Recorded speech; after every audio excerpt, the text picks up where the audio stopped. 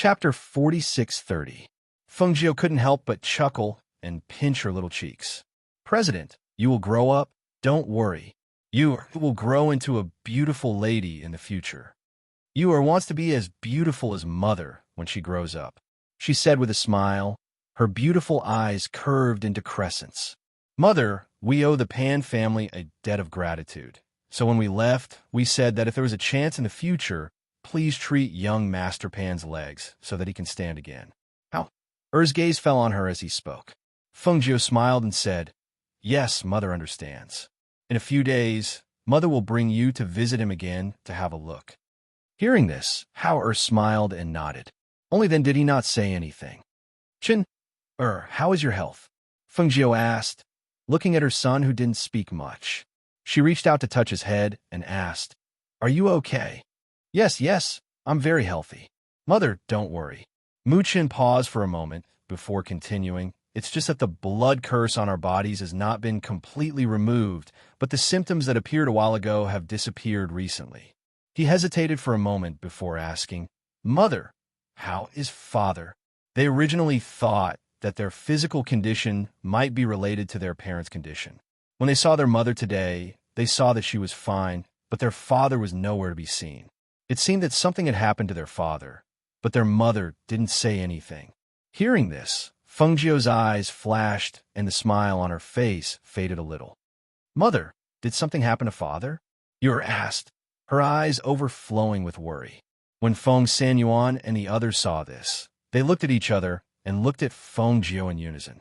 A few days ago, they weren't clear, but after asking these two people, they more or less knew what happened to Mose. Now that the three children asked, should they tell them? You must not have had a good rest on the way back, right? It's getting late. Go take a hot bath and rest. As for your father's matter, Mother will find a time to tell you. Fengjiu said softly, looking at the three children with a smile. When the three saw this, they didn't ask any more questions and just nodded in agreement.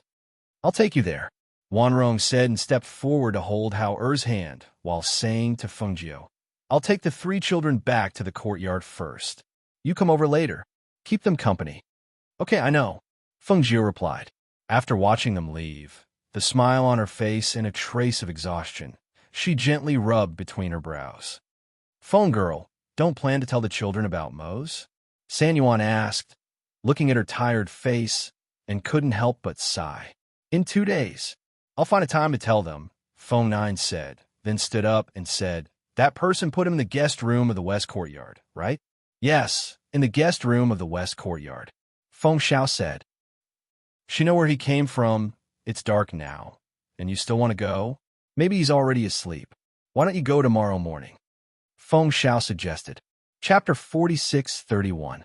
The next morning, Fengjiu got up before the three children even got up. After washing up, she went to the guest room in the West Courtyard. When she arrived at the West Courtyard, she saw the masked man sitting in the middle of the courtyard. When he saw her, he gestured at the seat in front of him. Sit. Fengjiu glanced at him and stepped forward. He first cupped his hands and bowed to him. Thank you for saving my children. You want to thank me? He looked at Fengjiu and asked. Hearing this, Fengjiu's eyes flashed. He smiled and sat down at the table. What kind of thank you gift would you like? If it's within my means, I won't refuse. I want your daughter to be my disciple, said the masked man. Fengjiu's expression was normal. He said, I still don't know who you are. If I tell you, you'll agree? His voice was slightly raised. There was a hint of disapproval in it. Fengjiu did not directly answer his question. Instead, he looked at him and said, I don't think I've seen you before. However, I can see that your strength is unfathomable. Moreover, you could take out the 9 treasures immortal fruit. It's obvious that you have an extraordinary background. Since that's the case, why do you want my daughter to be your disciple? Fengjiu paused. He looked at him and continued. In terms of talent, she may be extremely outstanding, but she's not the only one. Therefore, I don't understand why you insist on her being your disciple. The masked man glanced at him and said, What reason do I need to find her pleasing to the eye? Hearing this, Fengjiu frowned slightly. Just as he was about to speak, he heard the masked man's voice. I was the one who saved that little girl's life. If it wasn't for me, she would have died long ago. So, from the moment I saved her, her life almost belonged to me. Now, I want her to be my disciple. In my opinion, there's nothing wrong with that. The masked man spoke slowly, his voice somewhat cold. It's true that you saved but I can use other things to repay you. You is my child, not an object. She also has her own opinions and thoughts. If she wants to take you as her master, I won't stop her. If she doesn't want to take you as her master, then no matter what you say, I won't agree. As she spoke, she paused and looked at the other party's cold aura. She smiled and said, "You should know who I am. Even if you haven't seen me before, you should have heard of my name. If you want to fight with me, I will accompany you to the end." The masked man narrowed his eyes and seemed a little displeased. He said, "I don't want to be your enemy. I just want to take in a disciple." Fengjiu glanced at him and said unhurriedly, "The disciple you want to take in is my child. Then will you want an order for you to agree?" He asked in a low voice. "I've already said it earlier. As long as you is willing, I won't stop her. However, even if she agrees, you still have to reveal your true appearance. At the same time, tell me your real name and origin. Only then can I let my daughter leave with you. Otherwise? The man glanced at her and said, "Otherwise, don't tell me you want to compete with me." Chapter 46:32. Hearing this, the masked man looked at Fengjiu and did not say anything else. He just seemed to be scrutinizing something. After a long while, he said, "The little girl can only grow up safely with me. You can't take care of her now. Moreover, your husband, Xinyuan Mose, is also missing.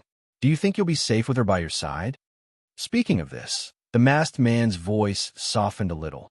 He stood up and did not look at Fengjiu's slightly changed expression. Instead, he walked slowly in the courtyard with his hands behind his back. Suddenly, he stopped and looked at the sky. He said to Fengjiu, "The matters of this world are not so simple. Why do you think you can't control life and death when your cultivation has reached such a high level?" As soon as he finished speaking, he looked at Fengjiu. Seeing her frowning slightly and staring at him, he tugged at the corners of his mouth, revealing a smile that wasn't really a smile. "You've grown too fast, and you've become a threat to some powerful existences. Before you grow strong enough to shake the world, they will find a way to kill you, and even your children won't be spared." Fengjiu's expression was normal, but her heart was not calm. There was a lot of information in his words, and she could not help but think deeply. Including Tianjizi, who was no longer here, this should be the second person to say such words to her. However, these words were too vague, and she had never touched on them. "You're saying that our existence threatens some powerful existence? What kind of existence is this so-called powerful existence that you speak of?" Fengjiu looked at him and asked. Her voice paused, and then she said, "We've lived in this world for a long time, but we've never met the so-called powerful existence that you speak of. They're not here." "Of course they're not here." The masked man looked at her. "Those who have ascended cannot come here. If they were here, you wouldn't be alive now." Hearing this, Fengjiu frowned.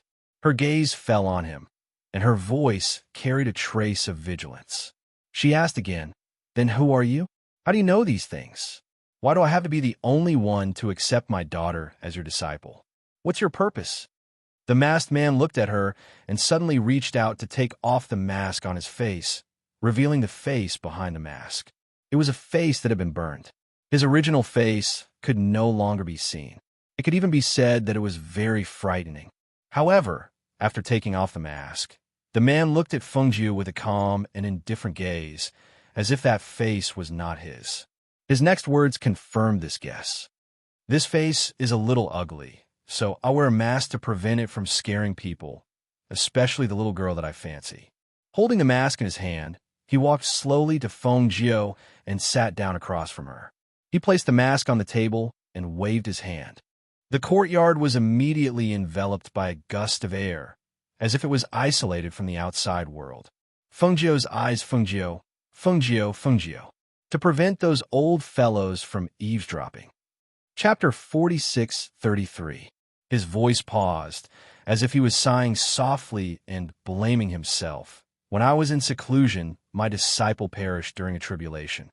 Her soul dissipated between heaven and earth, never to enter the cycle of reincarnation. Because she was originally an anomaly, she did not exist between heaven and earth. I originally thought that she would continue to drift between heaven and earth until the last strand of her soul dissipated between heaven and earth. Unexpectedly, because you were an anomaly, and because of her good fortune, she obtained a strand of life and entered the cycle of reincarnation to become your daughter. When I found out about this, I tried to find a suitable body in this lower realm and used that as a means to find her.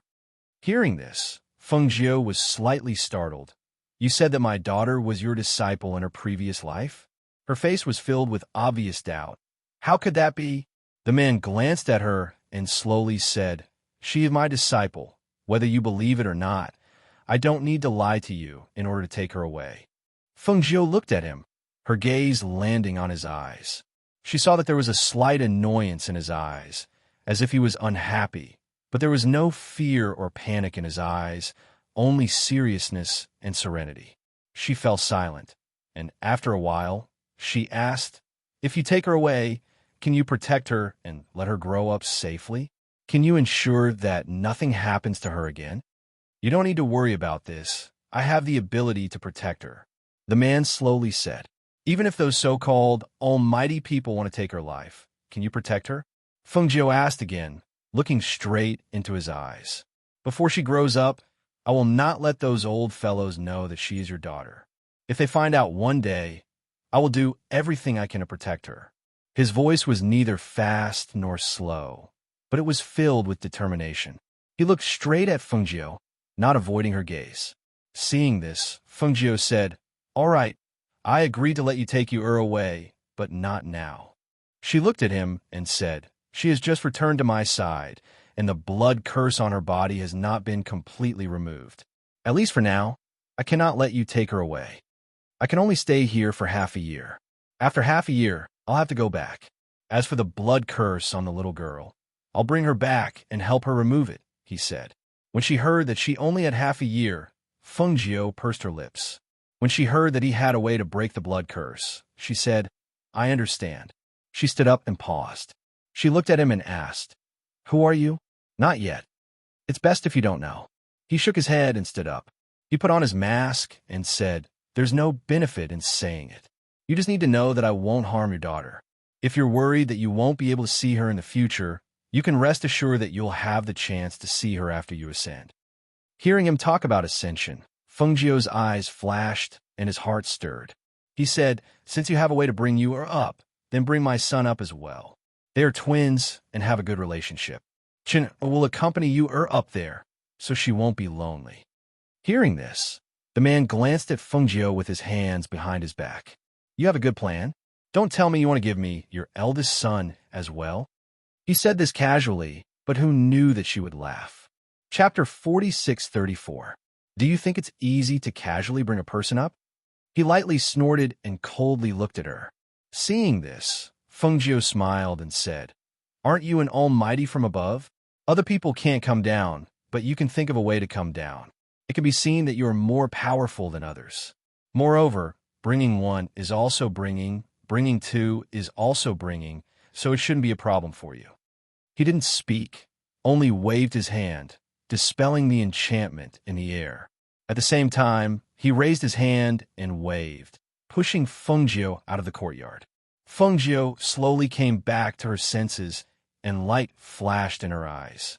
Looking towards the courtyard again, she saw that the enchantment had already been set up. Surging airflow filled the air above the enchantment. Gradually, she couldn't see the scenery inside the courtyard. If before she still had doubts, then this person's push actually dispelled the doubts in her heart. Being able to push her this kind of strength out of the courtyard like a feather, this wasn't something an ordinary person could do. Thinking of this, she also didn't stay here for long, rather turned around and left. Today, although she didn't ask what almighty he was from above, but she also knew his origin. She also knew that his current body wasn't his real body. As for other things, she still had half a year's time, so she could slowly observe. If this person was worthy to be entrusted to her 3 children, then she would start to arrange things. As for the enemy, As long as she knew what kind of person the enemy was, what kind of existence he was, then she would have a target. In the following 2 days, Feng Jiu accompanied the 3 children to have a good rest. He took them to stroll around the city, and again went to Peach Blossom Cove to stay for a day. Until the 3rd day, Wanyin Qianhua and others also rushed back one after another. Along with Guan Shilin, Du Fan, Leng Hua, Leng Shuang, and others waiting, the residents also became more and more lively. This day, after the banquet, Wanyin Qianhua pulled Feng Jiu to a corner and asked, "Who is that person wearing a mask? Why do I feel that person is somewhat strange?" Feng Jiu looked towards that masked man who was helping you to get food and said with a smile, "Didn't I say before? He is the benefactor of our 3 children, and he wants to accept you as his disciple. I also have plans to let you acknowledge him as her master. You're capable enough. Are you afraid that you can't teach 3 children? You is still so young. Are you willing to let her leave with a person who came out of nowhere?" Wanyin Qianhua said disapprovingly, "Besides, this person looks weird to me, and I can't see through his cultivation. Are you relieved? Sister, let's talk about this matter later. Today, let's have a good gathering. I plan to bring the 3 children to Xuanwu Lord's place tomorrow to let him meet his parents." When the 3 children were wandering in the mortal world, they still owe some kindness, and I still want to bring them to repay it. Feng Jiu said and sighed lightly. "You also know that I don't know what's going on with Mose now. I also don't know where he is.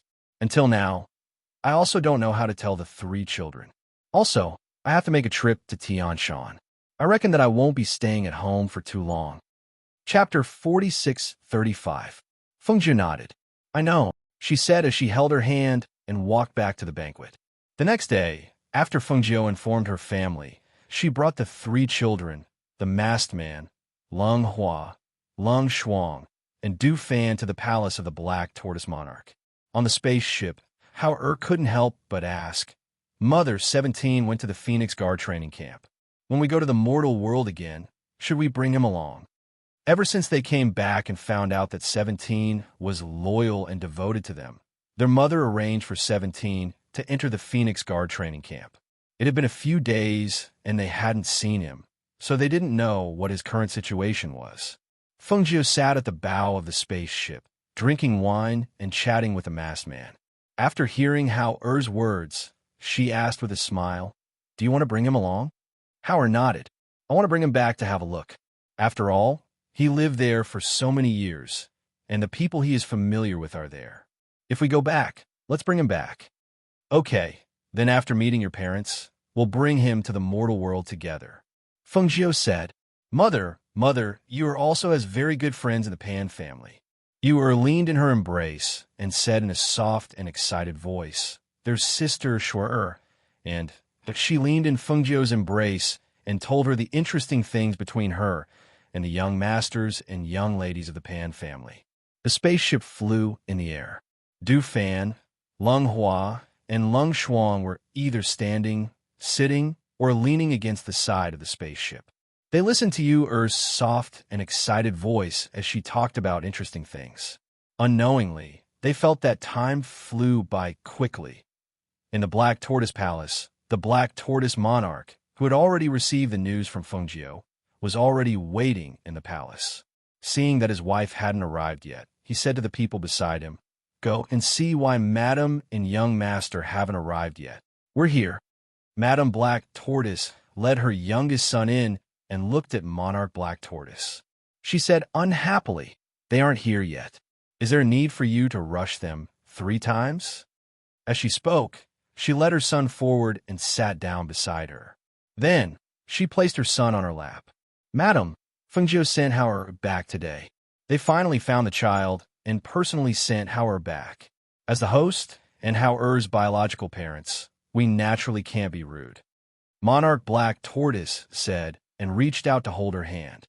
They were the ones who lost the child, so it's normal for them to find it. Besides, Hao has always been thinking about Feng Jiu and Xianyuan Mose in his heart. He has always called them father and mother. People who don't know would think that they are his biological parents. She seemed to be a little resentful. She felt that it was unfair, and when she spoke, she was also angry. Hearing this, Monarch Black Tortoise said, "Why are you saying this? Don't you know that or has been wandering outside since he was young? They were the ones who saved him and raised him until he was 5 or 6 years old. It's normal for him to be estranged from us. After all, the child has always been living with them, and they are indeed good to Howler." Chapter 46:36. All right, let's not talk about this anymore. It's useless to talk too much. Monarch Xuanwu gestured for her to stop complaining. After a while, a guard came in and reported, "Monarch, the spaceship has landed outside the hall." Monarch Xuanwu hurriedly stood up and said to his wife, "They're here. Let's go and welcome them." Seeing this, Madame Xuanwu stood up with her son in her arms. The smile on her face was faint, and she didn't say anything. She quietly followed him out. The spaceship stopped, and Feng Jiu and the others alighted. Yu, who had come to a new place, was particularly excited, especially after knowing that this was the palace where her elder brother's biological parents lived. She was pleasantly surprised. Elder brother, this place is so big and beautiful." Hao revealed a faint smile and looked at her. "Elder brother will bring you around in a while." "Okay." The two little fellows responded and saw a group of people walking in. The leader was a couple carrying a child. The child looked younger than them by a few months. "Ghost Doctor, you're finally here." Monarch Xuanwu walked towards Feng Jiu and bowed to her. His smiling gaze landed on Hao. His eyes were filled with gratification and emotion. "Hao, it's good that you're back safely. We can rest assured. Hao, come over and let Mother take a look." Madame Xuanwu put her son down and opened her arms. Hao took a step forward and bowed respectfully to them. This child greets father and mother. After bowing, he walked forward and stood in front of his biological mother. "Son, you must have suffered a lot outside. Mother told you not to go out and to stay at home, but you didn't listen and insisted on going out. Look, you suffered so much outside. Fortunately, you came back safely. Otherwise..." Madame Black Tortoise held his hand and kept talking. When Monarch Black Tortoise heard this, he felt a little awkward and hurriedly interrupted her. All right. Hao is back. Why are you still talking about this?" The Black Tortoise Monarch scolded and then said to Feng Jiu apologetically, "Ghost Doctor, please don't take offense.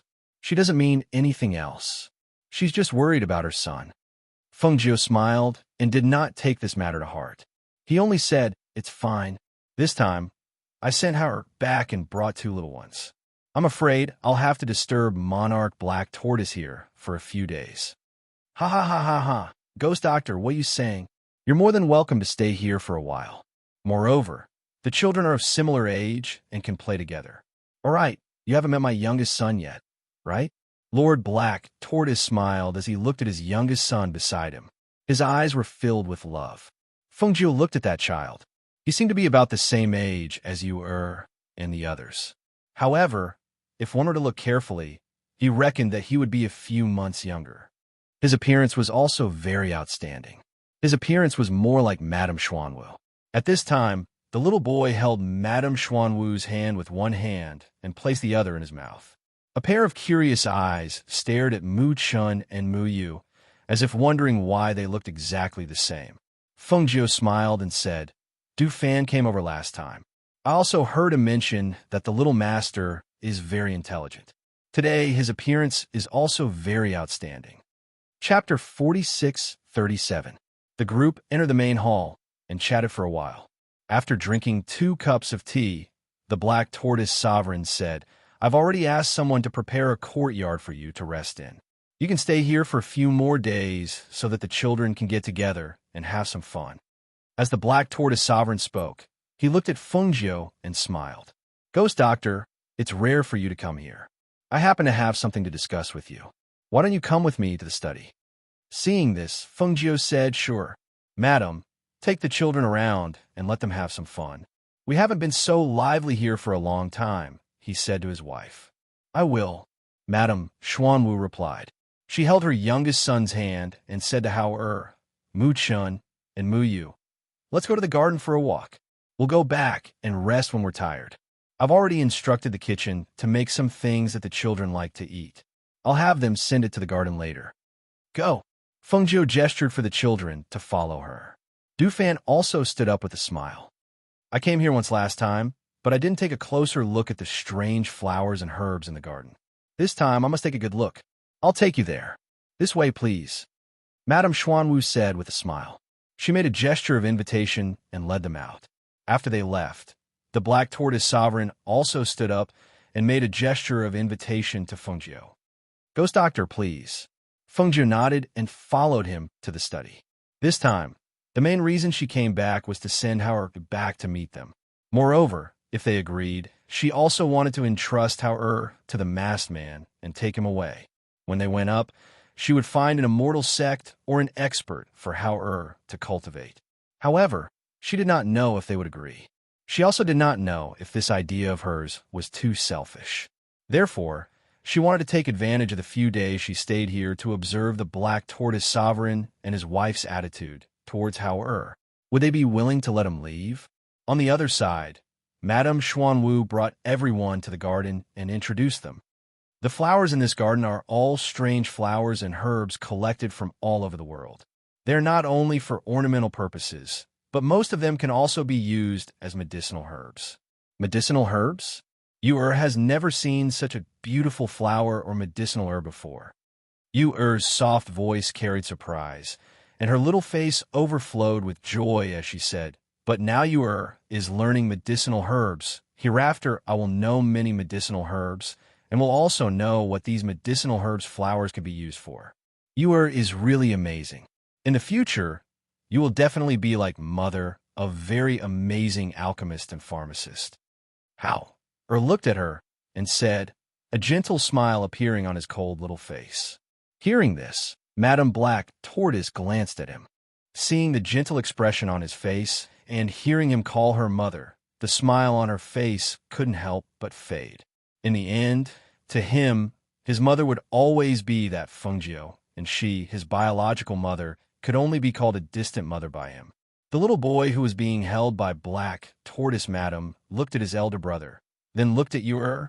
He blinked his eyes, and no one knew what he was thinking, but he didn't speak. Chapter 4638. The little boy, who was being held by Madame Xuanwu, saw his brother being led away by a lady who was about the same age as him. She was clearly his brother, but she called him Big Brother. For a moment, he couldn't help but bite his fingers, his little face full of grievance. Seeing that they were far away and no one asked him to go with them, he shook off his mother's hand and trotted forward to chase after them. Madame Xuanwu was startled and hurriedly said, "Run slower, don't fall." Hao heard the sound behind him and looked back. Seeing that it was his younger brother, he slowed down to wait for him. Yu let go of Hao in Mu Chen's hands and trotted forward to squat at the side to look at the flowers. The little boy trotted to Hao's side and reached out to hug his arm. His pair of eyes stared at Mu Chen and Mu Yu as if to tell them that this was his older brother. Mu Chen acted like a little adult and ignored him. Yu was looking at the flowers and didn't look at him. Hao saw his younger brother hugging his arm and didn't say anything. Seeing that Yu kept looking at the flowers, he asked, "Yu, which flower do you want? Big brother will pick it for you." Yu turned her head and looked at him with a beaming smile, then said in a crisp voice, "Big brother, plucked flowers will die very quickly and will not be beautiful. Like this, if we let them grow, we can always see them. Yu is a good child. Yu will not pluck flowers." Hearing this, Hao's expression softened and said, "Then let's go sit in the pavilion for a while. Let the servants send some food over." "Okay," she responded and came to his side. Seeing the little boy hugging her big brother's arm tightly and staring at her with a pair of small tiger-like eyes, she couldn't help but blink her beautiful big eyes and said with a smile, "Are you Big Brother's younger brother? What's your name?" "I'm Xinyuan Muyue. You have to call me Sister Yu." "Go away." The little boy reached out and pushed Yu. Caught off guard, Yu was pushed back a few steps. She staggered and fell to the ground. "What are you doing?" Hao's face turned cold, and he coldly glanced at his younger brother beside him. Then, he broke free from his brother's grip on his arm and quickly went forward to help Yu up. At the same time, He helped her clean the dust on her skirt. Are you all right? I'm fine. It's just that my skirt is dirty. Ewer looked at her pink and tender little skirt, which was dirted because she had fallen and sat on the ground, and the smile on her little face also disappeared. Mu Chun had always been a man of action. He was the kind of person who would not speak if he could, and went straight to the point. Seeing that the little boy was bullying his little sister, he immediately took a step forward and pushed him with all his might, causing him to fall to the ground. Wow! The little boy was used to being spoiled. At this time, after being yelled at by Hao and pushed by Mu Chun, he fell to the ground and immediately sat on the ground, crying loudly. On the other side, Madame Black Tortoise, who was chatting with Du Fan and the others, heard her son crying. Her expression changed, and she quickly walked over. Seeing her youngest son sitting on the ground and crying sadly, she couldn't help but feel sorry for him. She hurriedly went forward and picked him up. What's wrong? Why are you sitting on the ground and crying? Sob, sob, sob. Big brother scolded me. They bullied me. Sob, sob, sob. The little boy cried sadly and complained. Chapter 46:39. She patted the mud and sand off her youngest son's clothes and coaxed him softly. She didn't look at Hao and the others. After she picked up her youngest son, she turned to Du Fan and the others and said, I'm really sorry. I have to leave first. You guys go walk around first. I'll take the child back to change his clothes first. Look at how dirty his clothes are from the fall. Seeing this, Du Fan smiled warmly and said, Madam, go ahead and do your work first. We'll walk around casually. Seeing that she left with her youngest son without saying anything to Hao Du Fan couldn't help but turn back and look at Hao Mu Chun, and Mu Yu. Do you want to change your dress? Du Fan asked warmly, his gaze falling on the little one. No need, big brother helped me clean it. I still want to play around. If I change it later, it'll get dirty again. Ewer said crisply and looked at her big brother, who was looking down, and her big brother, who was pursing his lips and not speaking. After thinking for a while, Ewer explained, Uncle Du Fan, we didn't bully big brother's little brother. He pushed me first, so big brother pushed him. We didn't hit him. There was a trace of anxiety in her soft voice, as if she was afraid that they wouldn't believe her. Hearing this, the masked man standing at the side smiled slightly. They were all immortal cultivators.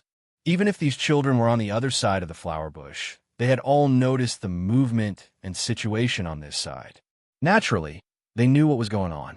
Not to mention how Mu Chun and Mu Yu looked young, but they had experienced a lot of danger and difficulties. They had also wandered alone outside. The little boy raised in this palace couldn't be compared to them. If they really fought, not to mention Mu Chun, even you could defeat the little boy with one hand. We know, don't worry. It's okay. Madame Xuanwu won't blame you. Du Fan comforted them. In fact, all of them understood that although Madame Black Tortoise did not say anything, there was definitely a trace of anger in her heart. Otherwise, she would not have directly carried the little boy and left without saying a word to Hao When they thought of this, Du Fan, Lung Hua, and Lung Shuang looked at each other and simultaneously looked towards Hao who had lowered his eyes. They also felt bad when they saw him like this. Thus, Lung Hua walked forward and rubbed Hao-er's head. He said, Hao-er, you're familiar with this place. Why don't you show us around? Hearing this, Hao looked up at them and nodded. Okay. After walking around the palace, they returned to the courtyard to rest. After everyone had some food in the courtyard, Hao did not stay with Mu Chun and Mu Yu because he had his own courtyard here. Instead, he returned to his own courtyard. Lung Shuang helped Mu Yu take a bath and change her clothes before walking out. She saw that her mother had not returned yet, but other than her eldest brother, the others were sitting in the courtyard and drinking tea. Thus, she jogged forward to the table. Just as she was about to climb up and sit down, the person beside her picked her up and placed her firmly on the stool. She tilted her head to look and revealed a sweet smile. Thank you, uncle. The masked man glanced at her. It's master. He. Chapter 46:40. Hearing this, Du Fan was a little surprised by Yu-er's sharpness, but thinking that her master's children had always been intelligent, she just smiled and warmly said, No, Yu-er. Don't think too much. Your big brother won't be angry with you. Hearing these words, Yu blinked her eyes, but didn't say anything more. She only replied with an sound. Then, lying on the table, her small chin rested on the back of her hand, waiting for her mother to return. When Fengjiu came back, she saw that everyone was still sitting around the table in the courtyard. She asked, "Have you all eaten? Why didn't you rest first?" "We ate some snacks and the like, but we haven't eaten dinner yet. We were planning to wait for Master to come back," Leng Hua said. Seeing this, Fengjiu said to Leng Hua, "Let the servants serve the food. Just put it in this courtyard and eat. Go inside and bring out 2 tables to put together." While speaking, she glanced around and saw that everyone was here except for Hao. She asked, "Where is Hao? Is he going to Madame Xuanwu's place for dinner?" "Mother, when we were walking in the garden earlier, I pushed Big Brother's younger brother down." Mu Chen stood up and said. Hearing this, Fengjiu raised an eyebrow and squatted down to look at him. She asked softly, "Then tell Mother, why did you push him down?" Mother, it was Big Brother's younger brother who pushed you first, so Big Brother pushed him." Hurriedly got down from the stool and stood beside her brother, worried that her mother would blame her brother. Fengjiu rubbed the 2 little guys' heads and smiled. It's right for a brother to protect his little sister. However, we are guests at someone's house, so we can't go overboard. If it's a small matter, just bear with it a little and don't argue with him. If you argue with him over everything, in the end, you'll only cause trouble for yourself. Yes, we understand. The 2 little guys agreed in unison, firmly remembering their mother's teachings. That little boy is your Big Brother's biological younger brother. He's younger than you and not as sensible as you. You push him down. Tell me, who should your Big Brother help? Are you making things difficult for him?" Fengjiu said softly, looking into the eyes of the 2 children. The 2 little guys couldn't help but look at each other. Mu Chen asked, "Mother, what should we do?" Fengjiu smiled and said, "Didn't you bring gifts for your elder brother's younger brother? Niangqin will accompany you to give him a gift and apologize to him." "But Mother just said that Big Brother protecting little sister is something he ought to do, so why should we go and apologize?" You are asked in puzzlement. Fengjiu smiled and pinched her tender little face, saying, "We're going to apologize not because we're saying that you're wrong, but because we're being polite. Moreover, this is a very small matter, isn't it?" The 2 of them thought about it and finally agreed. "All right then, we will listen to Mother." Fengjiu stood up and said to the people in the courtyard, "You all eat first. Don't wait for us. I'll take them over. Since you said it's a small matter, why let them make this trip? Moreover, they should be the ones apologizing." The masked man said calmly. Fengjiu looked at him, the corners of his mouth slightly raised, and said with a smile, "I'm just teaching the children how to deal with people. If they can solve things with their brains, why should they use their hands?" Chapter 46-41. Fengjiu brought them along and asked the servants where Hao-Er's courtyard was. She planned to go and see him first. On the way, she looked at the 2 children beside her and asked softly with a smile, "Mother is bringing you to apologize. Will you be unhappy?" "No." The 2 shook their heads and said seriously, "Mother's definitely doing this for our own good." Fengjiu smiled and looked at the 2 children with doting eyes. She said softly, "You still have a lot to learn. In the future, I may not be able to stay by your side and teach you, so you have to rely on yourself for many things. You have to remember that no matter how outstanding your talent is, no matter how strong your strength is, you can't let yourself become an arrogant person. Before you grow up, it's easy to be in the limelight and be killed by others. You have to learn to protect yourself and know how to restrain your edge. When you encounter something, don't attack without saying a word. Think about the consequences of everything. Use your brain, endure when you can, and it's not too late to attack when you can't." The 2 children looked up at her and finally nodded seriously. Yes, we know."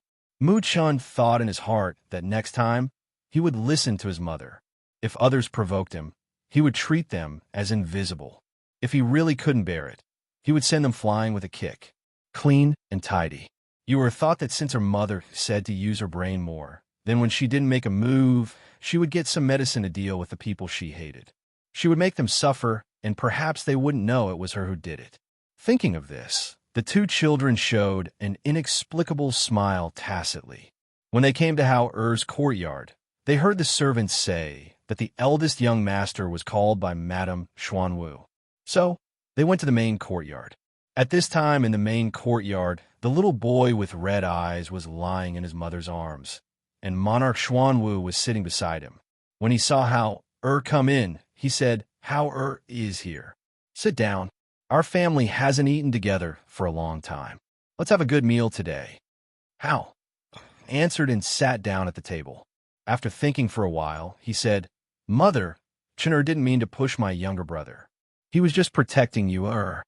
Hearing this, Madame Xuanwu looked at him indifferently.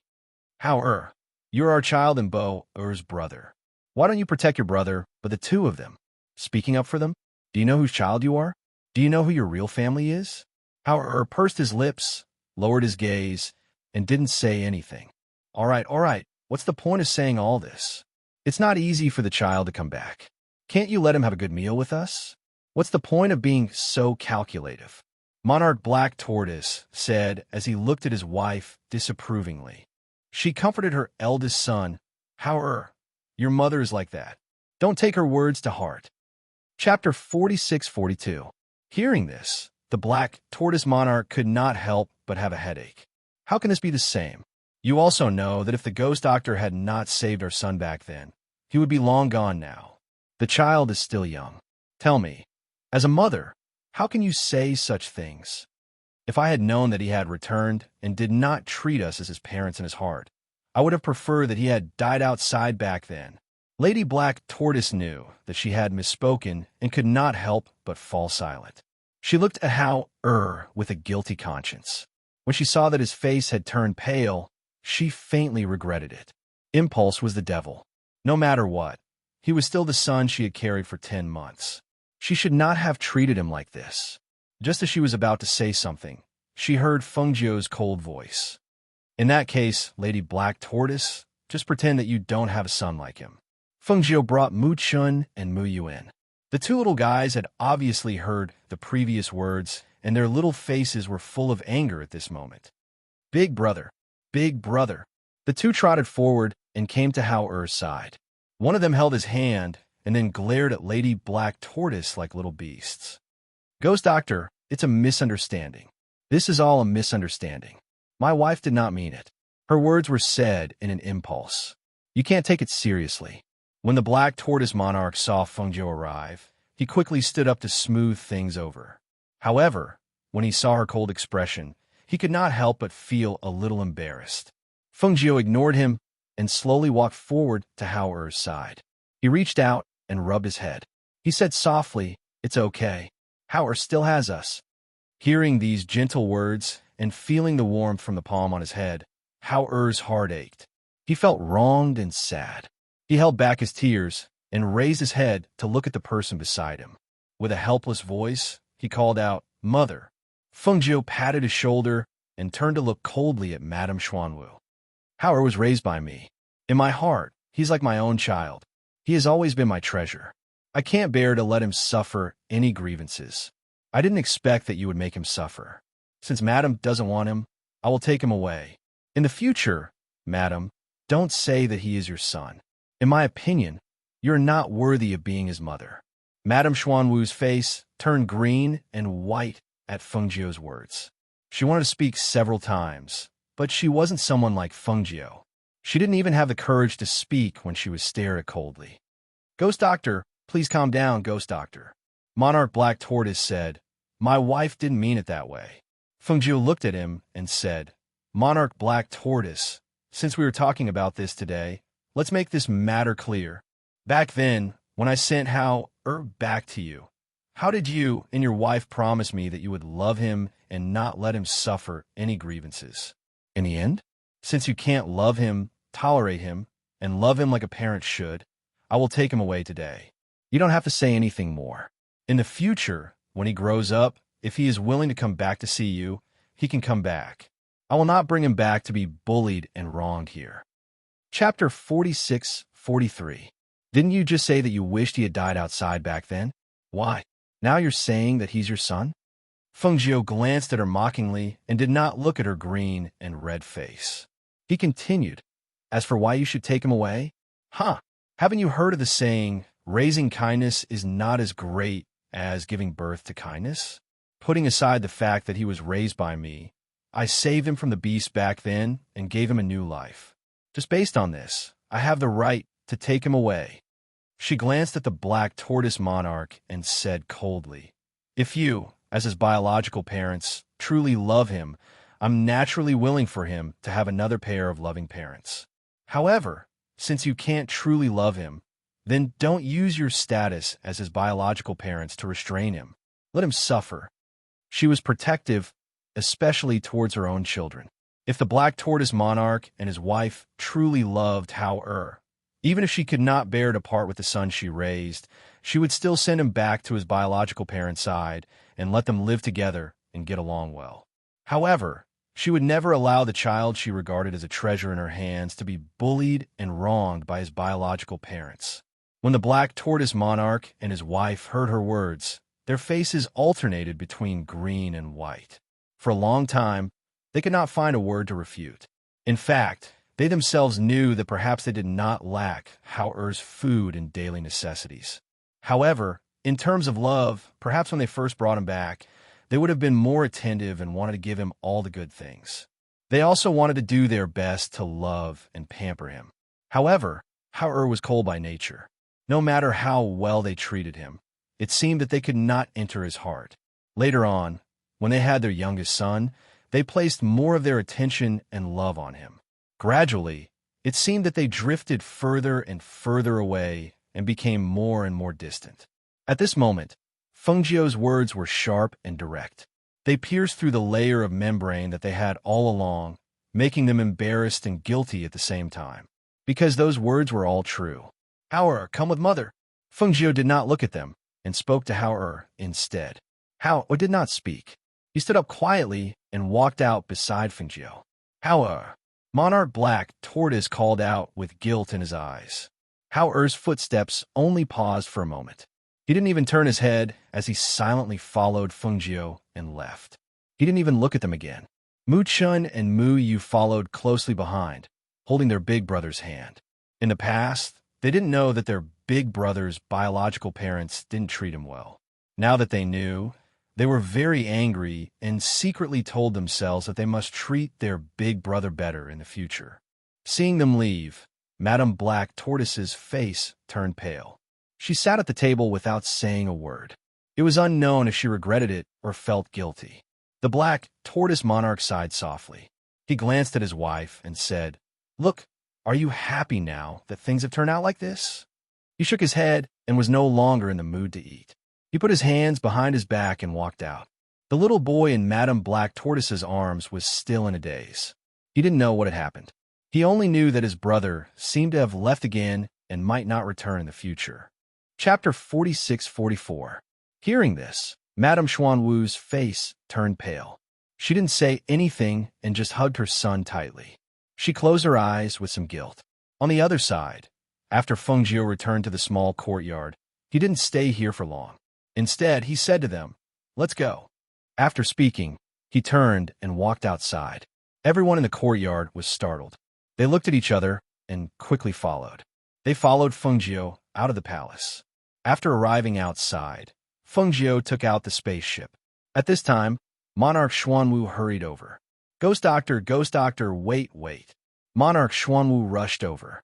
Seeing that she was preparing to leave with the people, he couldn't help but say, "Ghost Doctor, you just arrived.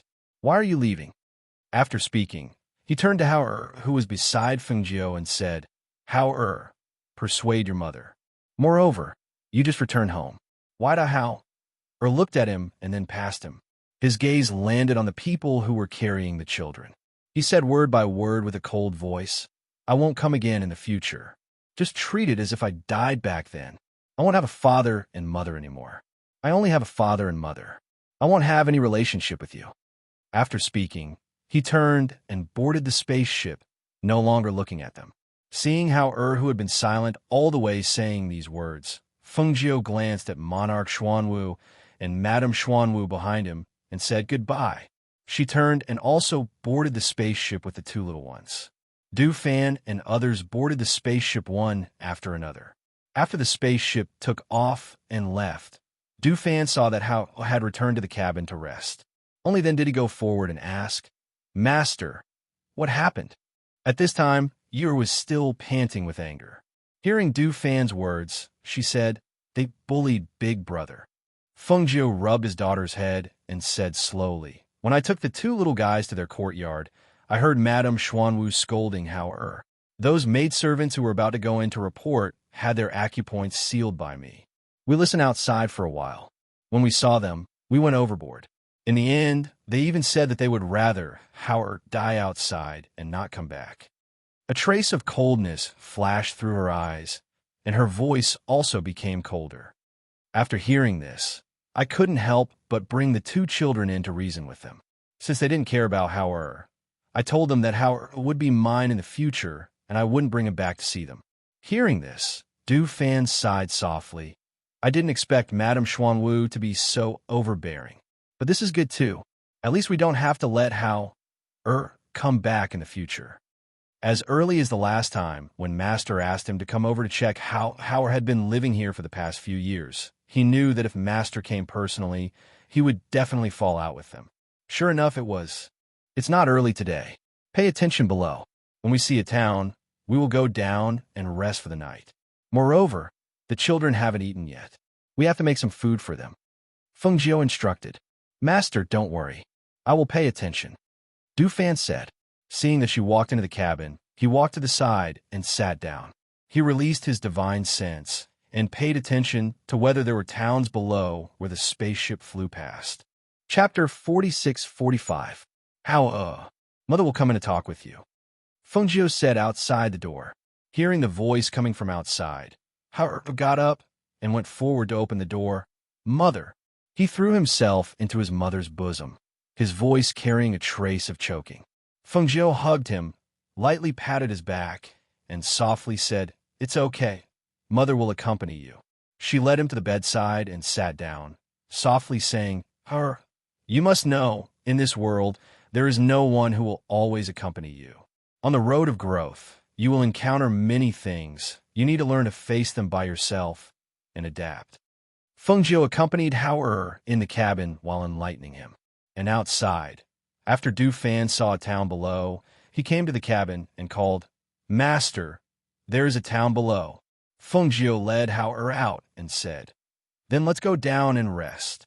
After saying this, she controlled the airship to fly down. After reaching the bottom, she put away the airship, and the group of people went to the town. Seeing the town was bustling with noise and bustling, children playing on the street, and lanterns hanging in front of shops on both sides of the street, bright red formed a beautiful scenery. Feng Jiu said to Du Fan, "You go and find an inn first. I will take the children to stroll around the town." Finished speaking, she looked at that masked man and said, "You also go and rest first. You don't need to follow us around." The masked man glanced at you, nodded his head, and faintly replied, "In." Finished speaking, he turned around and went to find an inn first. Then, "Master, don't be too late. I will go and find an inn first. In a while I will use my communication jade to inform you." After saying this, Du Fan saluted and left with that masked man, leaving behind Lung Hua and Lung Shuang to follow beside Feng Jiu and others. "Let's go. Mother will show you around. If you want to eat something, just tell Mother and Mother will buy it for you," Feng Jiu said with a smile as she led them forward. Lung Hua and Lung Shuang looked at each other and smiled. They quietly followed behind them to help look after the three children. Compared to the food in the restaurant, the three children preferred the street snacks. Feng Jiu took them to try the dishes one by one and brought them to buy some small toys. Along the way, Hao-er's mood gradually improved. "Are you tired? Do you want to go back and rest?" Feng Jiu asked, looking at the three excited children. Mother, I heard the people over there say that they're going to the river to release wishing lanterns. Mother, let's also go." Ewer pulled her hand and lightly swayed it, looking at her with a spoiled appearance. Seeing this, Feng Jiu smiled and replied helplessly, Okay. Mother will accompany you. Let's go. Let's go and buy wishing lanterns first. They walked to the front of the small stall, and after buying several wishing lanterns, they followed the person holding the wishing lanterns until they arrived at the riverbank where many wishing lanterns were floating. In the river, on the water's surface, those wishing lanterns were like lotus flowers in full bloom, emitting soft light. They floated on the water's surface and floated along with the slowly flowing water, which was very beautiful. The three children took the wishing lanterns to the riverbank, and after silently making a wish in their heart, they put the wishing lanterns into the river and watched it slowly float. Chapter 46:46. Okay, let's go back and rest. Fengjiu bent down and picked her up. She smiled and looked at Hao and Mu Chun, who were walking over. Let's go to the inn to rest. The two children agreed and followed her to the inn. At noon the next day, the group of them left on the flying ship. They first returned to the Feng ancestral home and brought 17 to the Pan family's mortal world. 1 month later, the three children came to the mortal world again.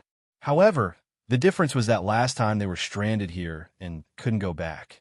This time, their mother and other people accompanied them. Fengjiu also had the intention of taking them on a scenic tour. She took Hao, to relax, and let Mu Chun and Mu Yu have some fun. Along the way, she also took this opportunity to teach them some things. You are like medicine, so she taught her. Although she was young, she learned things very quickly. In less than a month, she already knew how to make some simple medicine by herself. In terms of cultivation, she also taught Hao and Mu Chun. The two often learned from each other, and Mu Chun's improvement was also very fast. On the other hand, Hao became less and less talkative. Although he tried his best to appear normal, she knew that his biological mother's words were like a sharp knife that cut through his young heart, leaving a mark. It wasn't so easy to erase it. Since they had arrived at the mortal realm, they did not use a flying ship. They would only fly on their flying sword occasionally and rest from time to time. Even though they were walking leisurely, they still arrived at the imperial city in the evening. Mother, we're here, Yu said excitedly. I could go see Brother Fuqing and Sister Shuer. Mu Chun also showed a rare smile. Although he didn't say anything, he was still very happy to be able to see the little fellow of the past. Mother, the Pan family's residence is in front. Hao pointed and said. As they entered the city, the stunned and surprised gazes of the people in the city followed them closely. After all, the aura of immortal cultivators was incomparable to that of mortals. In addition, they were all very outstanding. When they walked in, they naturally attracted the attention and curiosity of the people. Hey, look, aren't those twins the ones who lived in the Pan family? Someone recognized Mu Chun and Mu Yu. After all, these two children's exquisite and identical faces were hard to forget. That's a celestial child. The fairy child had returned. Look at the people around them. All of them are so good-looking. They must be immortals. Immortals have come to our imperial city. Immortals have come to our imperial city. As the surprised cheers of one of the citizens spread out, those voices spread out one after another. They were also densely surrounded, but no one blocked the path ahead. As they walked forward, the surrounding citizens naturally opened up a path for them. There were even people who ran to the Pan family to inform them of the good news. Pan Ning was sitting in the courtyard, drinking tea and reading a book. His son, Fuqing, was practicing martial arts in the courtyard. Suddenly, he saw the housekeeper rush in with a surprised expression. He put down his teacup and asked, "What's wrong?" Chapter 46:47. Mu Chun and little sister Yu are back. Fuqing's eyes lit up when he heard that. He immediately ran out and shouted, "That's great! That's great! Mu Chun and little sister Yu are back." Pan Ning was also startled. He quickly stood up and asked anxiously, "You said they're back? Did someone accompany them back?" "Yes, someone accompanied them back. They should be at the gates soon." The butler smiled. "Have you informed the old master and the others?" Pan Ning asked as he walked out quickly. The butler followed behind and said, "Yes, old master and the rest are already in the front yard. Then what are you waiting for? Quickly open the door. We'll go out and welcome them." Pan Ning said and quickly walked forward. When Pan Ning arrived at the front yard, his brother, sister-in-law, old master, a few children, and his wife were already waiting there. He quickly walked forward and said, "Grandfather, I heard that how and the rest are back. Not long ago, that person who claimed to be their uncle left. Now, I heard that the children are back. They should have returned to their parents' side." Old master said, "Let's go out and welcome them. Our Pan family is greatly indebted to them." Thus, the group followed Old Master and waited in front of the Pan family's gate. From afar, they saw a group of people surrounded by the city's citizens slowly walking over. When they saw the group of people, even they couldn't help but be shocked and surprised. It was because the group of people walking over, regardless of whether they were men or women, were good-looking. Moreover, they were the kind of people who were stunning. What made them feel the most awestruck was their aura. The kind of elegant, immortal aura, as well as the noble aura on them, made people involuntarily feel awe and respect, not daring to be presumptuous. Big brother Fu Qing, big brother Bowen, big sister Shui, we're back. Yu saw them from afar and hurriedly waved her little hand and shouted as she ran forward. Little sister Yu. Fu Qing waved his hand with a face full of excitement. Bowen and Shui, who were standing beside Pan Hong, saw them and smiled happily. Their eyes lit up as they looked at their little friend whom they hadn't seen in a long time. Big brother Fu Qing, look, we're back. We even brought my mother back, Yu said with a beaming smile. Turning her head to look at the place where her mother was, she said with a beaming smile, "Big brother Fu Qing, do you think my mother is beautiful? The one in red is my mother." Bo Qing looked at the extremely beautiful woman in red and couldn't help but widen his eyes and ask, "Little sister Yu, is your mother also an immortal? Does your mother know how to fly? Let me tell you something. A few months ago, a man with a tiger's waist and a bear's back came to find you. He said he was your uncle. He can fly. I saw him fly away. That is my uncle, but this time he didn't come with us," Yu said while grinning. At this moment, Old Master Pan stepped forward and cupped his hands in greeting. "Greetings, esteemed guests. Please come in, please come in." He gestured for them to enter the residence first. "Please come in." Pan Hong and Pan Ning also bowed and gestured for them to enter. Feng Jiu glanced at them, smiled slightly, and nodded before following them inside. Chapter 46-48. Old Man Pan and the others welcomed Feng Jiu into the hall. They didn't dare to sit at the front, so they invited Feng Jiu to sit at the front while they sat on the left and right. Compared to the Pan family's cautious and nervous adults, the Pan family's children, especially Bo Qing, were very excited. From time to time, he would gather around Mu Chun and Mu Yu and excitedly tell them that he had already started learning martial arts and was learning very well. Feng Jiu glanced at the children and smiled. Then, she looked at the Pan family's old master and said, "My name is Feng Jiu, and I am the mother of these 3 children. Some time ago, something happened, and the children were stranded in the mortal world. I only found them not long ago. When I learned that they were being taken care of by you here, I specially came to thank you." We don't dare. Old Man Pan quickly said, "Our Pan family is indebted to the young masters and young ladies. We don't dare to say thank you again." Feng Jiu smiled and didn't say anything else. She just glanced at Pan Ning and looked at Pan Hong. Then her eyes stopped at his legs. "How? Told me that you have helped him a lot. Back then, when the first young master was ambushed, although he saved his life with a pill, he couldn't heal his legs.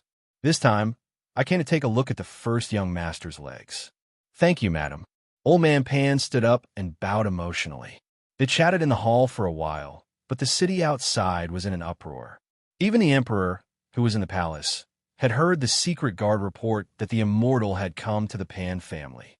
He, who was in the middle of a meeting with his officials, immediately dismissed them. Among them was Pan Ning's father. "Minister Pan, please wait." The emperor shouted and stood up. Pan Ning's father was startled and hurriedly turned back. He bowed with both hands and asked, "Your Majesty, do you have any other orders?" He was wondering why the emperor said to discuss it another day in the middle of the meeting. But the emperor's intentions were unpredictable, and he didn't think too much about it. He thought that it was late and that it would be better to go home early for dinner. "Ha ha, Minister Pan, Wait a moment. I'll go with you after changing into casual clothes, he said with a smile, looking at him with eyes full of smiles. He didn't even give him time to respond. After giving him some instructions, he hurried back to the palace to change his clothes. Father Pan was in a daze as he stood there in a daze.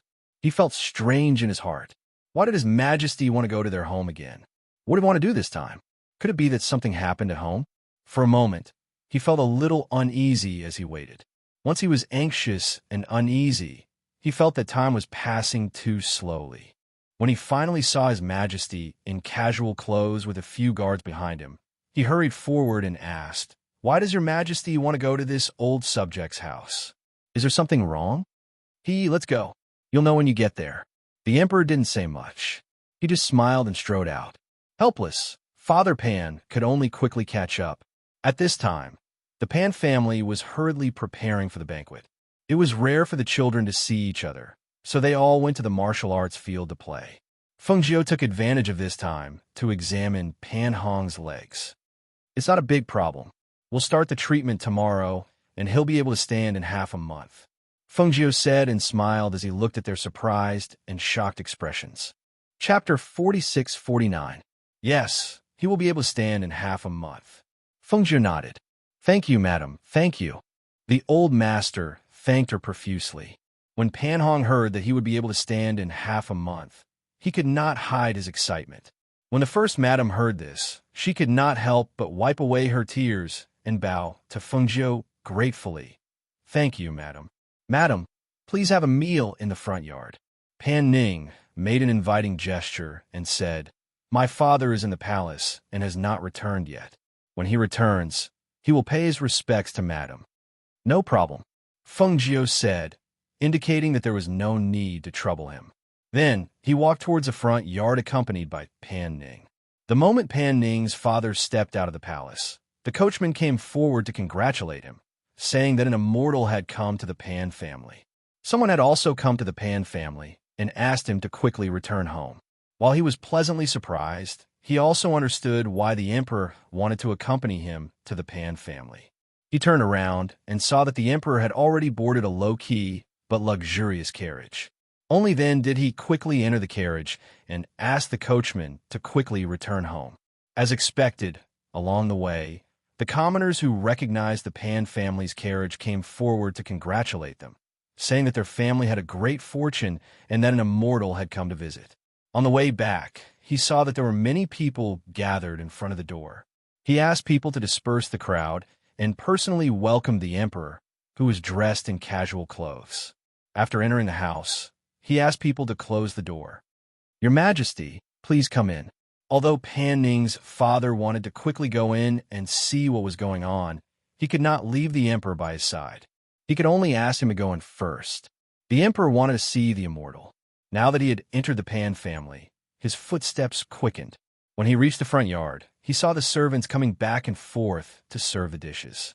He could not help but smile. "It seems that I have come at the right time." Pan Ning's father smiled. "Since Your Majesty is here, we will naturally eat together. Perhaps we can even see the immortal." The two of them talked as they walked inside. The emperor, who was walking in front, also slowed down his pace. When he saw the dazzling beauty in red sitting in the middle of the banquet, his breathing could not help but stagnate. Even his footsteps came to a stop. His eyes burned as he looked at the soul-stirring beauty. Could it be that this beautiful woman was a fairy? This was a peerless beauty that should only exist in the heavens. Even the 3,000 beauties in his harem could not compare to this woman. In particular, the noble and elegant temperament that naturally emanated from her body was even more impressive. She was like a dazzling sun. Wherever she appeared, no one else could be seen. His heart thumped slightly, but his breathing slowed down a little, as if he was afraid of startling the immortal. However, his burning eyes followed her closely, watching her every move, every frown, and every smile.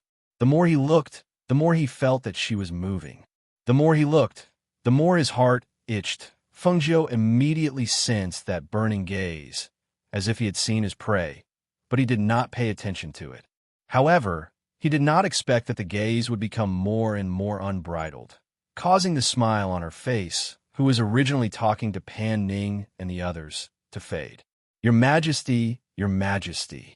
Chapter 4650. His voice became heavier and carried a hint of anxiousness, which caused the emperor, who was intoxicated by Fengjiu's beauty, to come back to his senses. Cough. He uncomfortably clenched his fist and pressed it against his lips as he coughed lightly. He glanced at Pan Fu, then looked at the beautiful woman in red, and said, Minister Pan, this lady should be the immortal, right? Pan Fu wiped his sweat and said, This subject has not seen her before, but since she appeared here, I think she should be. Pan Fu, Pan Hong, Pan Ning, and the others all noticed the emperor's arrival. They also noticed that the emperor looked at Fengjiu with the gaze of a man looking at a woman. If Fengjiu was an ordinary woman, then the emperor, as the ruler of a country, would naturally look at a woman with the gaze of a man. However, Fengjiu was not an ordinary woman. She was an immortal, a woman. Moreover, she was a female immortal who already had a husband and child. For the emperor to look at her with such a gaze was a blatant offense. Seeing this, their hearts tightened, and they hurriedly stood up to mediate the situation. Greetings, Your Majesty. Pan Hong and the others hurriedly stood up and bowed. Haha, I have come incognito, so there is no need for such formalities. The emperor smiled and waved his hand, his gaze still fixed on Fengjiu. He saw her sitting there, holding a wine cup in her hand and gently turning it. Her fair and slender fingers moved with the movement of the wine cup, giving off a seductive feeling. Impudent! A reprimand came out of Lang Shuang's mouth, causing the emperor's mind to tremble. He recovered from his intoxicated state of staring at Fengjiu's fingers and swallowing saliva.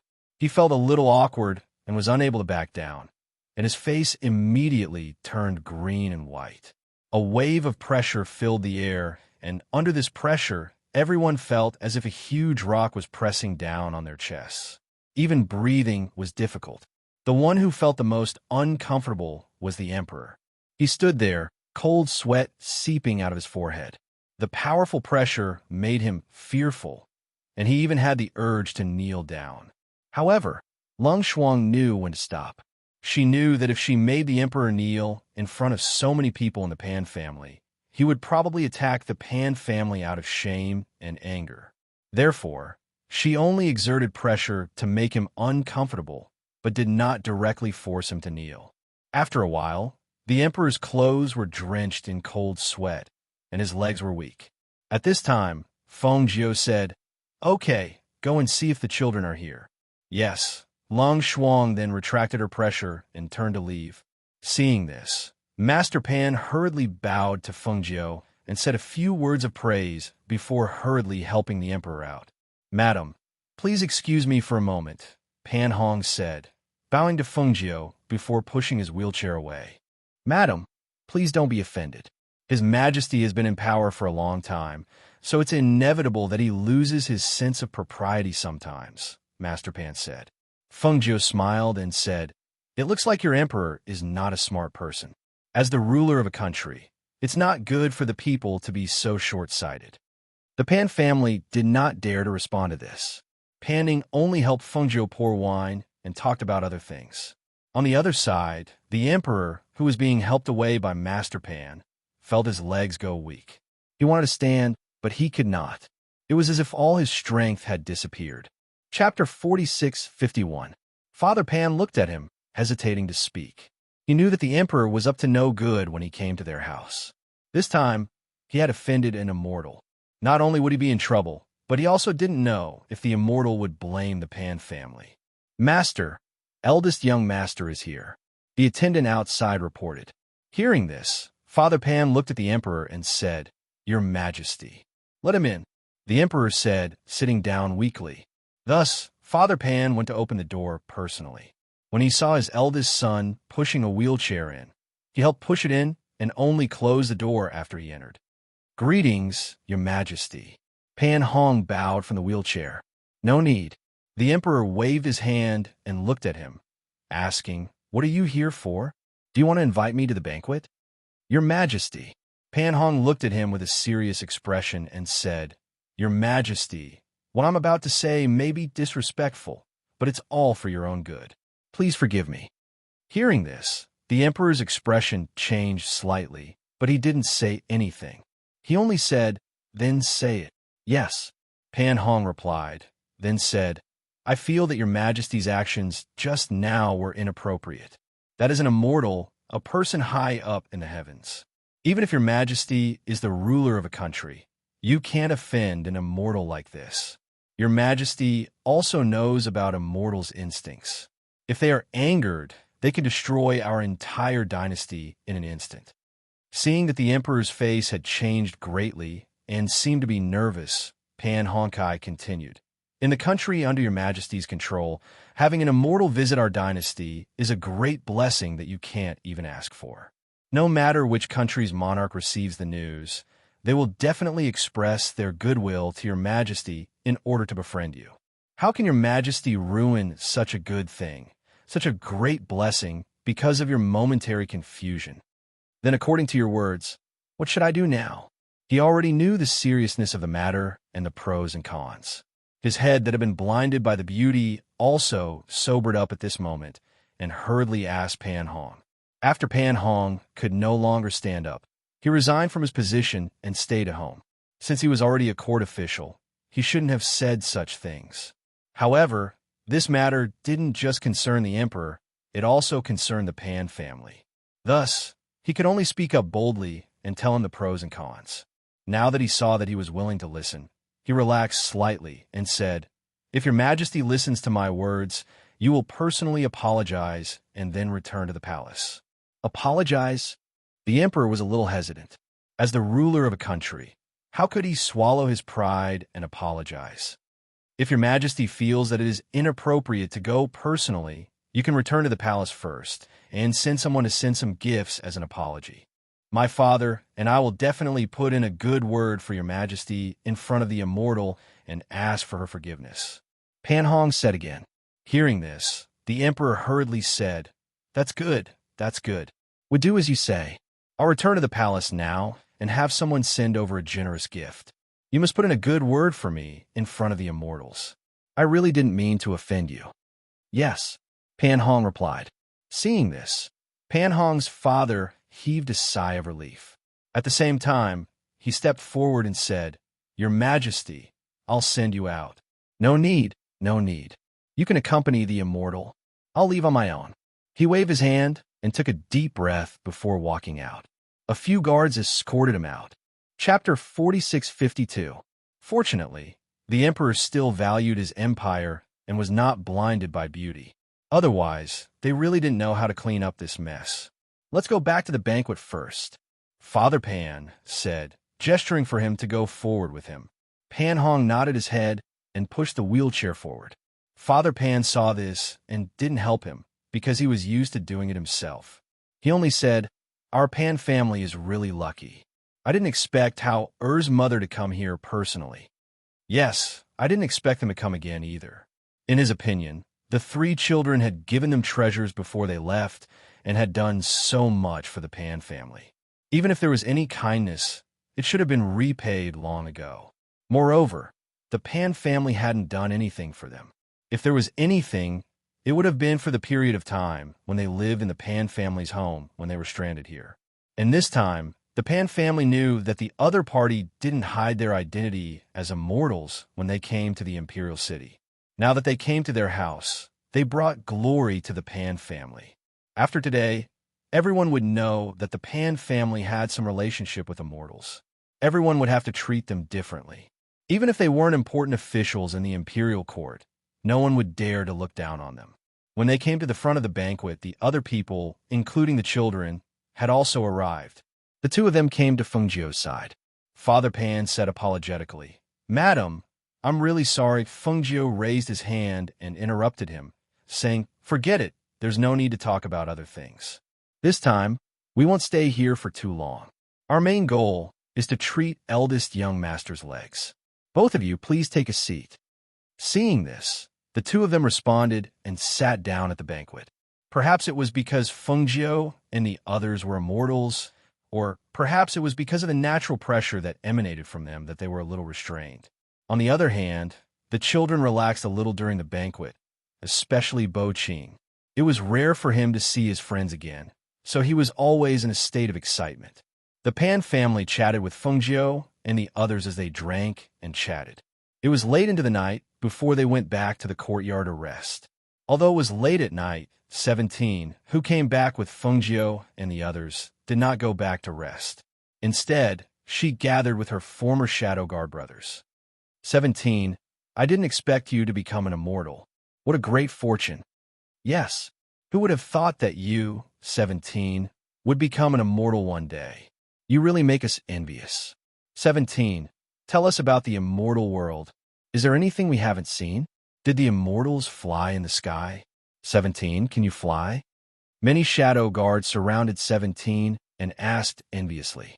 There were so many of them, but only 17 had walked out. Moreover, it was second young master who gave him to young master Hao and asked him to follow them. They did not expect that he would receive the immortal fate. Chapter 46:53. Ever since 17 left with the 3 children, some of them wondered if 17 was already dead. After all, 17 had to protect the 3 children, and the place they were going to was probably filled with unknown dangers. Who would have thought that 17 was still alive and even obtained the immortal fate? This made them envious. 17 looked at them and said, the immortal world is the same as the mortal world. It can even be said that it's more dangerous. With my skills, I don't even have a chance to fight back in front of those immortals. Furthermore, immortals don't even need to lift a finger to kill people. Just a wave of pressure is enough to crush people. You don't know this, but those beasts all have spiritual intelligence, and their fighting power is very shocking that night. 17 told his former brothers about the immortal world. Some were beautiful, and some were cruel. While they were amazed and envious, they were also shocked. They didn't expect that the immortal world was the same as their mortal world. There was an inescapable cruelty. However, even though they knew that there was killing there, they still yearned for it. After all, stepping into the immortal world meant that they had twice the lifespan of a mortal. Furthermore, they could see so many things that they had never seen before. Even though they knew that it was cruel, they still regretted that they didn't have the immortal fate. The next morning, Fengjiu helped Pan Hong to inject spiritual power into the silver needles to activate the blood vessels and meridians in his legs. He also asked someone to prepare a medicinal bath for him. Not long after he returned to the courtyard, he saw Pan Hong's father bringing over the gifts that the emperor had ordered people to send over. Madam, these are the gifts sent by our emperor. Pan Hong ordered people to send the gifts to Fengjiu's courtyard and place them on the table. He said, these can't be compared to the treasures that Madam has seen before, but it's still a small token of His Majesty's appreciation. Fengjiu smiled and said, I'll give it to you. These things are useless to us. Seeing this, Pan Ning ordered people to send the gifts to the main courtyard. This was because they also knew that these things that they regarded as treasures were useless to immortals. Fengjiu slowly walked to the courtyard and sat down, watching the children play outside the courtyard. Father Pan and Pan Ning also sat down at the table under Fengjiu's signal. Pan Hong's legs only need 3 days to be pierced with silver needles. The rest of the time, he will slowly recover by soaking in the medicinal bath. When his legs are able to stand up and walk, let him walk more in the early morning every day. He will recover faster. Hearing Fengjiu's words, Father Pan and Pan Ning quickly responded, Okay, we'll remember it. Father, Grandpa, I want to cultivate like Sister Yu and Mu Chun. Fu Qing ran over and held Pan Ning's hand. I want to be as powerful as them. Father, not only can I not beat Mu Chun, but I also can't beat Yu. He admitted that he was no match for Mu Chun, but why couldn't he even touch Yu's clothes? Don't mess around. Pan Ning scolded. I'm not messing around. I want to cultivate. He refused to admit defeat and was not afraid of his father's scolding. Instead, he went to his grandfather's side and tugged at his sleeve. Grandpa, I want to cultivate. I want to become very powerful. Children shouldn't mess around, Father Pan said and patted his hand to comfort him. Chapter 46:54. Father Pan and Pan Ning's hearts skipped a beat when they heard this. They looked at Fengjiu in unison. Fengjiu looked at the silly little boy in front of her and thought of her brother's son. She chuckled and asked, "Do you know what cultivation is? You can be very powerful if you cultivate. If I cultivate, I might be able to beat Mu Chun." He looked at Mu Chun and Mu Yu, who were walking towards his mother. He wanted to beat Mu Chun because he was a boy and older than Mu Chun, but he couldn't beat him. Fengjiu's smile widened at the child's childish words. She reached out and placed her hand on the top of the little boy's head. She raised her eyebrows in surprise and smiled. "I didn't expect you to be a martial artist." Pan Ning couldn't help but ask, "Madam, my son, he has the body of a mystic cultivator, so he can cultivate. His muscles and bones are not bad," Fengjiu said with a smile. Then, Father Pan suddenly became nervous. He was so excited that he couldn't speak. "Aunt Feng, then can I cultivate with Sister Yu and Mu Chun?" Bo Qing looked at her with shining eyes. His little face was full of excitement. Fengjiu smiled. "What they cultivate is not suitable for you. However, if you really want to step into the cultivation world, I can find you a good place to go." As she spoke, she looked at Pan Ning and Pan Fu. The two didn't need her to say more. Pan Ning immediately said, "If Madam can send my son to cultivate, the Pan family will be very grateful." He quickly stood up and bowed. Yes, Father Pan said. Seeing this, Fengjiu looked at them and said, "Do you know that the cultivation world is also cruel? You won't be able to live peacefully after entering the cultivation world. If he chooses to stay in the mortal world, I think that the descendants of the Pan family will be able to live a carefree life and will even have a high position. However, if he goes to the cultivation world, he can only start from the lowest point. Perhaps he will be killed before he can grow up and die in a battle with others. Then, do you still want him to set foot in the cultivation world?" Father Pan and Pan Ning were stunned. Perhaps they knew this would happen, but when the cruelty of the situation was placed in front of them, they didn't know how to choose. If they allowed Bo Qing to leave with them to cultivate, and if he could grow up, the Pan family would also become a family with immortals in the future. Perhaps many years later, the descendants of the Pan family would also be able to step into the cultivation world because of Bo Qing. However, Bo Qing was still so young. How could they make such a decision for him? Bo Qing looked at his grandfather, then at his father. Finally, he said resolutely, I want to go. I want to become very powerful. Aunt Feng, can I go with you?" Bowen walked up and asked Fengjiu. Fengjiu looked at him and reached out a hand. Then he shook his head. "You don't have a spiritual root, and you're not a mystical cultivator. You can't become an immortal. You can only be immortal. In a mortal world, there were very few children with spiritual roots. It was normal that they couldn't detect his spiritual roots and mystical chi constitution." Chapter 4655. "Mother, let's bring big brother Fu Qing with us. We can cultivate together and grow up together in the future." Yu said with a smile.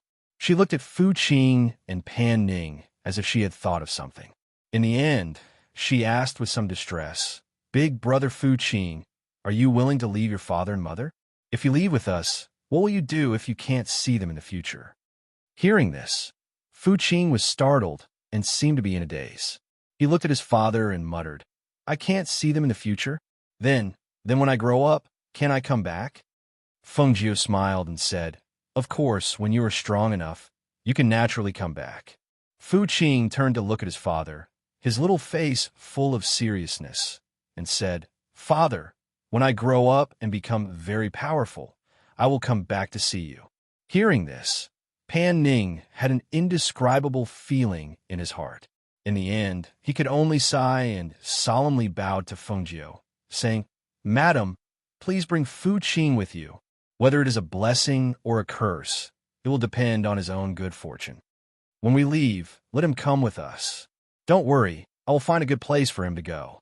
Fengjiu smiled and didn't say anything else. What she said before was just to test him. Since she could take this little boy away, she would naturally find a good place for him so that he could learn things and grow up safely. Therefore, when this decision was made, the Pan family also discussed this matter. However, this matter was not known to anyone else. Only the masters of the Pan family knew. According to Fengjiu's suggestion, not long after they left, let the Pan family release the news that Fu Qing had passed away due to a sudden illness. She wanted them to act as if Fu Qing didn't exist here. Only this would be a good thing for the Pan family. In the next few days, Fengjiu said goodbye to the Pan family when Pan Hong's legs could slightly stand. When they came, they caused quite a commotion, but when they left quietly. Fu Qing's mother, Pan Ning's wife, watched her son leave with them and cried until she fainted in Pan Ning's arms. She didn't know if she would have the chance to see her child again. On the spaceship, Fu Qing sat at the side wiping his tears and sniffling. Looking at the place getting farther and farther away, he secretly decided that in the future, he would definitely come back. He would definitely come back to see his father and mother, as well as his great-grandfather and grandfather. Brother Fu Qing, here is a fruit to eat, don't cry. You gave him a spirit fruit. A man don't cry shameful. Mu Chen's expression was still cool, but he seemed to know how it felt to leave one's parents. Hence, although his delicate little face was tense, he softened his tone and said, "My mother will find you a good master. When that time comes, you just have to practice hard. When you grow up and become stronger, you can come back whenever you want. What's there to cry about? I just want to cry. Don't worry about me. I just want to cry, not bleed." He wiped his tears and turned his back to Mu Chun. Howard walked over and didn't say anything. He just sat down and quietly looked at the sky outside. Chapter 46:56. She looked at the masked man sitting cross-legged in the corner of the bow. She saw that his aura was calm, and he was sitting there with his eyes closed. There was a small barrier around him that protected his body. During this period of time, she also realized that he would find a place to sit cross-legged sometimes. It didn't look like he was cultivating, but more like his soul was out of his body. Thinking back to what he had said earlier, that this was not his body, and that he had only borrowed this body to come here, he was even more certain of his guess that his soul had left his body. Half a year. After half a year, the children would leave with him. Thinking of this, she took a deep breath and slowly exhaled.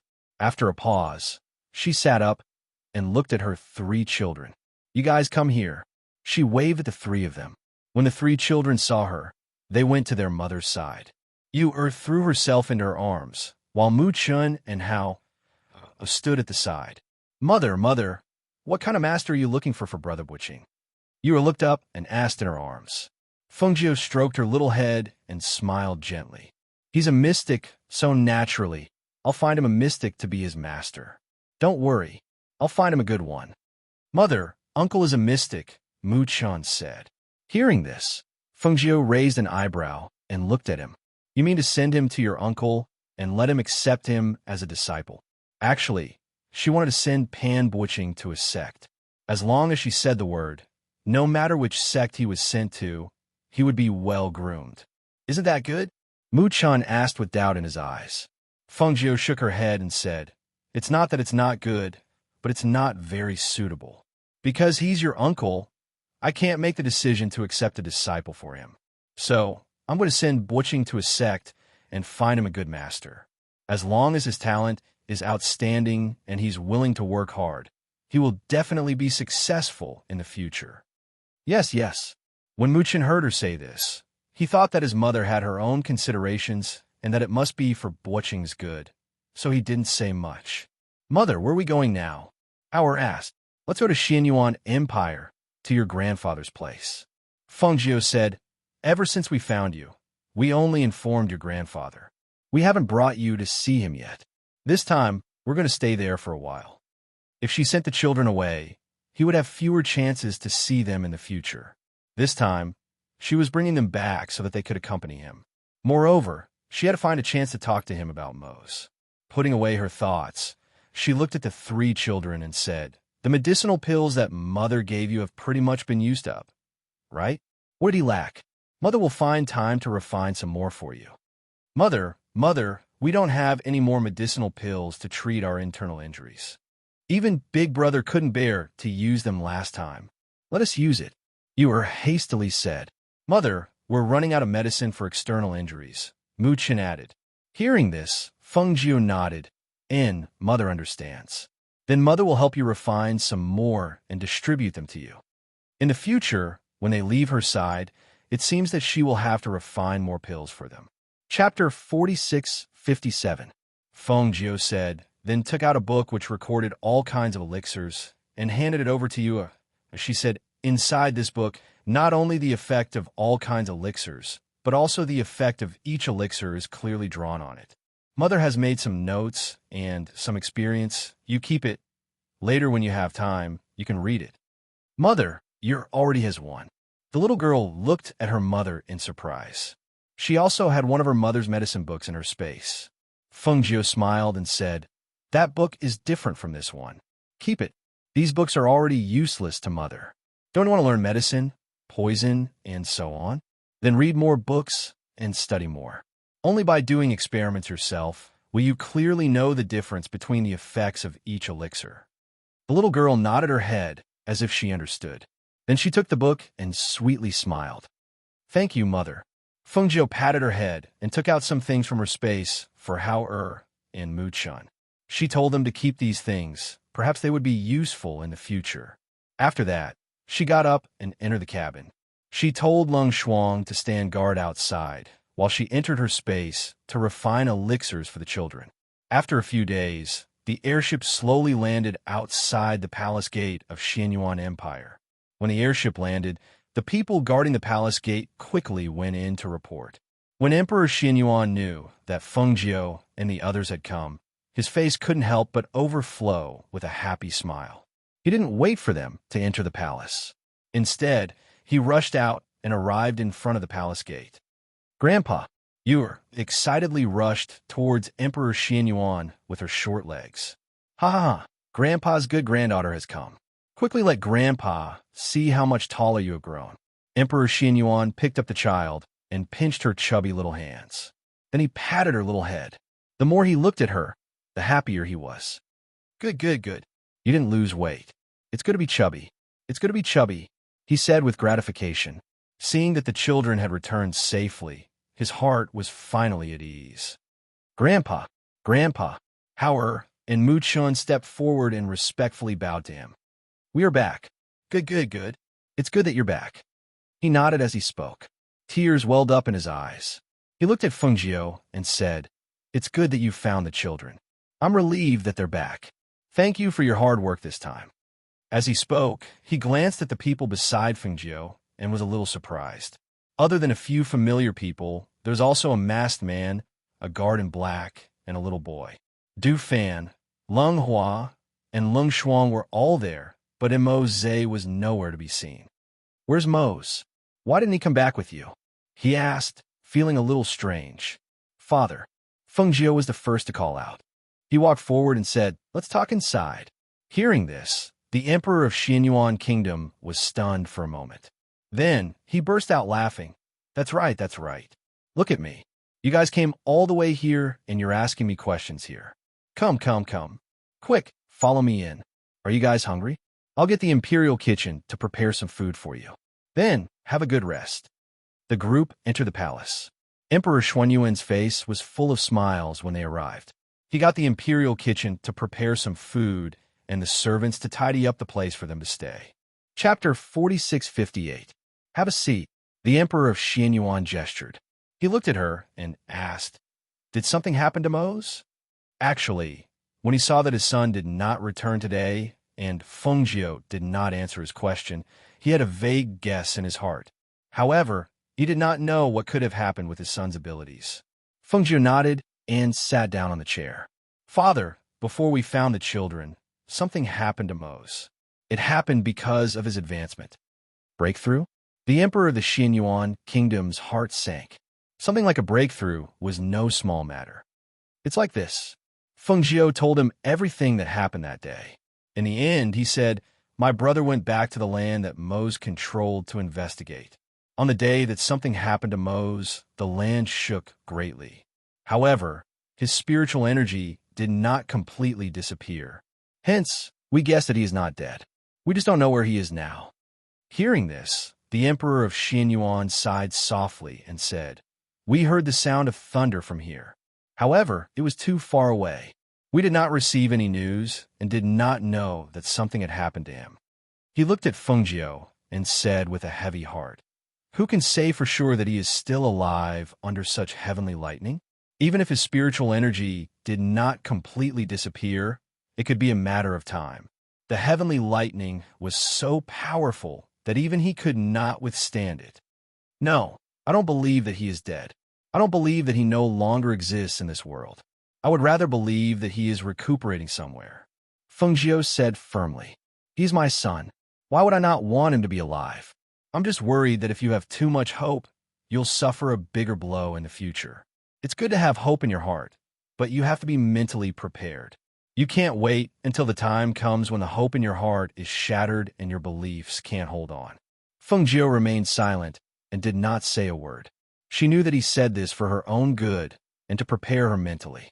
However, she did not want to believe and would not believe that Mose did not exist in this world. He must still be alive. The Emperor of Xianyuan did not continue on this topic. Instead, he asked, "The children don't know yet, right? Are you not going to tell them?" "I haven't thought of how to tell them," Fengjiu said worriedly. "Although they are young, they are already sensible. If I tell them, I am worried that their small hearts will not be able to take it." Hearing this, he sighed softly and said, "The children are stronger than you think. Don't worry. Tell them. They are already sensible and they should know." "Father, actually, I have something else to tell you this time." Fengjiu looked at him. Tell me. I am listening." "What is it?" he asked. Fengjiu stretched out his hand and set up a soundproof barrier. Then he said, "Mose is in trouble because someone from the immortal realm is pressuring us and wants to kill us.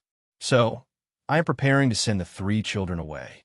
The masked man who came with us today is a powerful person from the immortal realm. He is that she carefully explained the seriousness of the matter to him and the decision she made. She hoped that he would understand." Chapter 46:59. "I'm not sure about the situation up there, but for now, that's right." She nodded. "Since you're not sure about the situation up there, how can you be sure that the children will grow up safely after you send them up there? And how can you be sure that the person who doesn't even want to tell us his name will really protect them?" The Emperor of Xianyuan Kingdom asked, unable to loosen his frown. After hearing Fengjiu's words, he became even more worried. "I've been observing him all this time, and I feel that this person is trustworthy. Besides that, there's another matter regarding you. Inside the palace, outsiders were unable to know what the 2 of them were talking about inside the barrier. At this time, because it was evening, the children were playing around in the palace. Especially Bo Qing, who had never seen such a beautiful palace, was very excited. "This place is so beautiful. Mu Chun, your grandfather, is actually the emperor. That's really amazing," Bo Qing exclaimed. He didn't expect them to have such an identity. Mu Chun glanced at him and said, "Of course my grandfather is amazing, but my parents are even more amazing. They are the masters of heaven and earth, much more powerful than the emperor. In the future, I will also be as powerful as my parents, so you can't beat me." "I don't believe it. I will also be very powerful in the future. I will definitely beat you," Bo Qing said, unconvinced. "Brother Bo Qing, I'll take you to see the spirit beasts in the palace." Yer stepped forward and pulled his hand, saying, "My grandfather also has a red-crowned crane that can fly. I'll take you to see it." "Really? Okay. Let's go see it." When Bo Qing heard this, his eyes lit up and his little face was full of excitement. In an instant, he forgot about what had just happened. It could be said that other than secretly crying when he first left home for a day or two, after a long time, he no longer cried when he thought of his parents and family. More often than not, he was attracted by new and interesting things. This was because during this time, he had seen many new and strange things and things. In the future, he might see more and know more. When Leng Hua and Leng Shuang saw them walking towards the spirit beast garden, they followed behind them unhurriedly. Although it was said that it was very safe and there wouldn't be any more people like the demon master appearing, they would still follow behind to protect him, just in case. After staying in the palace for 2 days, Fengjiu asked Du Fan to send Bo Qing to the sect that she, Yi Jing, and her brother had cultivated him before. because other than spirit cultivators, there were also mystic cultivators. After thinking about it, she felt that sending Bo Qing there was the most suitable. On this day, Fengjiu watched the children say their goodbyes and felt a little uncomfortable. Therefore, after this farewell, it would be difficult for them to see each other again in the future.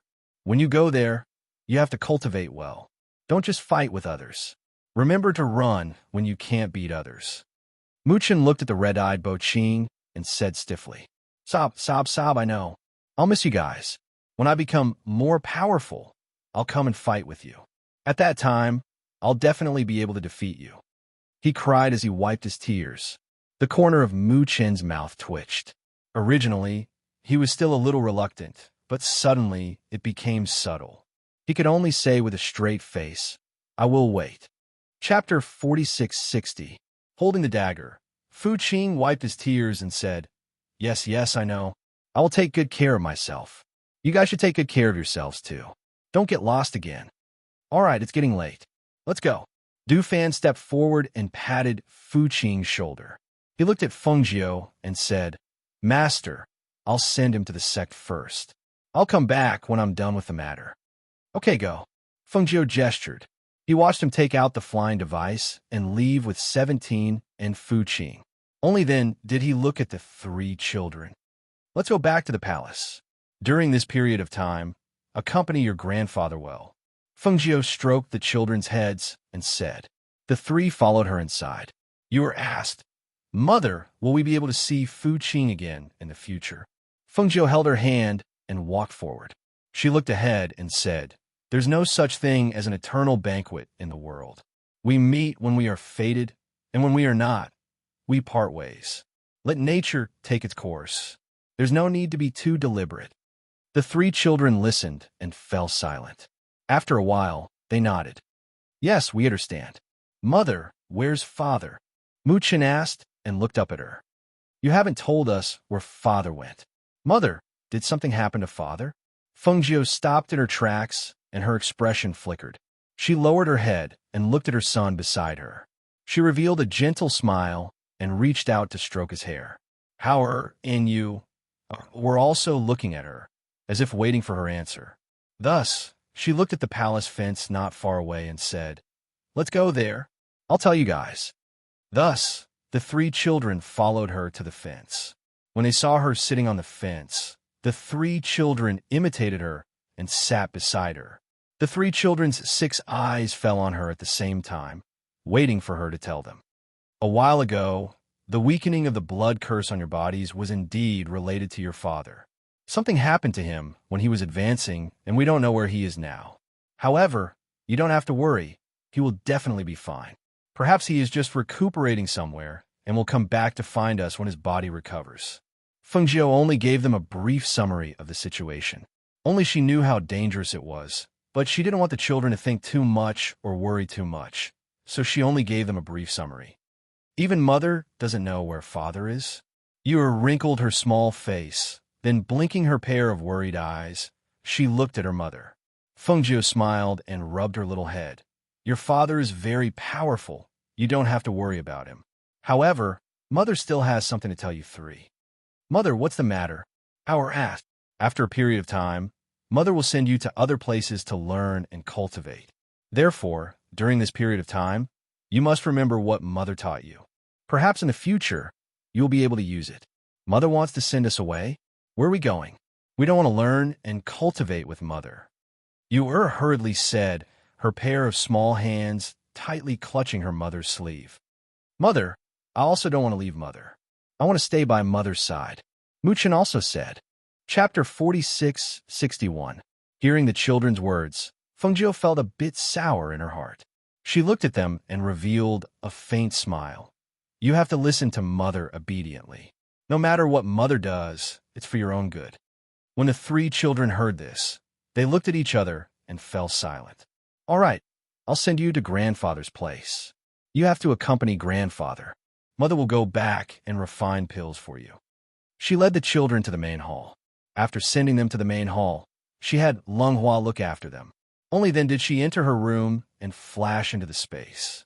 After about a month, Du Fan returned. After arriving at the palace, he first went to find Fengjiu to report the matter of sending Bo Qing to the sect, as well as the matter of sending 17 to the Phoenix Guards for training. As for Luo Yu, Qin Xian, and the others, because they were told to take care of their various strongholds, they didn't come with them.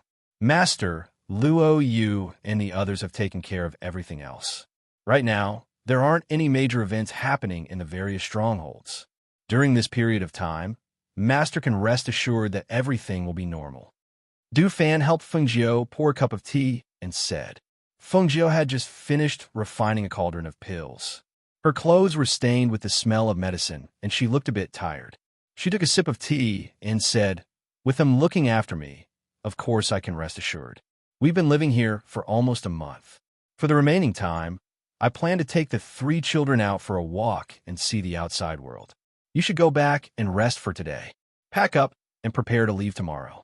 Yes, Du Fan replied and bowed before leaving. Master, the water for a bath has been prepared. Do you want to take a bath first? Leng Hua walked up and asked. Fengjiu replied. He stood up and rubbed his shoulders, asking, Where did the children go to play? They're training with Leng Hua in the martial arts field. Leng Hua said. Hearing this, Fengjiu nodded and went in to take a bath, preparing to wash away his fatigue and relax. And at the training field, Mu Chun and Mu Yu were having contest. They were trying to fight barehanded, and there were several times when Mu Chun easily threw Yu to the ground. However, the ground in the martial arts field was not hard. Instead, it was made of fine sand. There was no pain when one fell on it. However, the little girl had been thrown on the sand time and time again. Her temper was starting to get a little worse. I don't believe that big brother won't fall, Yu said, looking at her brother who was firmly standing in horse stance. She rolled her eyes and revealed a crafty smile. The next moment, she directly ran forward.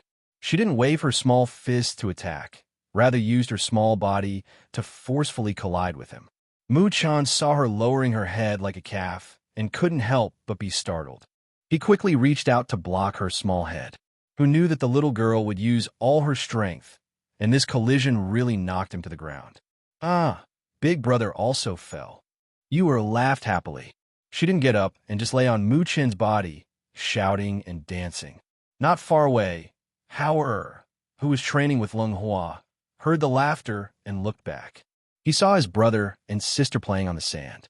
Seeing this, his cold face couldn't help but reveal a smile. However, it was also at this time that his face suddenly changed. It was because the fine sand on the sand suddenly rolled up and formed a human sandman that rushed towards Mu Chun and Mu Yu. Chapter 4662. Almost at the same time, Leng Hua's expression changed, and he immediately rushed toward Mu Chun and Mu Yu. However, the sandman formed by the fine sand pounced on the 2 children at an extremely fast speed. Dodge! Leng Hua shouted. At the same time, he condensed a wind blade in his hand. Whoosh! Bang! With a swoosh, a wind blade cut through the air, bringing with it a swift and fierce airflow. Immediately after, the wind palm accurately hit the human figure condensed from fine sand. With a bang, the condensed fine sand instantly scattered all over the ground, and a yellow talisman also floated to the ground. Seeing this, Leng Hua heaved a sigh of relief. Even Hao who was running over, also let out a sigh of relief. The 2 little guys on the ground also recovered from their shock at this time. They quickly stood up and patted the fine sand off their bodies. But at this moment, the talisman on the ground suddenly exploded with a bang, scattering into pieces. The moment it exploded, the fine sand on the training field rolled up, and a sand wall rose up along with the aura that came out of nowhere, enclosing them inside. Oh no! Leng Hua had just heaved a sigh of relief when he saw the sudden change. He immediately took out an item from his space and crushed it. At the same time, he rushed toward the 2 little ones, shouting, Hao come here! Hao had the strength of a golden core cultivator, and his ability to adapt was not bad. Therefore, Leng Hua only thought of Mu Chun and Mu Yu. After all, the 2 of them had limited combat power. If they really encountered danger, they would not be able to protect themselves. Whoosh! Whoosh whoosh! The wind and sand swirled, and the fine sand on the ground was rolled up to form a sand wall to encircle them in the middle. In the middle, some fine sand quickly condensed into human figures and attacked Mu Chun and Mu Yu. The two little guys had already recovered from their shock. Seeing the human-shaped killers formed by the fine sand, Mu Chun immediately pulled his sister and ran toward Lung Hua. "Sister, hurry!" The guards quickly went to report the shocking change. Feng Jiu, who was bathing, was lying in the water with her eyes closed. Suddenly, she seemed to have sensed something. She immediately raised her chi and splashed the water. At the same time, she quickly put on her inner clothes and put on her outer clothes. She didn't even bother to tie the belt of her outer clothes and rushed outside. Lung Shuang, who was guarding outside, did not know what was going on. But when she saw her master rushing outside while fastening his belt, she knew that it was urgent. She immediately followed after him. The masked man in the courtyard next door also seemed to sense something strange. Under the mask, his brows slightly furrowed, and his originally closed eyes suddenly opened. He rushed outside. The emperor of the Xianyuan kingdom rushed over after hearing the report from his guard. However, when he arrived at the training grounds, he saw that the training grounds had already been sealed off. The sand that was originally laid on the ground had formed 4 sand walls that surrounded the entire training grounds. He couldn't see what was going on inside, but he could feel a very powerful aura surging within. "How? Chun you are?" The emperor of Xianyuan shouted, but he could not hear the sound coming from inside. He could only hear the rustling of the wind and sand.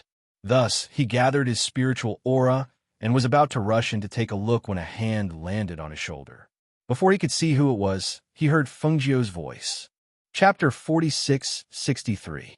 As the emperor of the Xianyuan kingdom was pushed back, he only saw a red figure rushing forward.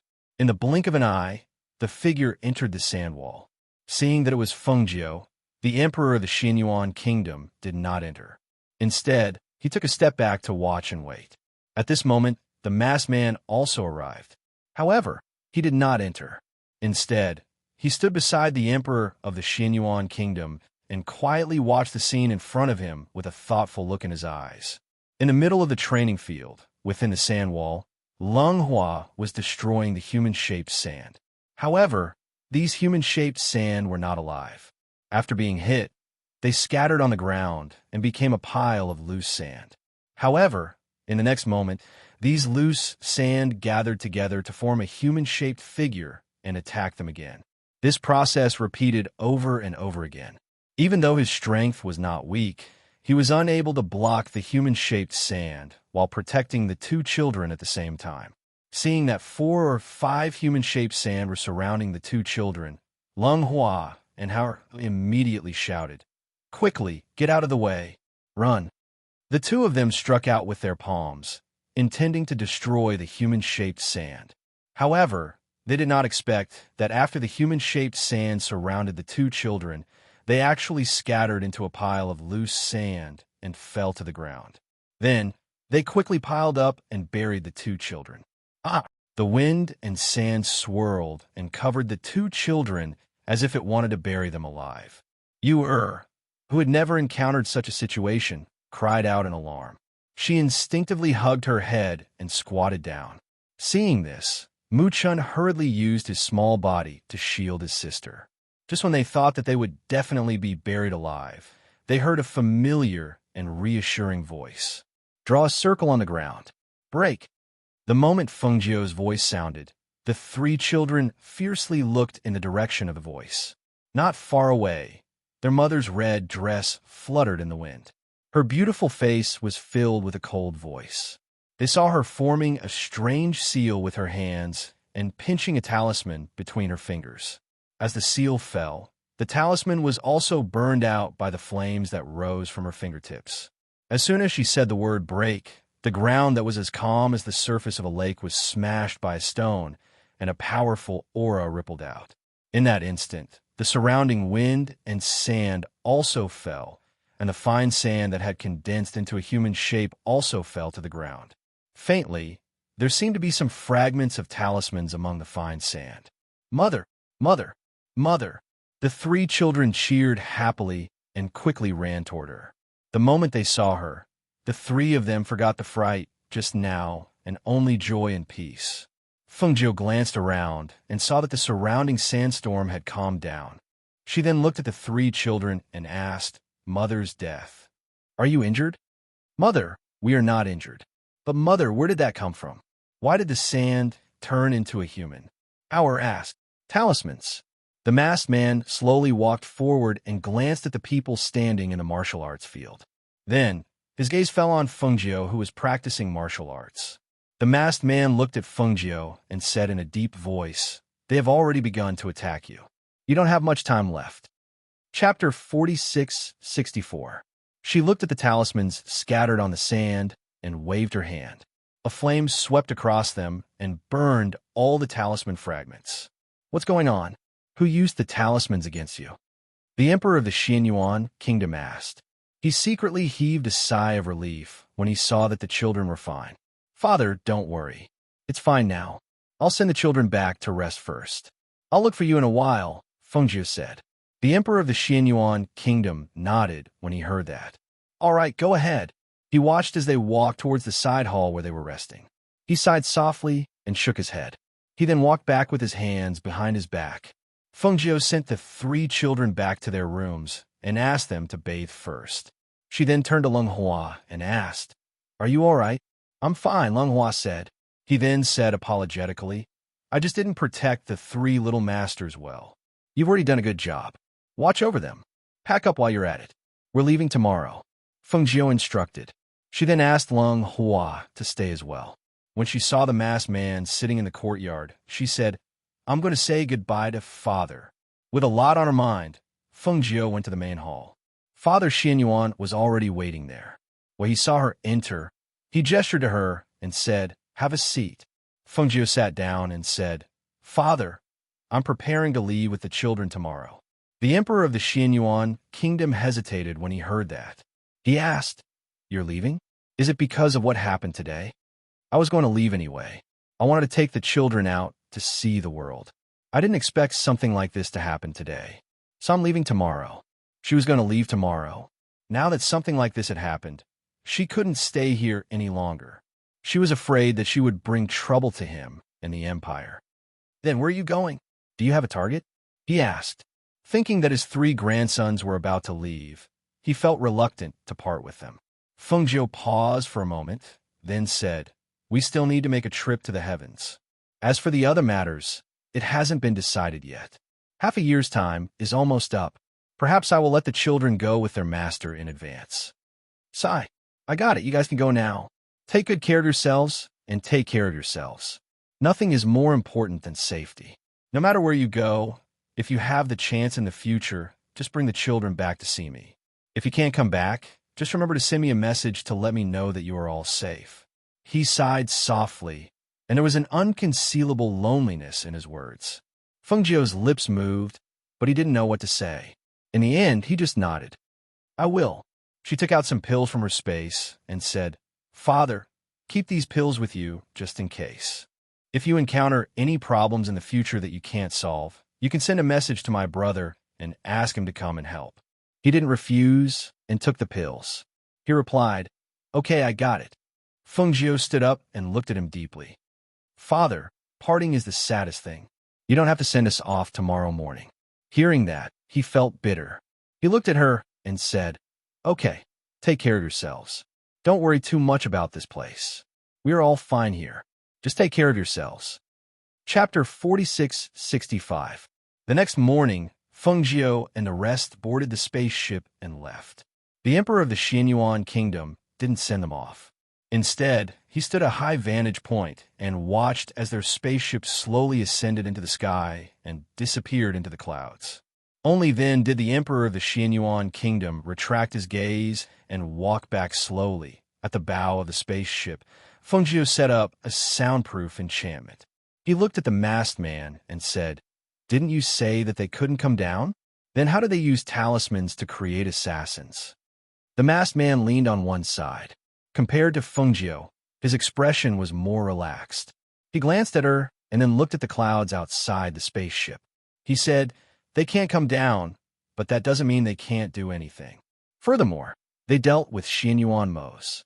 Naturally, they won't leave you alive. It's only a matter of time before they make a move. Furthermore, since they've already made a move, it's impossible for them to stop. He paused and then said casually, "It seems like the rest of the journey won't be too boring." Hearing this, Fengjiu's eyes flashed. He said, "Then shouldn't you tell me about what happened up there?" "What should I tell you?" "Tell you that you're still an ant to the people up there who can kill you anytime with your current strength? Or that the people up there want to kill you, and you'll have a slim chance of survival in the coming days?" He glanced at Fengjiu and swirled the wine glass in his hand. He smiled faintly and said, "I heard that you're destined to break through the 8 extremes of the heavenly Tao and become the master of the world. Perhaps this is a prophecy made by some of the people down there who are knowledgeable about the past and present. However, in the eyes of the people up there, those who are destined to have such a destiny are people who will be plagued with misfortune. They will have to go through all kinds of dangers and may even die at any time. Even if you're lucky enough to grow up, they will have many opportunities to kill you before you can stand shoulder to shoulder with them." Fengjiu pursed his lips and frowned. He said calmly, "I don't want to know that. I just want to know how I can find my enemies. Also, is it only by ascending that I can see those powerful beings that you speak of? What kind of place is the 9 heavens immortal realm you mentioned?" Hearing this, he smiled and shook his head. "I can't say that because it's very likely that you won't be able to ascend in this lifetime. You have to know that in order for you to ascend, you have to go through 81 heavenly thunders to become an immortal. Since the Almighty above is trying to kill you, how could they let you go through 81 heavenly thunders?" He smiled and said, "Let's talk about these things when you have the chance to ascend and become an immortal." As soon as he finished speaking, he downed the wine in his cup in one gulp and then collapsed onto the deck of the boat. He held his head with one hand and closed his eyes as he rested on his side. Obviously, he didn't want to talk to Fengjiu anymore. Fengjiu glanced at him and pursed his lips. He didn't say anything else and just waved his hand to remove the soundproof barrier. He stood up and walked around. She came to the front of the ship's bow and watched the ship glide through the clouds. She watched as the wind and clouds brushed past the ship's hull. She looked at the endless horizon in front of her and could not help but turn back to look at the 3 children. She made up her mind. Chapter 4666. 2 days later, the airship was slowly flying in the sky. The people on the ship were either cultivating or resting. Everything looked so peaceful. However, in this seemingly peaceful sky, the weather suddenly darkened. At first, the wind whistled, causing the ship to sway a little. Then, a drizzle fell from the sky like needles. "Why is it suddenly raining?" Du Fan opened his eyes and looked at the sudden change in the sky. Seeing the drizzle fall like needles, he couldn't help but stand up in surprise. There was a barrier formed by spiritual power around the ship. Regardless of whether it was wind or rain, it couldn't blow in. Therefore, he stood at the bow of the ship and looked at the sudden change in the sky, observing for any abnormalities. "What's wrong? Is something wrong?" Lunghua walked over and asked. He also looked at the sky that was raining. Seeing that the sky was dark, he asked, "Should we find a place to stop first? Didn't Master enter the space to refine pills? He probably won't be able to come out now." Du Fan said, still looking at the sky. He felt that the atmosphere in the sky was somewhat oppressive. "Master entered the space and can't come out. Then we'll control the airship to land. It's good to stop below. You see, the wind is getting stronger and stronger, and it's raining. The airship will be unstable during flight." Lung Hua said, thinking that it was necessary to find a place to stop below. Hearing this, Du Fan nodded. "That's good. Let me see what's below." As he spoke, he came to the side of the ship and looked down at the clouds. He also released his divine sense and looked down. "Du Fan, quick, let's move the airship and stop below." Lung Hua's voice changed slightly, with a trace of surprise. Du Fan, who was looking down with his divine sense, quickly turned back. "What's wrong?" Du Fan turned back and saw that his expression had changed slightly. Following his gaze, he saw that about 10 meters in front of their airship, there was a whirlpool in the sky. The whirlpool was extremely large, and it was pitch black inside. It made whistling sounds in the wind and rain. It was as if there was a suction force, sucking their airship into the whirlpool. The airship, which was flying slowly, moved forward much faster. Not good. Hurry and call Master, Du Fan exclaimed and asked Lung Hua to call their master. He immediately used his spiritual power to control the airship to turn around and descend. However, they had somewhat underestimated the power of the whirlpool. Even though the spaceship had turned around under Du Fan's control and was descending, the whirlpool suction was still extremely terrifying. It was as if there was a pair of hands inside the whirlpool that was pulling them in. The spaceship was uncontrollably pulled toward the whirlpool. Moreover, because it was being forcefully sucked in, the airship tilted slightly. This movement was felt by the 3 children who were cultivating in the side room. They quickly ran out to see what was going on. Hurry and go in. Don't come out. Lung Hua pushed them in, afraid that they would encounter an accident when they came out. Therefore, the 3 children were pushed back into the cabin by Lung Hua as soon as they took a step out.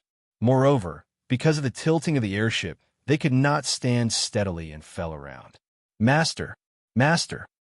Chapter 46-67. Fengjiu was refining pills in her space. Just as she was about to open the furnace, she heard Lung Hua's anxious calls and knocks on the door. She hurriedly came out.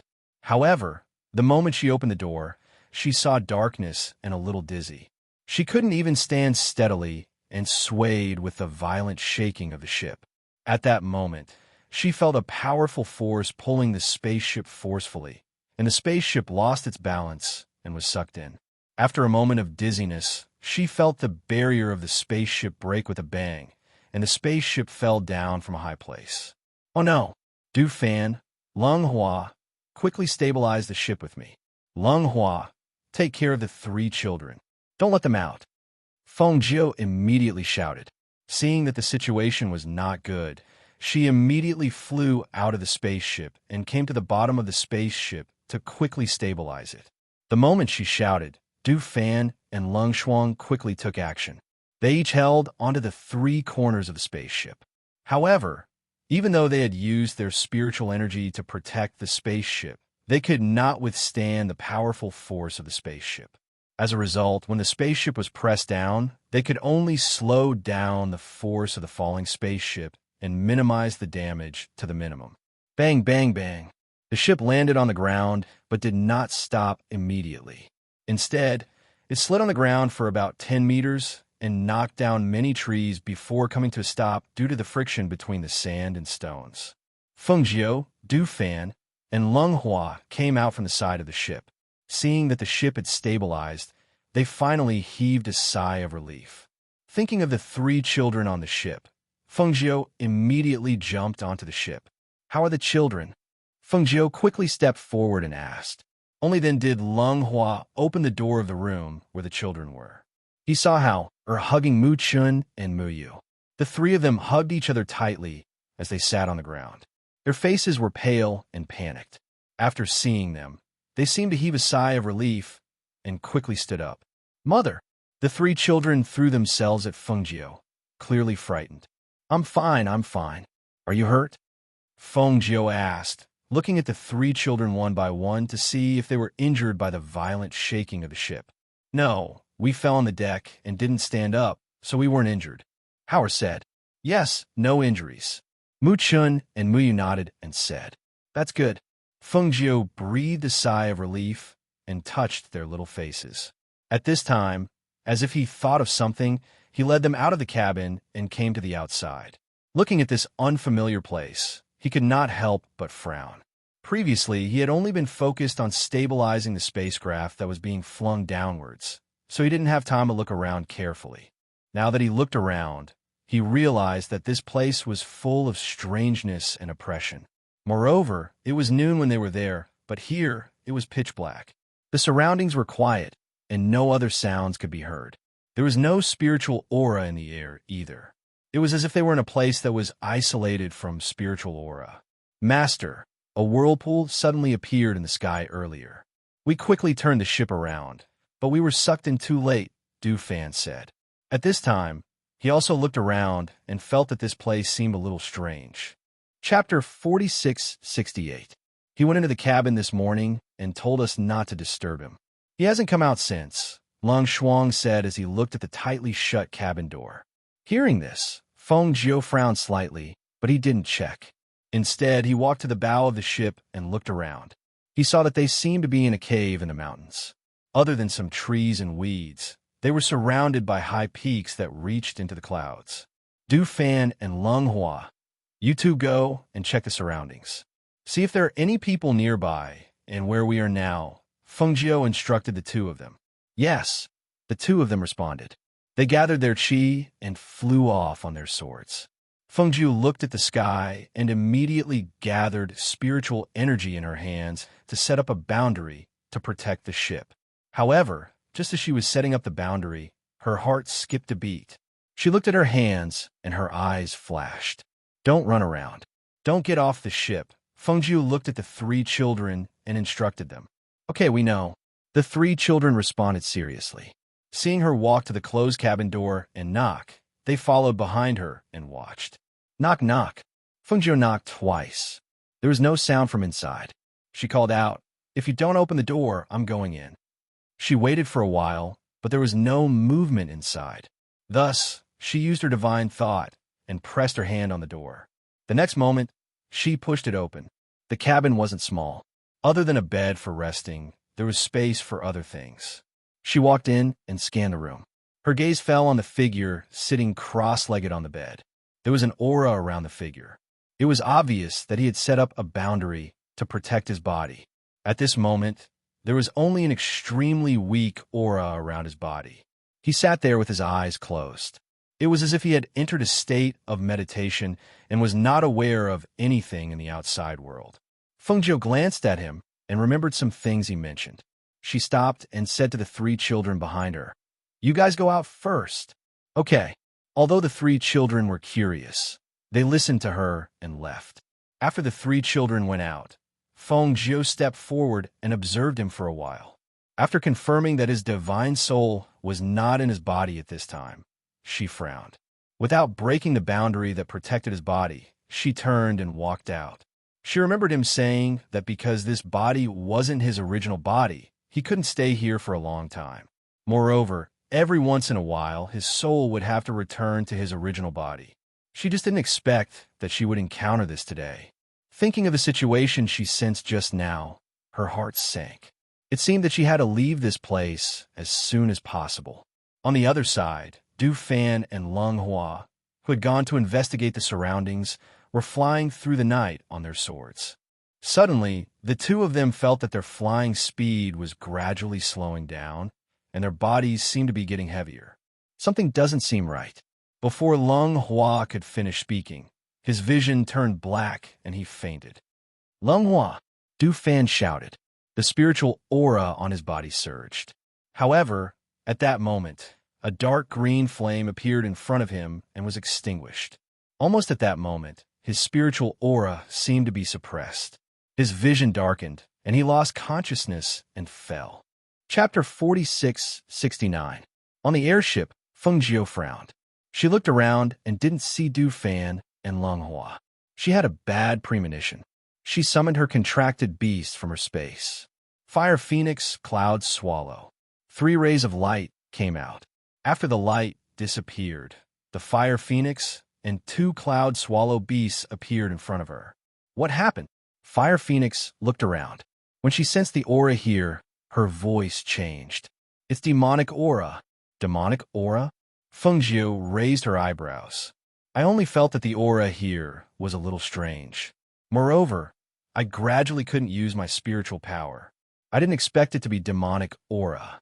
Beasts were very sensitive to demonic aura. Since the Fire Phoenix said so, then it must be true.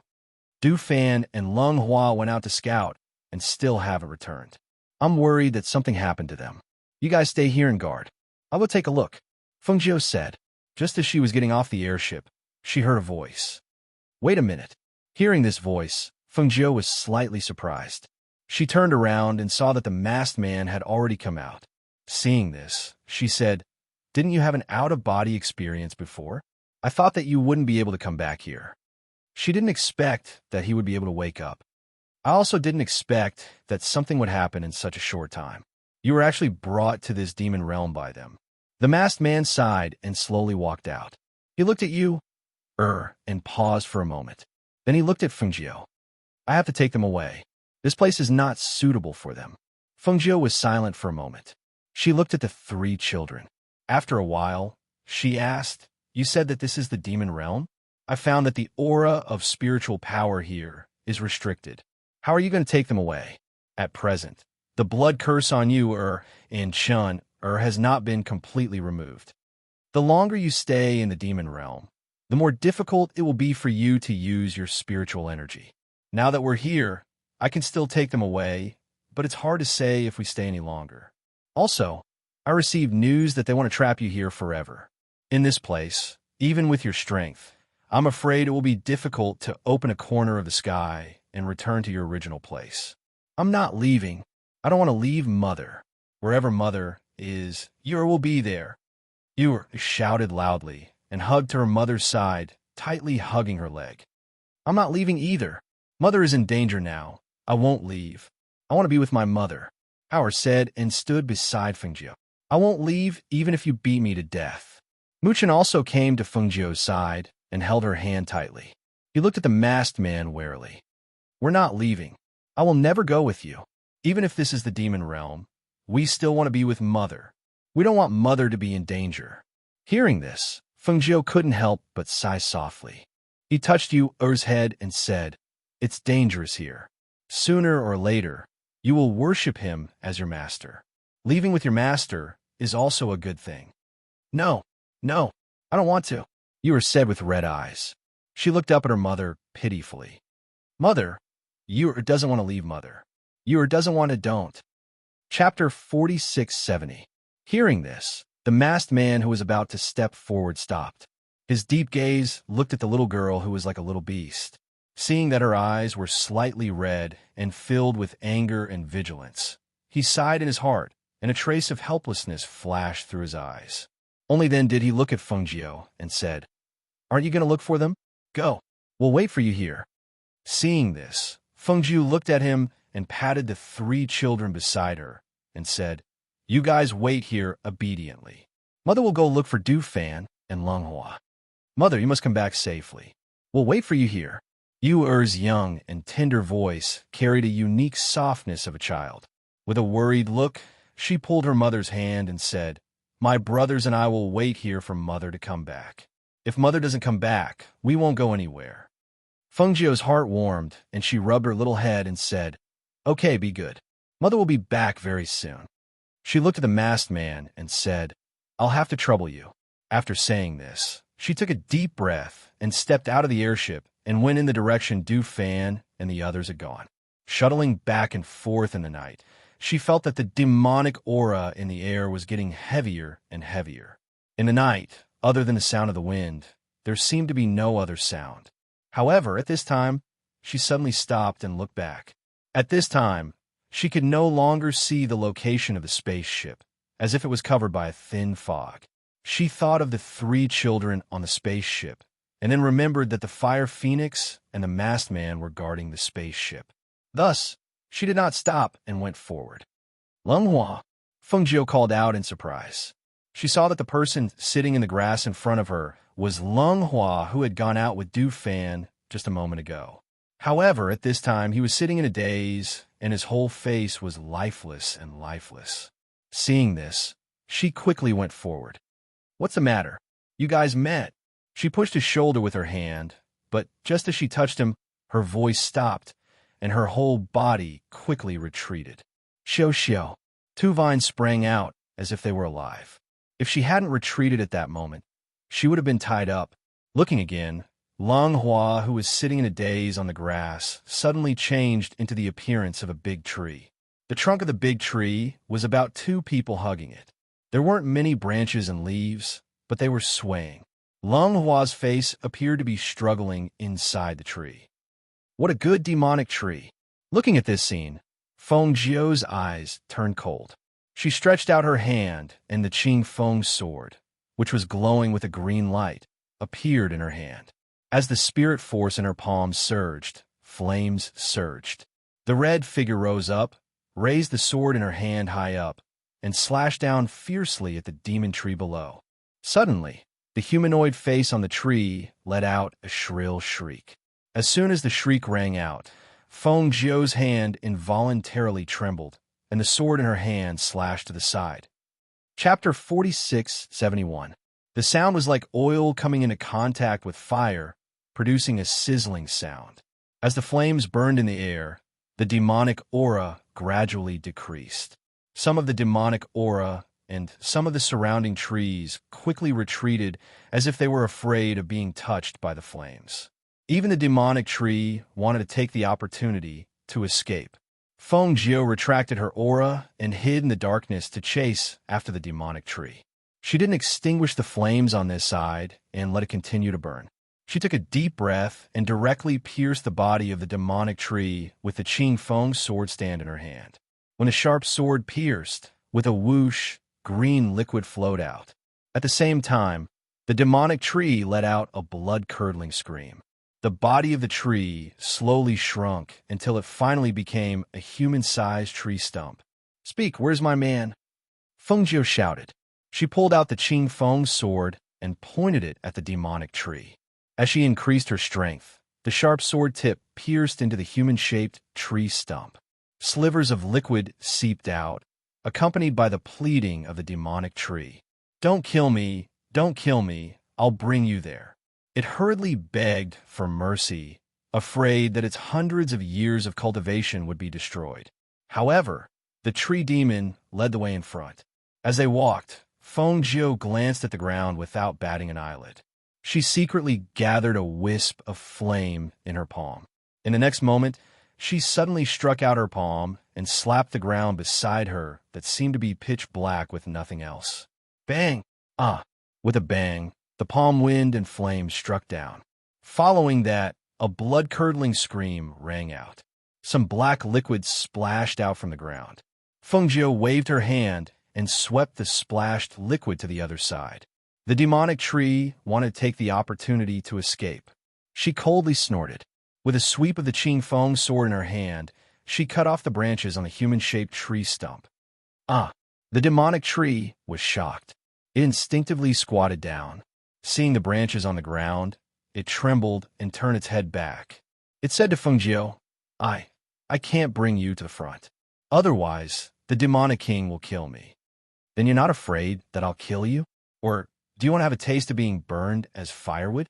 Feng Zhou glanced at it, playing with a cluster of flames in his hand, and threatened in a cold voice. Looking at the life, heavenly flame, the tree demon was scared. He shrank his body and said, No, I'll take you there. I'll take you there, okay? Only then did it accept its fate and lead Feng Zhou forward. When they arrived in front of a big tree, it shrank back and said, Go in there. It's right there. Feng Zhou looked at the place the tree demon was pointing at. It was a huge, lush tree. The trunk of the tree would probably need 7 or 8 people to surround it. The demonic aura around the tree was slightly thicker, but other than that, there was nothing special about it. Where do we get in? Feng Zhou asked. Turn left and right around the tree trunk. Then hit the tree trunk and shout open. Then it will open.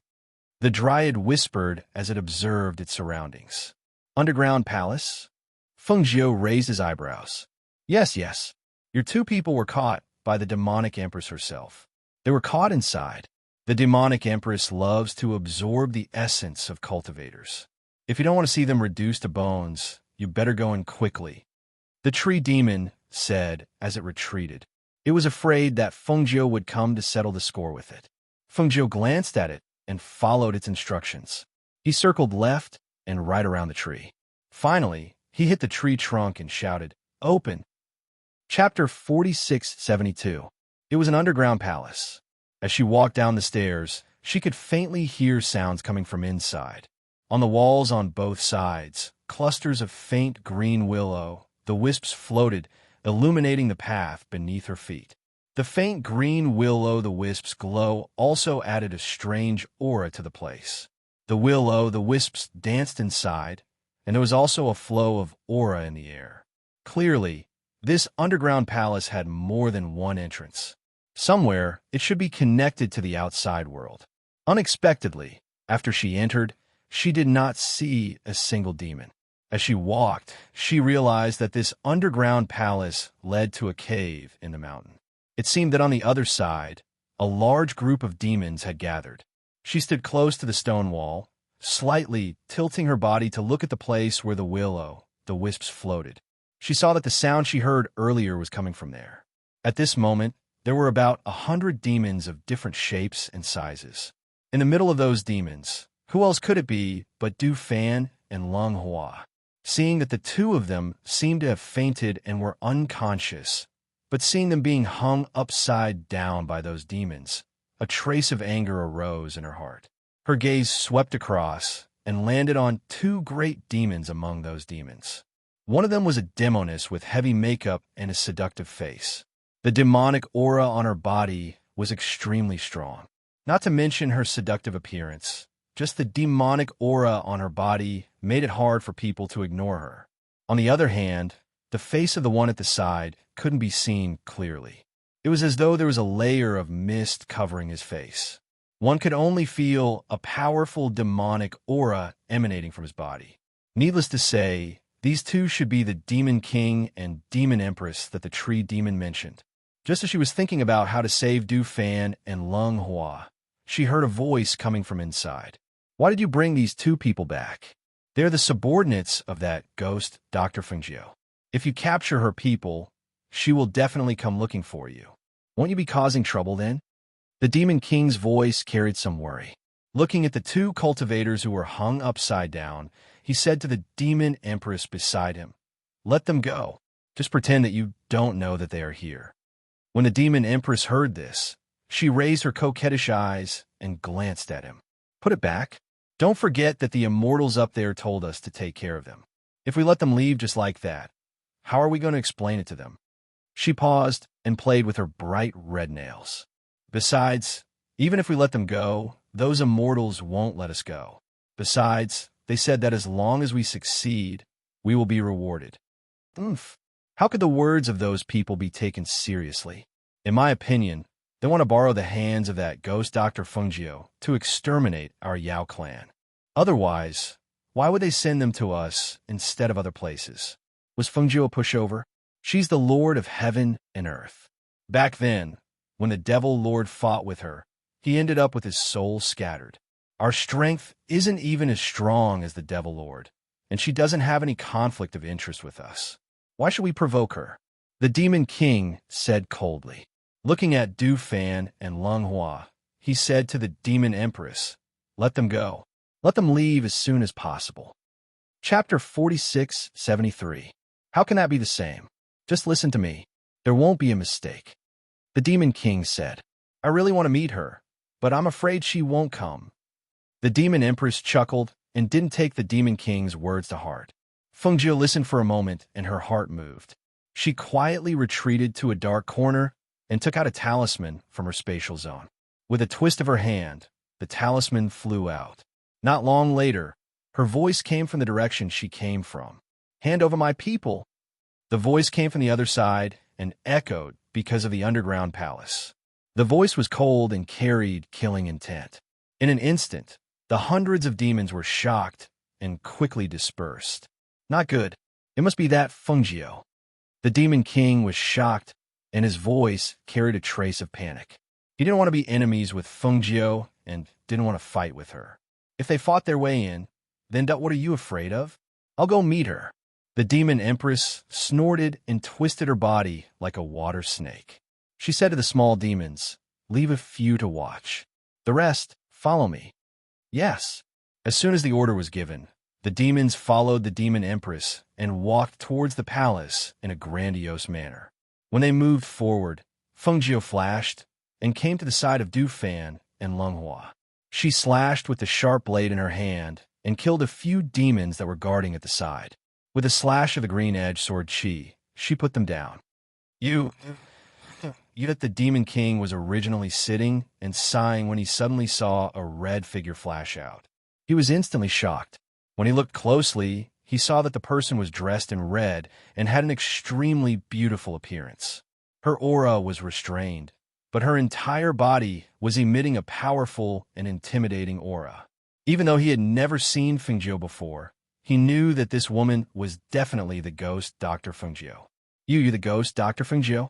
The Demon King looked at her, and the face in the mist gradually revealed its facial features. It was not outstanding, but on the contrary, it was a little scary. At this moment, it was staring at Fengjiu. Fengjiu ignored it. Instead, he pinched Lung Hua and Du Fan's Renzhong acupuncture points to wake them up. If she wasn't worried that those demons would attack them, she wouldn't even have to waste an incarnation talisman to lure them away. Master, when the two of them woke up, they were startled for a moment.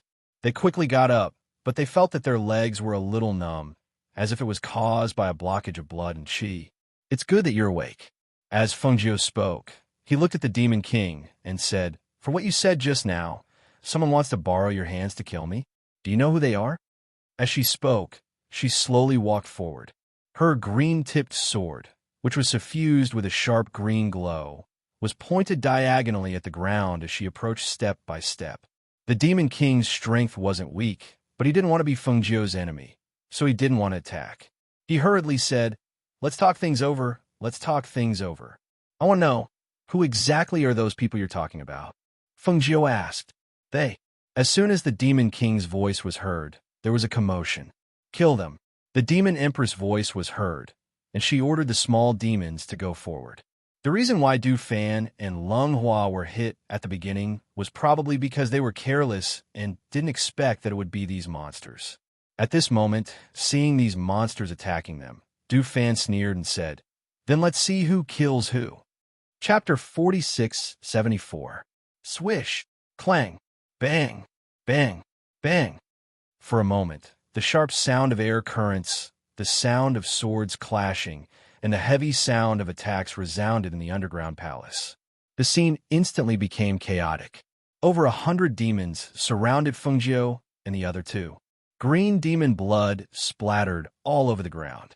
Screams and roars echoed in the underground palace, lingering for a long time. Stop fighting, stop fighting.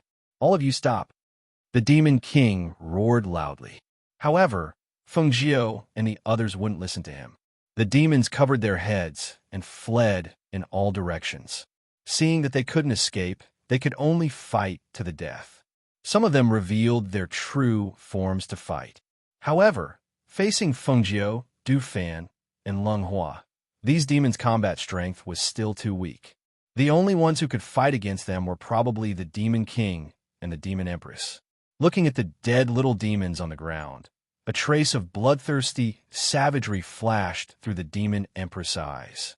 She stared at Fengjiu's peerlessly beautiful face and looked at her body, revealing a strange smile. She spread out her hands and twisted her body, transforming into a snake demon with a human face and a snake body. As the snake body and hands moved, a faint hissing sound could be heard amidst the chaos. Fengjiu looked down and saw snakes slithering out from the ground. Some were as thin as chopsticks, some were the size of a finger, and some were 2 fingers wide. These snakes were brightly colored, and some even had bright crowns on their heads. Just by looking at the color of these snakes, one could tell that they were extremely poisonous. Although the 3 of them had poison-resistant physiques, and even poison couldn't do anything to them, no one was willing to be bitten by these snakes. Thus, when Fengjiu slashed out a sword qi with the Qing Feng sword in her hand, she raised the flame in her palm and injected it into the sword qi. The flame followed the sword qi and suddenly shot out with a whoosh, burning the ground. "Get behind me!" Fengjiu shouted clearly, telling Du Fan and Lung Hua to return to her side. When the two heard her voice, they simultaneously leaped up and quickly came to their master's side. However, just as they stood behind her, they saw a red figure rush out, heading straight for the Demon Empress. Seeing Fengjiu make a move, the Demon King instinctively wanted to help. However, after taking a step forward, he stopped. Ghost Dr. Fengjiu was the master of heaven and earth. Even in the demon realm, he had heard of her powerful methods. Her strongest point wasn't her heaven-defying alchemy skills, but her shocking combat strength. How many experts had to die in her hands for her name, Ghost Dr. Fengjiu, to spread throughout the world? He didn't dare to provoke her, nor did he dare to make her his enemy, because he knew that if he made her his enemy, he would be the one to die in the end. He just didn't expect that the people above would trick them. They sent Fengjiu here. Whether Fengjiu killed them or they killed Fengjiu, it was a win-win situation for those people.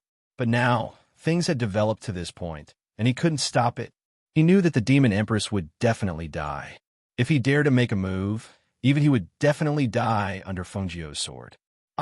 Chapter 4675. Green demonic blood splattered as the Demon Empress' head was chopped off and flew out, rolling among the demons. One of the demons didn't seem to be able to react as it blankly reached out to catch the flying head. Just like that, it looked at the Demon Empress' head and her eyes that were wide open with fear and unwillingness. It was so frightened that it shrieked. Following that shriek, the little demon instinctively threw the Demon Empress' head up to someone else. This time, no one stood there foolishly to catch the demon head. Instead, they automatically retreated and allowed the Demon Empress' head to fall to the ground and roll a few times until it stopped moving. The surrounding demons didn't dare to make a single sound. They widened their eyes in shock and fear as they watched the Demon Empress' head being chopped off. They watched as the Demon Empress' snake body fell to the ground with a bang and was stepped on by the red-clothed human lady. Then, the green glowing sword in her hand directly and ruthlessly stabbed down. Just like that, she cut open the Demon Empress' stomach in front of all the demons and took out the Demon Empress' snake gallbladder and her inner core. Even if they were demons, they were so shocked by that bloody and cruel scene that their faces turned pale. They swallowed their saliva and retreated, afraid that they would end up like the Demon Empress. The Demon King was also shocked by that scene. It didn't expect that Fengjiu would directly take out the Demon Empress' snake gallbladder and inner core without saying anything. Furthermore, she cut open the Demon Empress' stomach in front of all the demons. That scene and that method shocked even the Demon King. Does anyone still want to die? I don't mind sending it on its way. Fengjiu turned around and swept her cold gaze across all the demons before finally landing on the Demon King. Being swept by her gaze, all the demons instinctively retreated and didn't dare to make a sound. The Demon King looked at the dead Demon Empress and seemed to want to say something. In the end, it only turned into a sigh. I advised it not to go against you. I didn't expect. Fengjiu looked at him coldly and said, "You have no intention of opposing me. Even if you are a demon, I will not attack you. However, if you want to avenge your Demon Empress, I will naturally accompany you." The underground flames were still burning. The demons avoided the flames and looked at their Demon King. I naturally do not wish to go against the Ghost Doctor. The Demon King sighed and said, "The Demon Empress is in the wrong for capturing your men. Now that you have killed her, I hope that Ghost Physician can be magnanimous and let my little demons go. As for what Ghost Physician wants to know, I will tell you everything I know."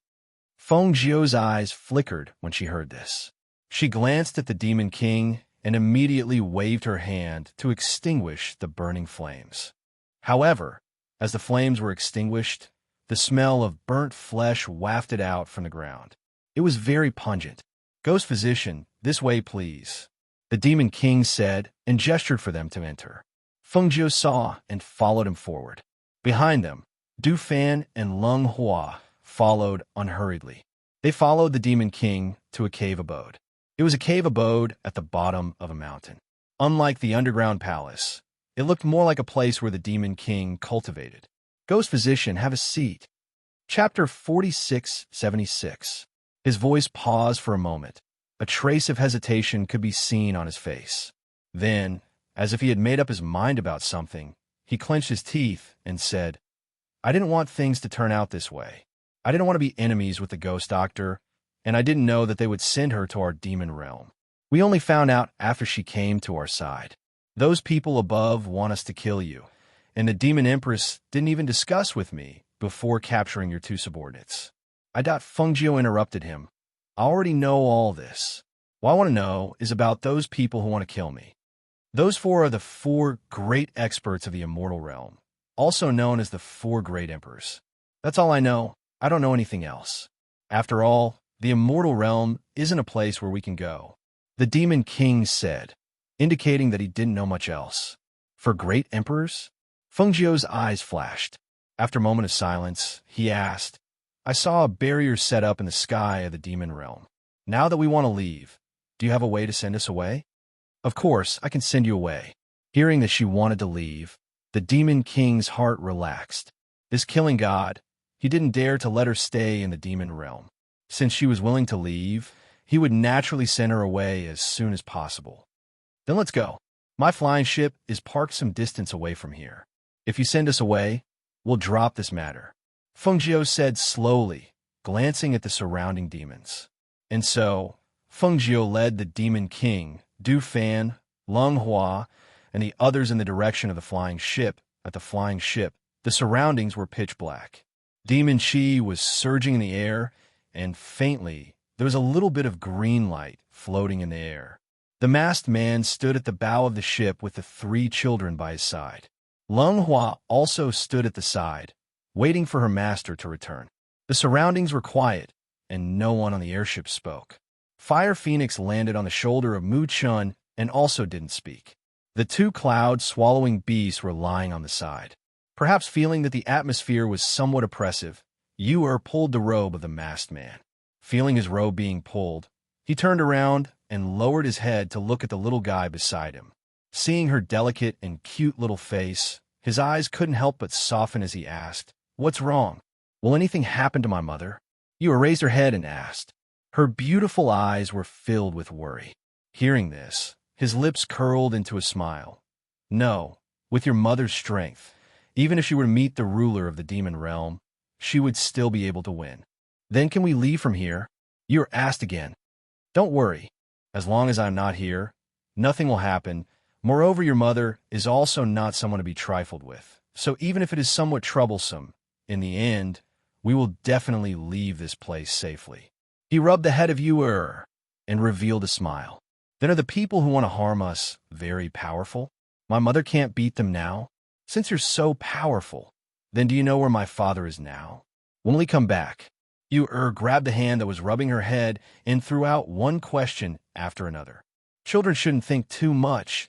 These questions are useless. He smiled but didn't answer her. Chapter 4677. Seeing the great demon behind Fengjiu, the masked man's eyes flashed with a smile as he muttered, Looks like things are going to be interesting from now on. The archfiend followed Fengjiu to the outside of the ship. When he saw the ancient mythological beast Fire Phoenix and the two sacred beasts, his eyes narrowed. He didn't go in, but said to Fengjiu, Ghost Doctor, you guys go in. I'll send you guys out. Okay. Fengjiu replied and brought Du Fan and Lung Hua into the barrier. Mother, you're back. Mother. The three children quickly came to her side. Seeing that she had returned safely, the three of them revealed happy smiles. You're back. Let's go. Mother will bring you guys into the cabin. The archfiend will send us out, but the ship will probably still shake. She took the three children into the cabin, but she didn't let them stay in the cabin. Instead, she directly sent them into the space. After closing the cabin door, Fengjiu walked out and gestured for Du Fan and the others to sit down so that they wouldn't be shaken out. The masked man stood at the front of the ship. He glanced at Fengjiu and said, It looks like I still underestimated you. Fengjiu glanced at him and slowly said, You should be glad that we're not enemies. Hearing this, the masked man smiled and looked at the sky. Indeed, those who were your enemies should be restless right now. Fengjiu didn't say anything, because at this moment, the archfiend outside the ship was emitting a huge amount of demonic qi. His figure instantly became 10 times bigger, as if he was holding up the sky. He let out a low roar and his hands tore a hole in the sky. The hole was pushed open by the demonic qi, as if it wanted to close, but couldn't. The Demon King stretched out his hand and lifted the spaceship that was parked below and sent it through the exit in the sky. As the spaceship was sent out, the opening behind it also closed as if it had never appeared. We're back. Fengjiu looked at the familiar sky. At this moment, it was already dark, but the sky was dotted with stars. The spiritual energy in the air faintly flowed. The aura was so familiar. She smiled and controlled the ship to fly slowly while walking into the cabin. Not long after, she brought the 3 children out. "Mother, we're back." Yu happily jumped up and down on the ship. Fengjiu smiled and bent down to pick her up. She looked at the masked man. 2 more days. I'll accompany them for 2 days. After 2 days, you can take them away. She also knew that the current situation was not suitable for the 3 children to be by her side. Even if she was reluctant to part with them, they would have to part in the end. Yuer's mother. Mother's. To her mother twos on her own. Fengjiu sighed softly and said, Yuer, be good. Mother is doing this for your own good. You saw what happened today. This isn't the first time, and it won't be the last. If you follow Mother, sooner or later, you'll encounter danger again. Or listened to her and didn't say anything. Hao and Mu Chun, who were standing at the side, lowered their heads and closed their eyes. It was unknown what they were thinking. Chapter 4678. The masked man curled his lips when he heard the word master from the little girl's mouth. He smiled and said, Little girl, it seems that you will only call me master when you need my help. Unfortunately, even I am unable to fulfill your request. Why can't you do it? Didn't you say you were very powerful? You were asked. He chuckled. No matter how powerful I am, I can't block the light of her star of the phoenix. If I bring her up to the immortal realm, it will really be a mess up there. He looked at Fengjiu and said, Although I can't bring you up there, you can ascend on your own in the future. By then, you should have the ability to fight with those people. You will only be useful when you ascend. If you ascend now, you can only flee everywhere. Just help me protect the 3 children. I don't need to trouble you with anything else. If I want to ascend, I will naturally be able to do so. There's no need to rush, Fengjiu said. He looked at him and said, 2 days. You can take them with you in 2 days. Okay. He didn't say much and directly agreed. In the next 2 days, Fengjiu spent most of his time with the 3 children. He taught them some things and gave them some things to store in their space as a precaution. They especially cherished the time they had left together. However, no matter how reluctant they were, the day had finally arrived. Early in the morning, the flying ship was still slowly flying. Everyone on the ship gathered at the bow and looked at the masked man and the 3 children. Mother, what should we do when we miss you in the future? Ur threw herself into Fengjiu's arms with tears in her eyes. Although Hao and Mu Chun didn't say anything, their eyes were also red. They stood quietly at the side and looked at their mother as if they wanted to engrave her face in their minds. It's okay. When you get there, listen to your master's words and cultivate. After sending you off, I will also go into seclusion for a period of time. When the time is right, I will prepare to ascend. When everything is settled, I will personally look for you, she said softly, comforting their young and uneasy hearts. Mother, what about Father? Will Father come with Mother to find us? Mu Chun couldn't help but ask. We will. Mother and your father will come to look for you. So before that, you must be obedient and don't run around. Take good care of yourselves and don't distract Mother and Father. Fengjiu held his hand and then Hao's. He put their hands together and said, You 3 siblings must support each other and grow up safely. Yes. Mother, we understand. We will definitely be obedient. The 3 of them nodded heavily as they spoke, their eyes full of seriousness. You can keep this item. Maybe it can help you in the future. The masked man handed something to Fengjiu. It looked like a seal, but it also looked like an immortal tool. Fengjiu did not refuse and took it with both hands. Thank you. In the future, the 3 children will have to trouble you. Okay, then we will go first. In the future, we will meet in the immortal realm. As he spoke, he glanced at Fengjiu and formed an ancient seal with both hands. He pointed at the 3 children's eyebrows. With a flash of golden light, the 3 children disappeared. Chapter 4679. Fengjiu stared blankly as the golden light disappeared into the sky along with the 3 children. Her heart was filled with reluctance and disappointment. She stood at the bow of the ship and watched silently for a long time before returning to the cabin. I'm going to rest for a bit.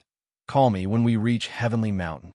Du Fan, Lung Hua, and Lung Shuang sighed in their hearts.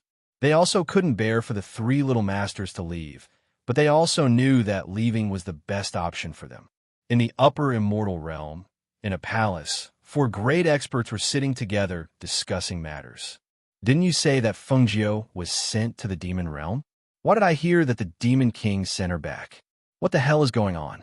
Did you not send someone to investigate? A man in black robes who looked to be in his 30s asked in a deep voice. His eyes were as sharp as a blade, making it hard for others to look straight at him. Who knew that the demon king would be so cowardly? He didn't even dare to take revenge after seeing the demon empress killed, and instead sent Fengjiu's group away. Another person frowned, his dignified face filled with displeasure. What a waste of such a good opportunity. Fengjiu is the destined phoenix star. How could she die so easily in the demon realm? In my opinion, Fengjiu's life should be taken by us. Others can't be counted on. The one who spoke was a middle-aged man. He stood up with his hands behind his back and looked at the other three. Just wait. There will always be a chance to take her life.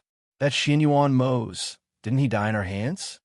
Speaking of that Xianyuan Mose, it's said that the spiritual energy in that world hasn't completely dissipated and is still gradually solidifying. I'm afraid that Xianyuan Mose isn't dead yet. Perhaps he's still recuperating somewhere, waiting for an opportunity. Another person frowned in thought. If that's the case, then it's a bit troublesome. The other person took a sip of the spirit tea and said disapprovingly, what trouble? If they want to ascend, they'll have to go through 81 heavenly lightning bolts.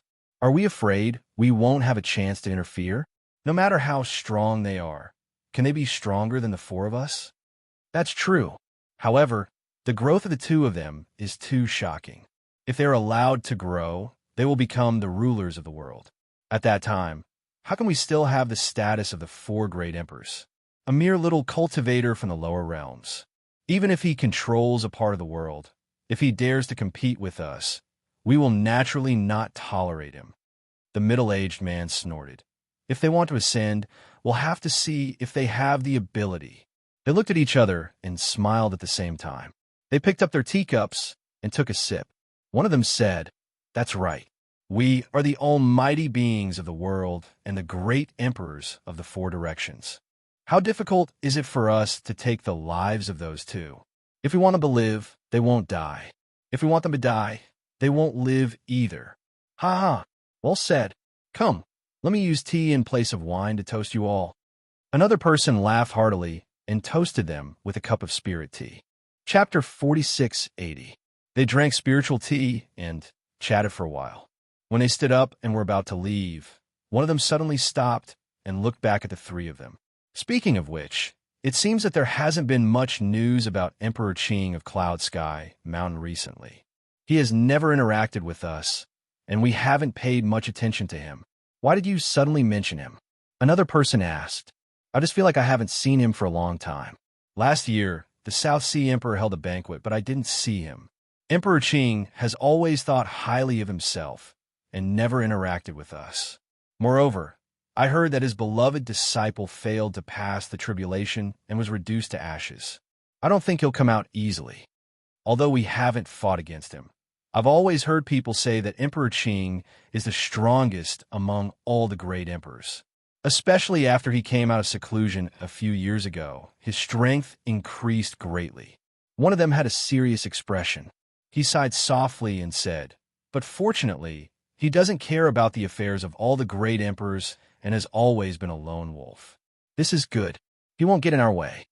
When they heard this, they nodded and didn't say anything else as they walked out. Emperor Qing's strength was unfathomable, but he was also someone who didn't care about the outside world. Since he wouldn't get in their way, they naturally wouldn't pay too much attention to him. Right now, they still had to deal with Fengjiu. The two titles of the Star of the Phoenix and the Master of the World were really a big threat to them. And the person they were afraid of had already arrived at the foot of Sky Mountain in a spaceship. Fengjiu looked at the snow-white Sky Mountain and said to Du Fan and the others, wait for me here. I'll go up and take a look. As she spoke, she got out of the spaceship and headed up the mountain. However, what she didn't expect was that when she stepped into the boundary of Sky Mountain and wanted to go up the mountain, she found that she couldn't. Looking at the boundary that appeared because of her touch, her eyes moved slightly and she stopped in her tracks. Only then did she notice that the entire Sky Mountain was covered by the boundary. The powerful boundary was like a transparent cover that protected Sky Mountain. She stared at it in a daze, and for a moment, she was a little lost. Was it because of Tianjizi's death that the boundary of Sky Mountain was activated? Or was it because of something else? Is Mo Chun still on Sky Mountain? Or had he already ascended to become an immortal? Questions surfaced in her mind one after another. However, she didn't forcefully break through the barrier. Instead, she paused for a moment before turning around and walking towards a spaceship. Not long after Fengjiu left, Du Fan and the others also discovered the barrier that had appeared on Tianshan Mountain. Just as they were feeling surprised, they saw their master return. "Master, are we unable to go up?" Du Fan asked. Fengjiu shook his head and said, "They set up a barrier. I think they don't want anyone to go up." Hearing this, they looked at each other. In the end, Leng Hua asked, "Master, where are we going next?" Fengjiu looked at the sky, pondered for a moment, and said, "Go back. Next, I need to find a place to cultivate in seclusion. Investigate and see if you can find out where Mose is. If you have any news, inform me." Chapter 4681. In a certain part of the sea, Xianyuan Mose, who was nowhere to be found, was sleeping in the deep sea. He was surrounded by unfathomable seawater, and his whole body seemed to be surrounded by a bubble. He lay quietly in it, motionless. His breath was extremely weak, as if he was dead. In the deep sea, there were some spiritual fish and sea monsters swimming in the depths of the sea. However, they all naturally avoided the place where Xianyuan Mose was. The bubble on his body was suffused with a gentle light, and its breath was extremely strong. The bubble was suffused with a layer of faint cyan light. In the deep sea, if one did not look carefully, they would not be able to detect it. Those spiritual fish and sea monsters in the deep sea did not dare to approach Xianyuan Mose. However, the spiritual breath in the sea seeped into his body, and he did not feel it at all. He just lay there quietly, sleeping. In the immortal world at Cloud Sky Mountain, the three children were sleeping in a thatched hut. Perhaps it was the sunlight outside that shone in. Hauer, who was on the bed, opened his eyes and sat up. When he saw the simple and crude thatched hut, he was startled for a moment, as if he had thought of something. After a while, he came back to his senses. Mu Chun and Mu Yu, who were on the other two beds, rubbed their eyes and sat up as well. "Big brother, what's wrong?" Yu asked. Because she had just woken up, her hair was a little messy. However, even her messy hair made her delicate little face look adorable. "Nothing. I just thought that I should get up and cultivate."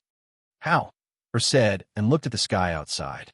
The morning sun was gentle and warm. It was very comfortable. He got out of bed and said to the two, "You two also get up and wash up. We will go outside to cultivate." "Okay." The two little ones responded and got up to wash up. After a simple wash, Yu came to find Hao with messy hair. "Big brother, help me tie my hair." Hao had just stretched his muscles and bones, and after hearing the sound, he turned around. Seeing Yu with messy hair coming over, he walked over and said, "Yu, big brother will teach you how to tie it yourself. Yu, properly learn how to tie it, okay?" Hearing this, Yu raised her head and looked at him, then finally nodded her head. "Okay." Yu is so obedient. Hao smiled and praised her. He then led her back to the room and had her sit in front of the bronze mirror while teaching her how to tie her hair. Yu also earnestly watched and learned. Merely, she couldn't help but ask, "Big brother, how come we haven't seen our master since he came back? How could he just leave us here and not care about us? Does he not want us anymore? If he doesn't want us, will he send us back to Mother?" Hearing this, Mu Chun also listened attentively. Ever since they came back, they had not seen the person who brought them here and said that he was their master. Moreover, they had been thrown here to live in the thatched hut for a few days. Other than the three of them, There was no one else here. Chapter 4682. Mu Chun and Mu Yu looked outside, and when they saw the Bai Fong divine bird, they didn't say anything. These days, they indeed didn't see their unreliable master, but this divine bird has been guarding them here, and also brought them some spirit feather chicken as food. Well, do you know how to tie it? Howard looked at her and asked. Looked at her and nodded with a smile. And knows how to tie it. Moreover, you also knows how to braid it. Later on, you will tie her own hair. And that's good, let's go. Let's go outside to cultivate, he said to the two. Okay. The two followed him out and went to the open space outside and followed him to learn each and every move. The Bai Fong divine bird, which had been flying in the sky for a while, glanced down at them, then landed on another mountain not far away, watching the three of them gesticulating. At noon, that Bai Fong divine bird on the mountain seemed to have sensed something and looked towards the direction of the main peak, and, with a flap of its wings, it flew towards that direction. And at that main peak, the stone door of an immortal's cave slowly opened, and a white figure walked out from inside. His steps were steady and elegant, and along with his walk, his white robe slightly fluttered, as if his body carried an immortal aura, making people unconsciously hold their breath, as if they were afraid of alarming the immortal in the mountain. Other than his outstanding immortal temperament, his appearance was also extremely outstanding. His unforgettable appearance could be said to be a banished immortal. However, his immortal aura was like that of a banished immortal, but because his pair of peach blossom eyes, it added a bit of evil. His entire body exuded an aura that was both good and evil. His black hair was casually draped over his shoulders, and there wasn't even a hairband to tie his hair, just casually and naturally draped over his shoulders. As he walked out of the immortal's cave, he looked at the sky and saw that Bai Fong divine bird had returned to his side. He then hooked his lips and asked, "How are those three little guys?" "They came to look for you after they woke up, but they have been cultivating by themselves for the past few days. They try to run around, but I stopped them. I'll let them move around the thatch hut." "Master, do you want to see them?" the Bai Fong divine bird asked, tilting its head to look at him. "It's time to meet them. Go and bring them here," he said as he slowly walked to the stone table under the big tree and sat down. The Bai Fong divine bird flapped its wings and flew away. When it came to the three children, it stopped beside them and said, "Come on up. I'll take you to see my master." Hearing this, Mu Chun and Mu Yu were startled. They looked at each other and jumped onto the back of the divine bird. Their hands tightly grasped the feathers, and their bodies rose up with the divine bird. They looked around and felt the wind blowing against their faces. Therefore, they closed their eyes. After a while, they felt the Bai Fong bird stop. "We're here. Come down." As the Bai Fong bird said, it squatted down and let the three children down. The three of them looked around, and their eyes naturally fell on the person sitting under the tree. For a moment, the three of them were slightly startled because they felt that this person didn't look like the master who brought them here. Chapter 4683. Hearing this, the Qing emperor tilted his head slightly, glanced at her, and laughed in spite of himself. "Little girl, have you forgotten your master?" He turned around, raised his hand, and swept the surroundings, saying, "Then look around. Do you feel the slightest bit familiar?" After hearing his words, Yu's eyes widened, and her pair of big eyes seemed to be able to speak as she stared at him. After a long while, her soft voice was filled with surprise as she said, "Master, it doesn't look like it. Although that strange master always wears a mask, I can also recognize that he doesn't look like you. Besides, this is the first time I've come here, so how can I feel that it's familiar?" The Qing emperor smiled and said, "That body was only used when I descended to the mortal world, and it wasn't my real body. This is my real body. Your mother already knew about this matter, but because her spirit was somewhat unstable after she came back, she had to rest for a few days. So, you're the master that we've worshipped?" Blinked her eyes, still staring at him. She felt that her master's pair of eyes were very good-looking. It was as if he had been smiling all along, making her unable to help but want to smile along with him. "And it's the real deal." He chuckled, glanced at the three of them, and said, 3 days later, Master will remove the blood curse on your body. At that time, your contracted beasts that are suppressed will also wake up. However, Master wants to tell you that you also know that you're in a dangerous situation.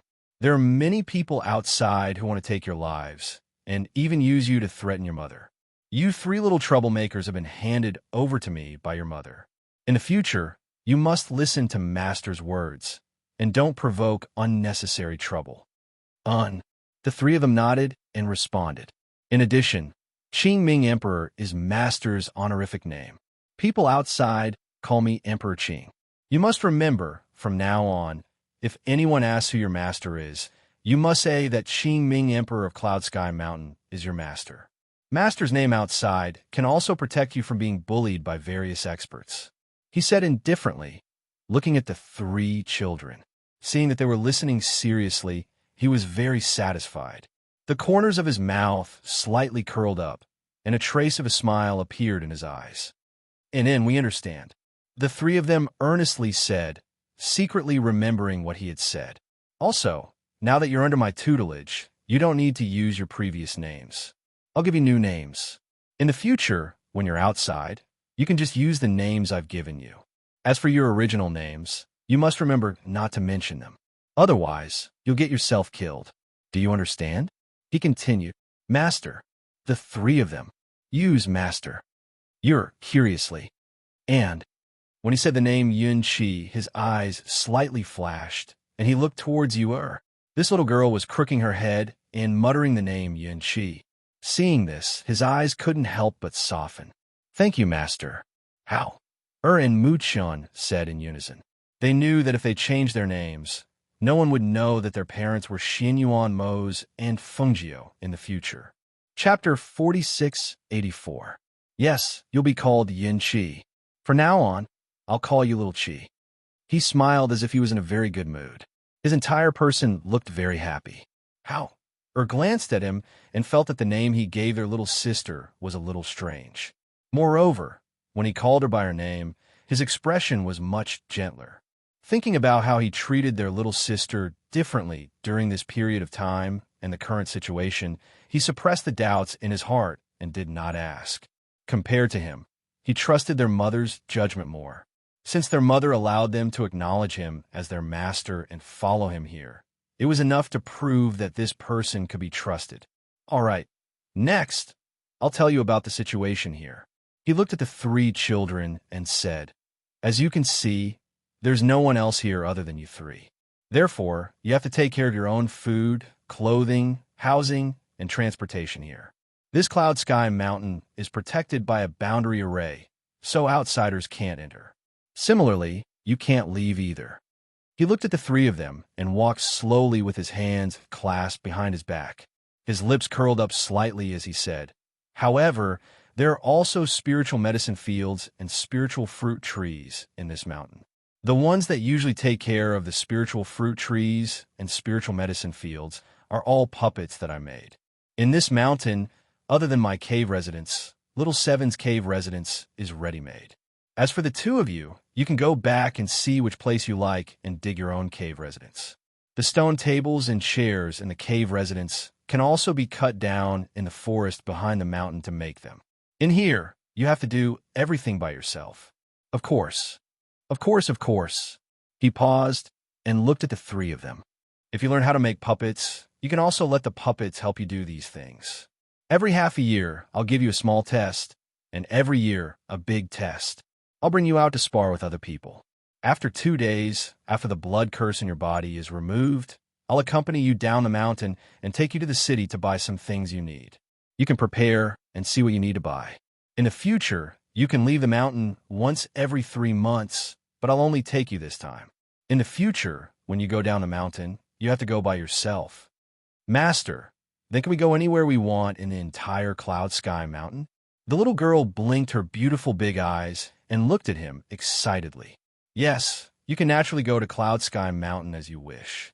Emperor Qing nodded and said to her, Let's go. Master will bring you to take a look at your cave. Okay, Yu'er excitedly answered, then hurriedly pulled her 2 brothers and followed him towards the immortal cave. Following their master, They arrived at an immortal cave. Upon entering that immortal cave, however, Mu-chun and Yer were slightly surprised because this immortal cave looked as if someone had lived here before.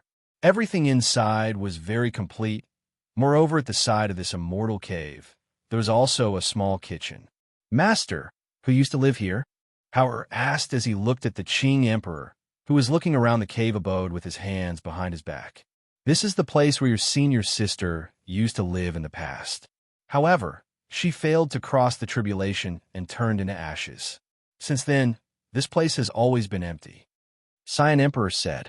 He looked at you, and said, "Little girl, you will live here in the future." Chapter 4685. Okay, from now on, you will live here. He rubbed her head and said to her, "Take a look and see if you are lacking anything. After a few days, we will go down the mountain to buy it." Okay. Yer was all smiles as she answered. How? Looked at him and asked, "Master, can you teach us how to make puppets first?" They were still young. So many things were much more difficult for them to do by themselves. If they had puppets, it would be a lot more convenient. Qing Emperor glanced at him and walked out with his hands behind his back. He said, "You all come with me." They followed him to the side of the stone table outside the cave. Seeing him take out several pieces of talisman paper, he took out cinnabar and a brush and placed them on the table. He said to them, "First, I will teach you how to use talisman to make puppets. For now, it will be easier for you to learn. Look carefully." He glanced at them and picked up the brush. After dipping it in cinnabar, he drew a rune on the talisman paper. He stopped writing and said to them, "Draw according to this rune. You must finish it in one stroke. When you lift the brush, you must pour your spiritual energy into the brush." "Master, can this be used as a puppet?" You, curiously looked at that talisman paper. Qing Emperor picked up that talisman paper, activated the talisman, and lightly threw it out. After that talisman landed on the ground, it transformed into a handsome young man. Seeing this, the three children couldn't help but open their eyes wide. Their eyes were full of amazement. "Go boil a pot of water and make a cup of tea," Qing Emperor instructed.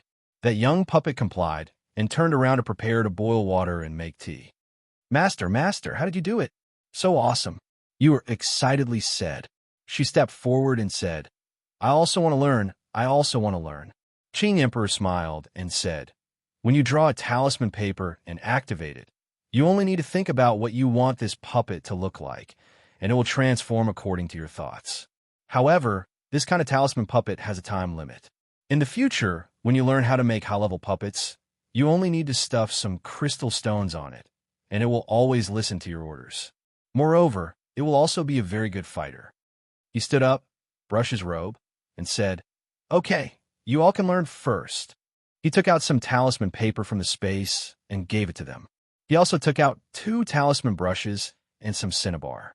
Then he walked to a cool place. With a wave of his hand, a soft couch appeared in front of him, and he lay on it to rest. Although Mu Chun and Mu Yu were young, they were gifted and had always been intelligent and wise. On the other hand, they practiced Mu, and as soon as he opened his eyes and looked back, he saw how to toss out a talisman. As it activated, the talisman transformed into a man. I didn't expect this child's talent and comprehension to be so outstanding. He only practiced for an afternoon, and he actually mastered it.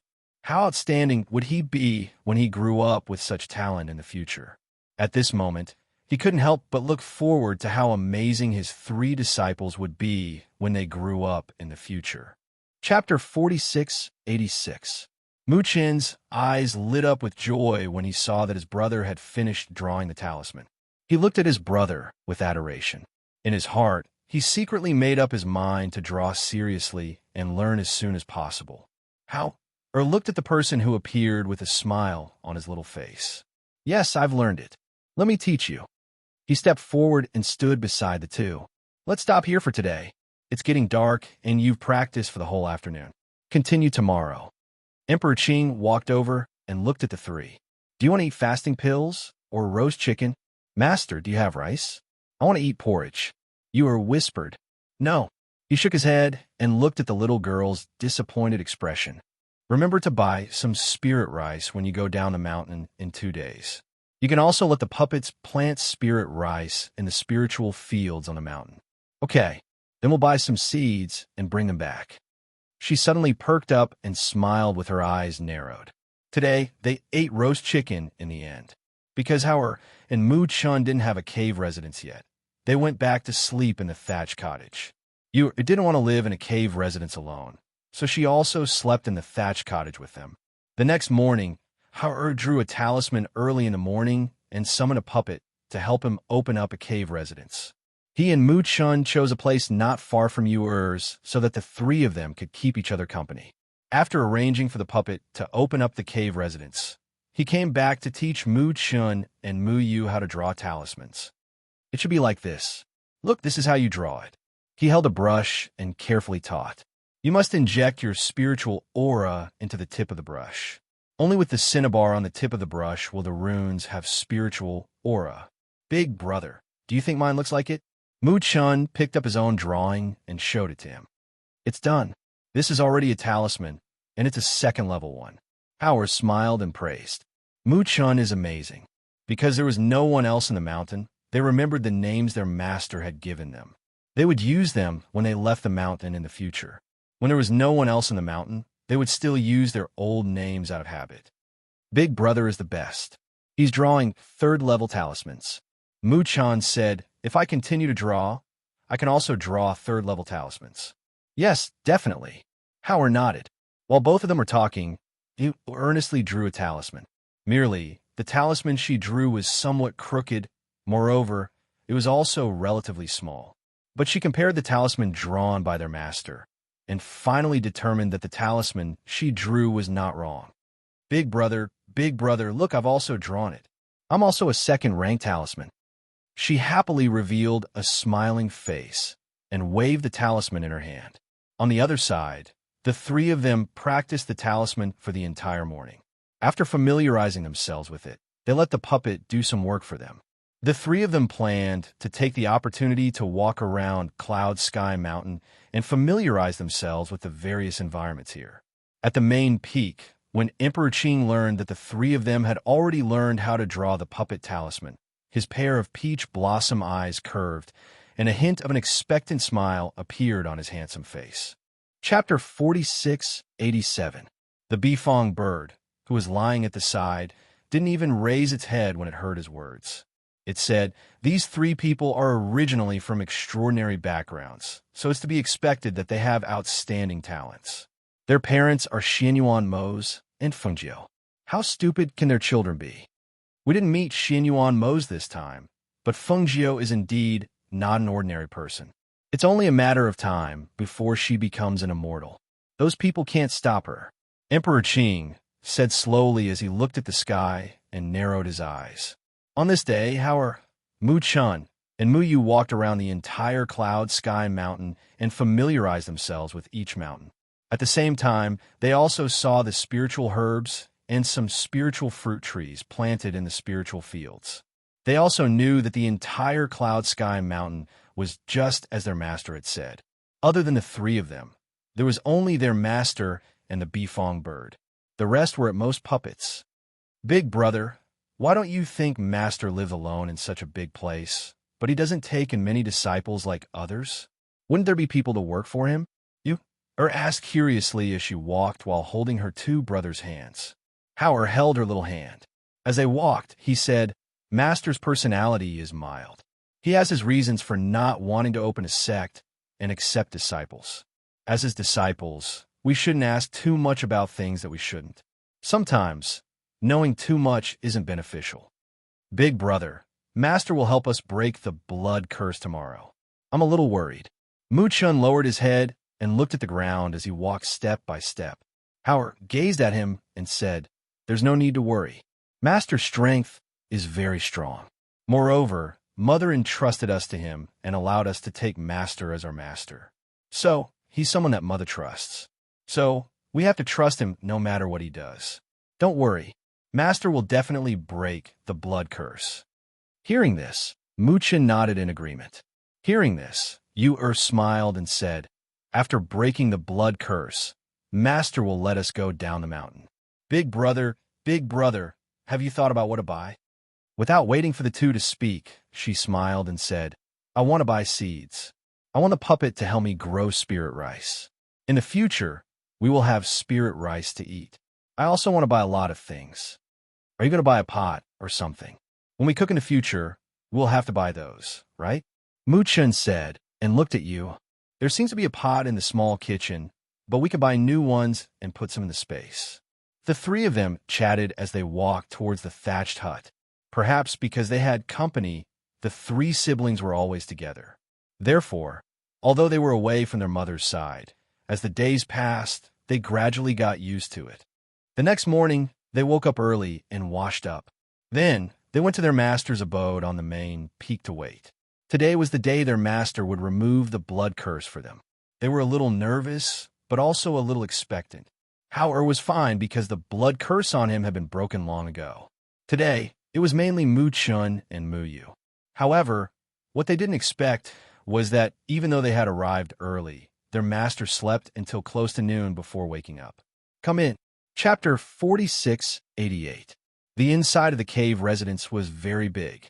Although it was called a cave residence, it was more like a small palace. Moreover, there were several smaller caves, each separated by a certain distance. The walls of the cave residence were illuminated by luminous pearls. There was also fresh air flowing in the cave residence. Obviously, there were other exits. What are you waiting for? Come here. Emperor Qing gestured for the two younger ones to come forward. Mu-chun and Mu-yu walked forward and stopped in front of him. They looked at him, not knowing how he was going to help them break the blood curse. Emperor Qing glanced at the two standing in front of him and reached out to feel their pulse. After checking for a while, he stood up and walked to one of the caves. He said to the two of them, You two, come with me.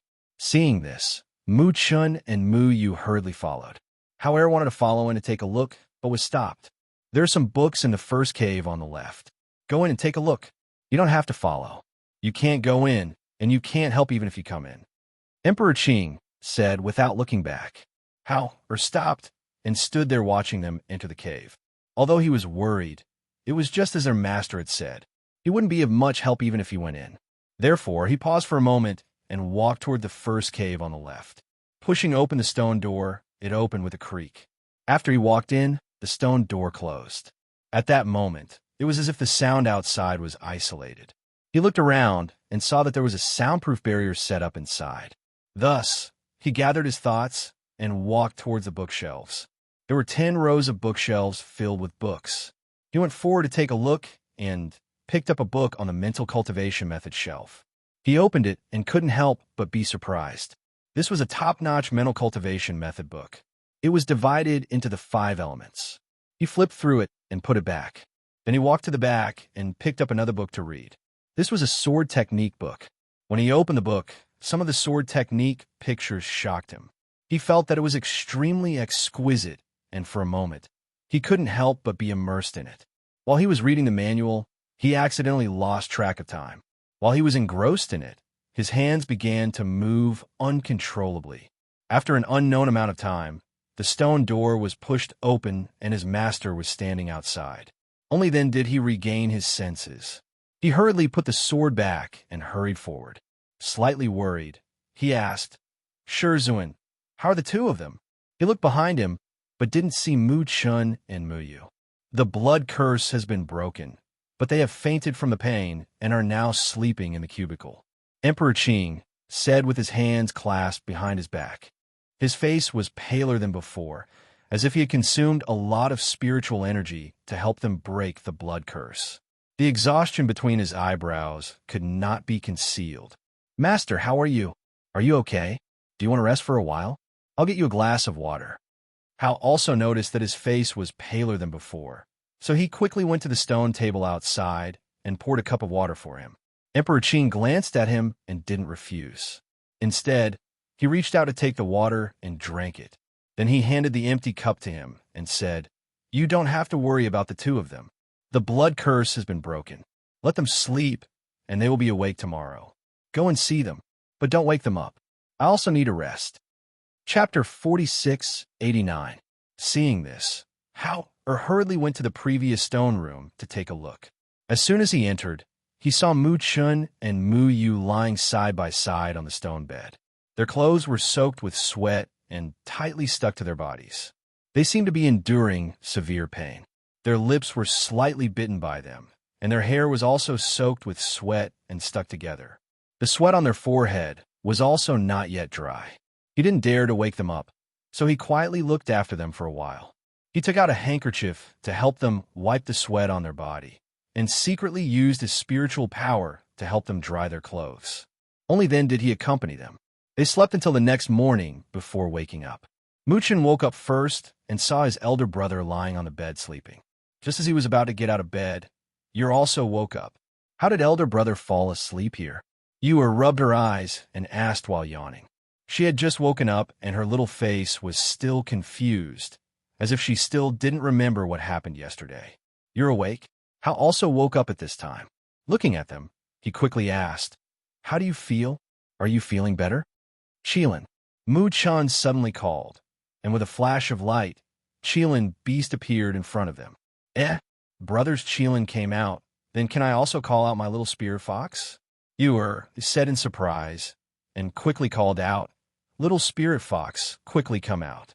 As soon as she finished speaking, the nine-tailed spirit fox appeared with a whoosh.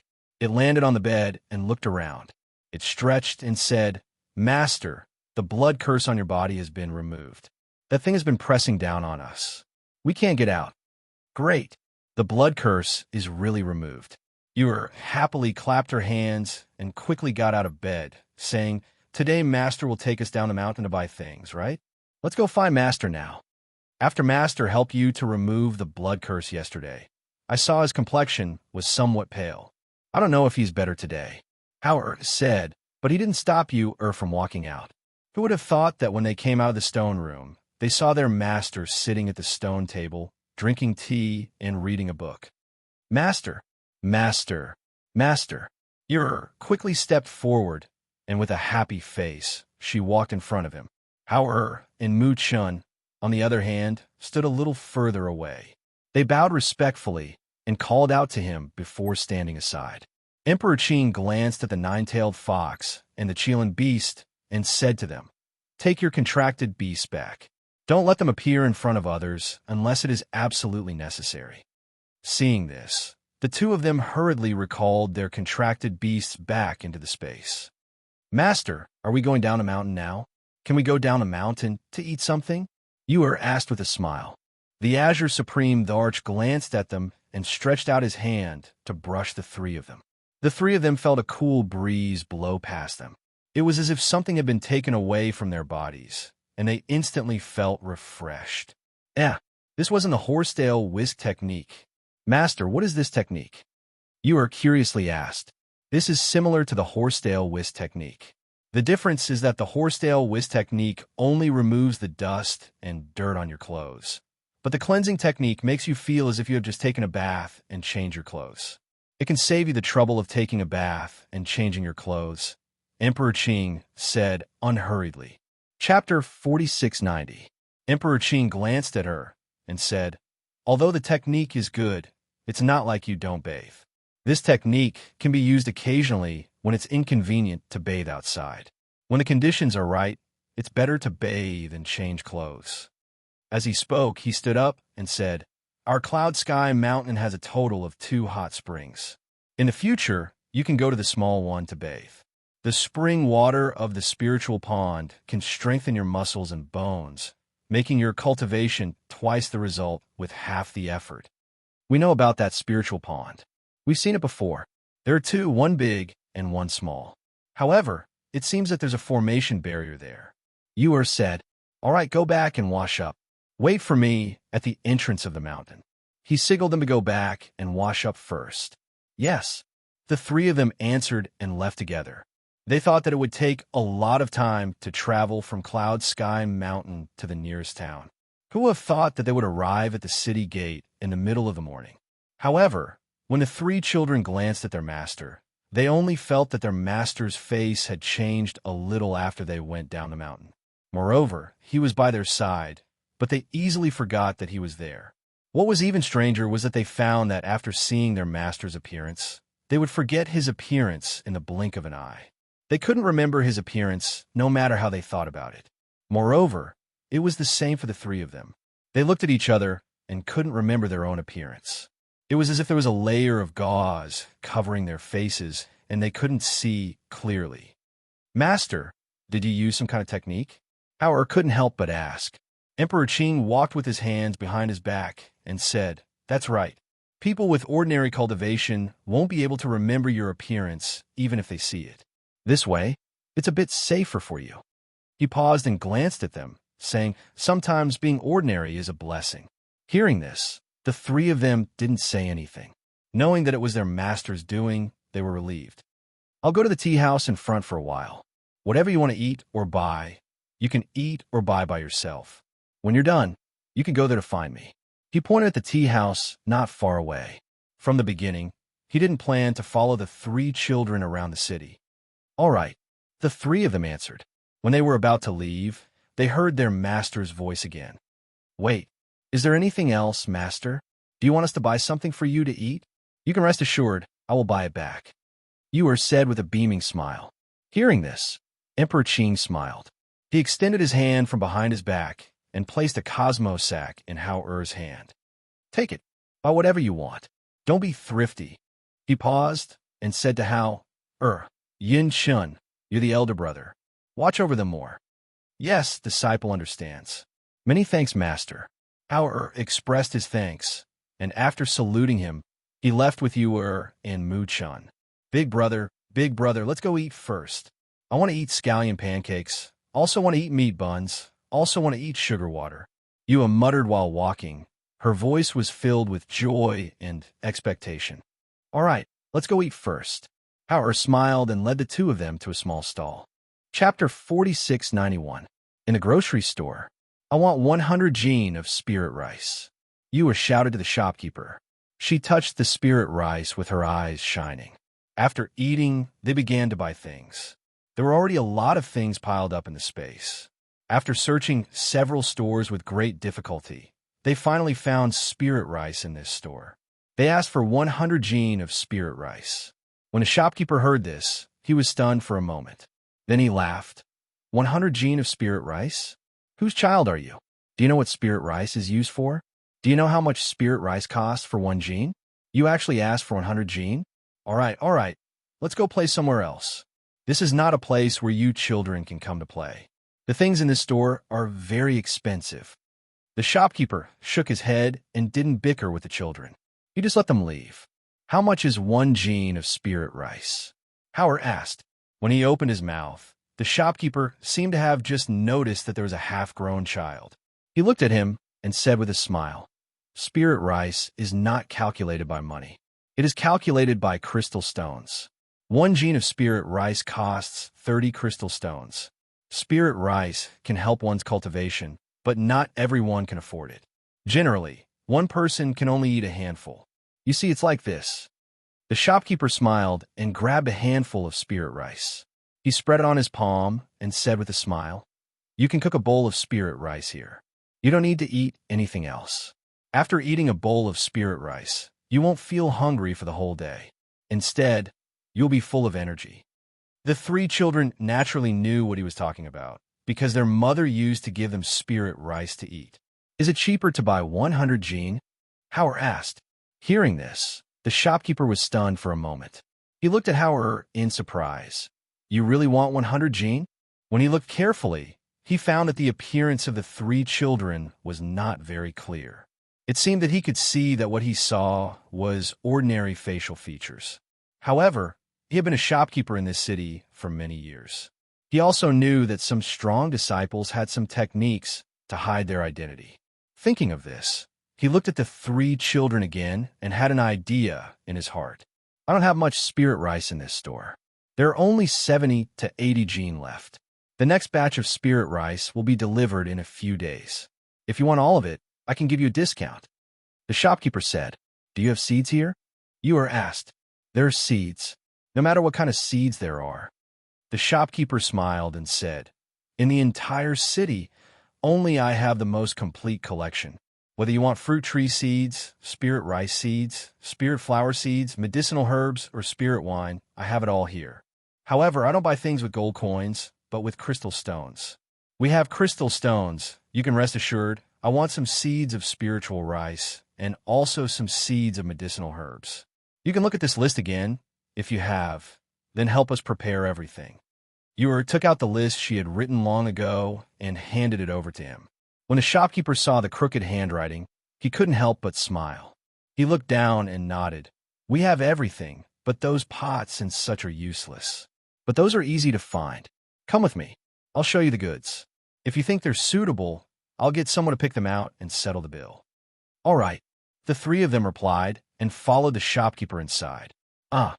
Chapter 4692. Little Sister. How and Muchan were startled and quickly came to her side to help her up.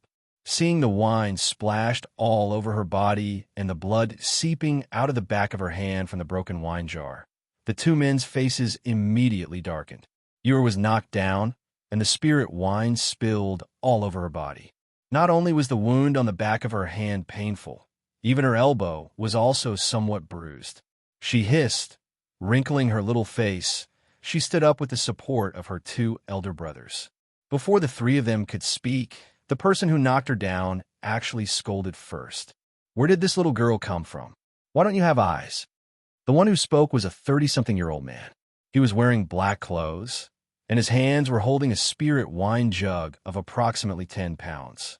Because he had turned around with his back facing Ur, and because Ur was also small, he didn't see her from behind, and also didn't pay attention to her. However, he didn't apologize. Instead, he blamed her. Aya, why did you break my spirit wine? This was a top-notch wine. This. When the manager heard the sound, he turned around and saw the spirit wine spilled all over the floor, as well as the broken wine jugs. He couldn't help but look at the three children and then at the green-robed man. This wine was broken by you, so you have to pay for it. The shopkeeper looked at them and said, each person pays half. This is also fair. Shopkeeper, this wine was broken by this little girl. It has nothing to do with me. You want me to pay for it? That won't do. The blue-robed man said with a fake smile and was about to walk past the three children to pay the bill. Who knew that when he walked past the three children, Howard glanced at him and suddenly stretched out his leg. The blue-robed man exclaimed. Because he was holding the wine jar in his hand, he tripped and was about to fall to the ground. He hurriedly tried to stabilize his body and turn around. Who knew that he would be knocked to the ground from behind? The wine jar in his hand also smashed with a bang. The spirit wine spilled on the ground, and the broken wine jar scattered all over the ground. That person couldn't dodge in time, and his whole body fell down, pressing on the wine jar fragments. For a moment, only a blood-curdling scream was heard. Hiss! He was lying on the ground and couldn't get up for a long time. Only the sound of gasping could be heard. Looking at this scene, the shopkeeper's eyelids jumped. He calmly looked at the three children and suppressed the shock in his heart. He slightly moved back a step and didn't speak. Howard and Muchan glanced at the blue-robed man who fell on the ground and didn't pay attention to him. Instead, they focused their attention on their little sister. Little sister, let me help you dry your clothes. As Howard spoke, he placed his hand on her clothes and operated the spirit power in his palm. Along with the surge of spirit power, the spirit wine on Ur's body was completely evaporated. Merely, although her clothes were dry, there was still a faint spirit wine fragrance on her body. Chapter 4693. As he stood up, he picked up a shard from the ground and threw it at them. His speed was so fast that ordinary people would not be able to react in time. When the shopkeeper saw the green-clothed man's actions, he couldn't help but be shocked. He couldn't help but take a step forward. Just as he was about to step forward to stop him, he saw the older boy pull his younger brother and sister out of the grocery store, avoiding the attack. Damn brat, I think you're courting death. The green-robed man chased after them angrily and swung his fist at Howard. Stand aside. How? Pushed his younger brother and sister to the side and went forward himself. As the spiritual power in his body surged, his peak golden core cultivation strength also burst forth. This, such a young child, is actually a peak golden core cultivator. Looks like this child is a noble family or a disciple of a large sect. That man is wearing the green robes of the Sky Sun sect's inner sect disciples, right? He looks like a Sky Sun sect's inner sect disciple. Why is he fighting with a child? This child is also bold. He dares to fight with a Sky Sun sect's inner sect disciple. He's not simple. In my opinion, this child may be a direct disciple of a large sect. Look, he's already at the peak of the Golden Core realm at such a young age. Also, he should have a spell on him. I can't see his face clearly. If a Sky Sun sect's inner sect disciple encounters him, I wonder who will take care of who. An old man standing in the crowd said as he stroked his beard. He watched the fight between the two with great interest. The more he watched, the more he felt that the child's strength was steady and steady despite his young age. Moreover, his movements were strange. He was more and more certain that his origin was not simple. His gaze turned and fell on the two children at the side. The two children were also under a spell. However, with his strength, he could not see through it. That was interesting. The old man withdrew his gaze and looked at the two people fighting. Seeing that the green-robed man could not gain the upper hand empty-handed, he took out a sharp sword. As soon as he took out his sword, a cold light flashed in the little boy's hand, and a sharp sword appeared. "Good sword," the old man exclaimed in a low voice. His eyes lit up as he looked at the sharp sword in the little boy's hand. The sword exuded a cold aura, and the sword energy was sharp and intimidating. It was obvious that it was a rare treasure sword. Especially when the boy held the sword in his hand, the aura around him changed and became extremely sharp. He turned the sword in his hand, and a sword flower shot out. His figure also shot out and attacked the green-robed man at a speed that was too fast for the ears to cover. Perhaps he did not expect that a little child's swordsmanship would be above his. Originally, he thought that he, who was also at the peak of Jindan's stage, would be able to suppress this little brat, even if he was suppressed after showing his sword. He couldn't help but take a few steps back while blocking the sharp sword in front of him. When the two swords collided, the biting cold sword chi burst out and went straight for his eyes. The tip of the sword slashed across his hand, causing his hand to tremble in pain. The sword in his hand also fell to the ground with a clang. His entire body was forced to sit on the ground by the sharp sword that was approaching between his eyebrows. "You don't kill me. I'm a disciple of the Sky Sun sect. If you kill me, you'll become an enemy of the Heavenly Sun sect." He cried out in alarm, immediately using the name of his sect in an attempt to scare him away. Chapter 4694. Cold sweat seeped out of the green-robed man's forehead. He didn't even dare to breathe loudly, afraid that the tip of the sword against his neck would hurt his throat. He swallowed his saliva and asked stiffly, "What do you want?" "Compensate the shopkeeper for the broken items, and then get out my sight," Ur said coldly. "Okay." He gritted his teeth, took out his Cosmos sack, and threw it to the shopkeeper. "Is this enough?" The shopkeeper hurriedly caught it and opened it. He took out the shattered spirit wine crystals and returned the remaining ones to him. It's enough. There's more." Seeing this, Ur put away his sword and held it behind his back. He shouted, "Get out!" The young man picked up the sword and held his cut wrist. He glared fiercely at Ur before gritting his teeth and leaving quickly. Good, amazing. Are all the children these days so amazing? When the surrounding people saw this, they all cheered out loud. Some of them stared at Ur with burning eyes and asked loudly, "Young master, which sect do you belong to? Your swordsmanship is so outstanding at such a young age. It seems that your master must be a powerful figure too." "Yes, young master." "Who is your master?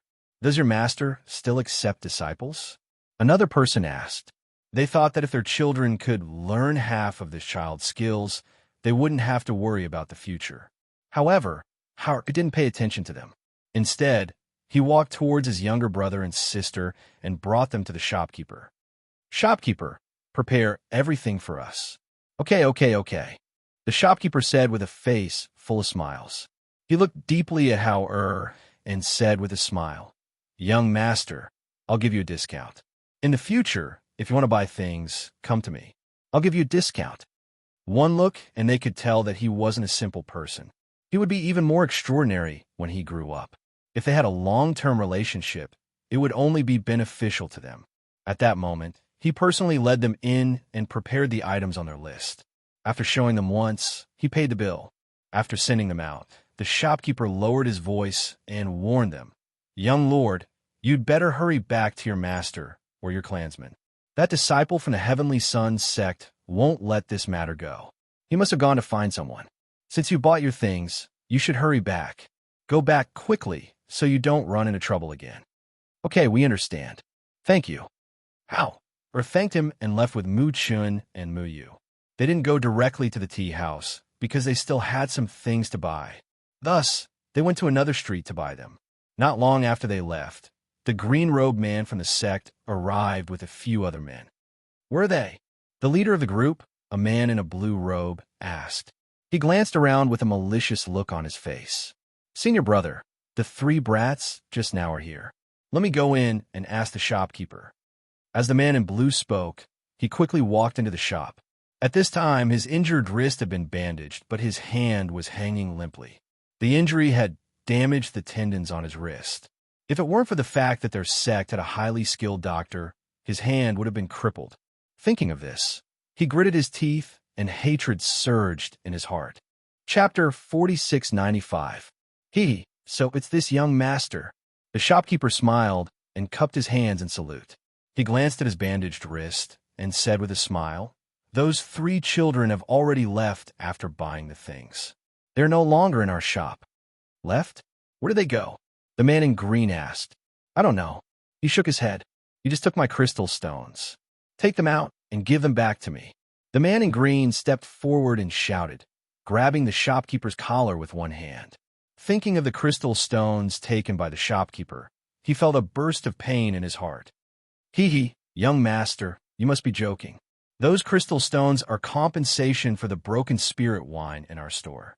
How can I take them back to you?" The shopkeeper smiled and reached out to take the man's hand off his collar. He patted it gently and smoothed out his wrinkled collar. Seeing the shopkeeper easily take his hand away, the green-robed man was startled for a moment and his mind wandered for a moment. "Well, since it's compensation, don't mention anything about taking it back." The man in blue glanced at the man in green, then looked at the shopkeeper and asked, "Shopkeeper, did you see which direction they went?" "Yes." The shopkeeper nodded and smiled. He walked outside and pointed in the opposite direction. "I saw them go that way." "Thank you." The man in blue said, glancing at the few people, and said, "Let's go." The man in green reluctantly followed out. After walking for a while, he asked, "Senior brother, why didn't you take back the crystal stones?" Obviously. Before he finished, he was interrupted. "Take it back? Huh." The man in blue sneered and glanced at him. "Which shop in this city doesn't have a backer?" The shopkeeper of that grocery store has a restrained aura. At first glance, you can tell that he is a master. Maybe his strength is above us. You want to take back the crystal stones from him? You're really naive. Are we just going to let it go? The man in green was a little unwilling. "Find those 3 brats. Why can't we take it back?" The man in blue said and snorted. "What's more, a 10-year-old brat can reach the peak of the gold core stage. I also want to meet him and see what his background is." Because the shopkeeper had pointed in the opposite direction of the 3 children, their original intention was to find the 3 children, but unexpectedly, the more they walked, the further they went from the 3 children. At this time, after the 3 children had bought all the things when they passed by the dessert shop, Yura licked her lips like a little gluttonous cat, and looking at that shop with shining eyes, she said to her 2 brothers beside her, Big brother, let's go in and buy some desserts, okay?" Howard and Mu-chan saw her greedy look and couldn't help but smile dotingly. "Okay, let's go in and buy some to bring back." Okay. Then I will pick some more and keep them to eat slowly." You beamed with smiles, then holding their hands, she happily walked inside. Emperor Qing was drinking tea in the tea house while waiting for the 3 kids. He was looking at an 8-trigram mirror in his hand, which showed what the 3 kids had encountered outside. When he saw the 3 of them holding hands and entering a dessert shop, The corners of his lips curled up slightly, revealing a faint arc. Chapter 4696. At this moment, the green-robed man was walking beside the blue-robed man and said, "Senior brother, could it be that the shopkeeper didn't tell us the truth? We haven't found any traces of the 3 children on our way here." "Then let's keep looking. It's just a few children. As long as they're still in the city, we'll definitely find them." The blue-robed man's voice deepened as a cold glint flashed across his eyes. "Anyone who dares to touch a member of our Sky Sun sect is going against our sect. How can we allow them to be so presumptuous?"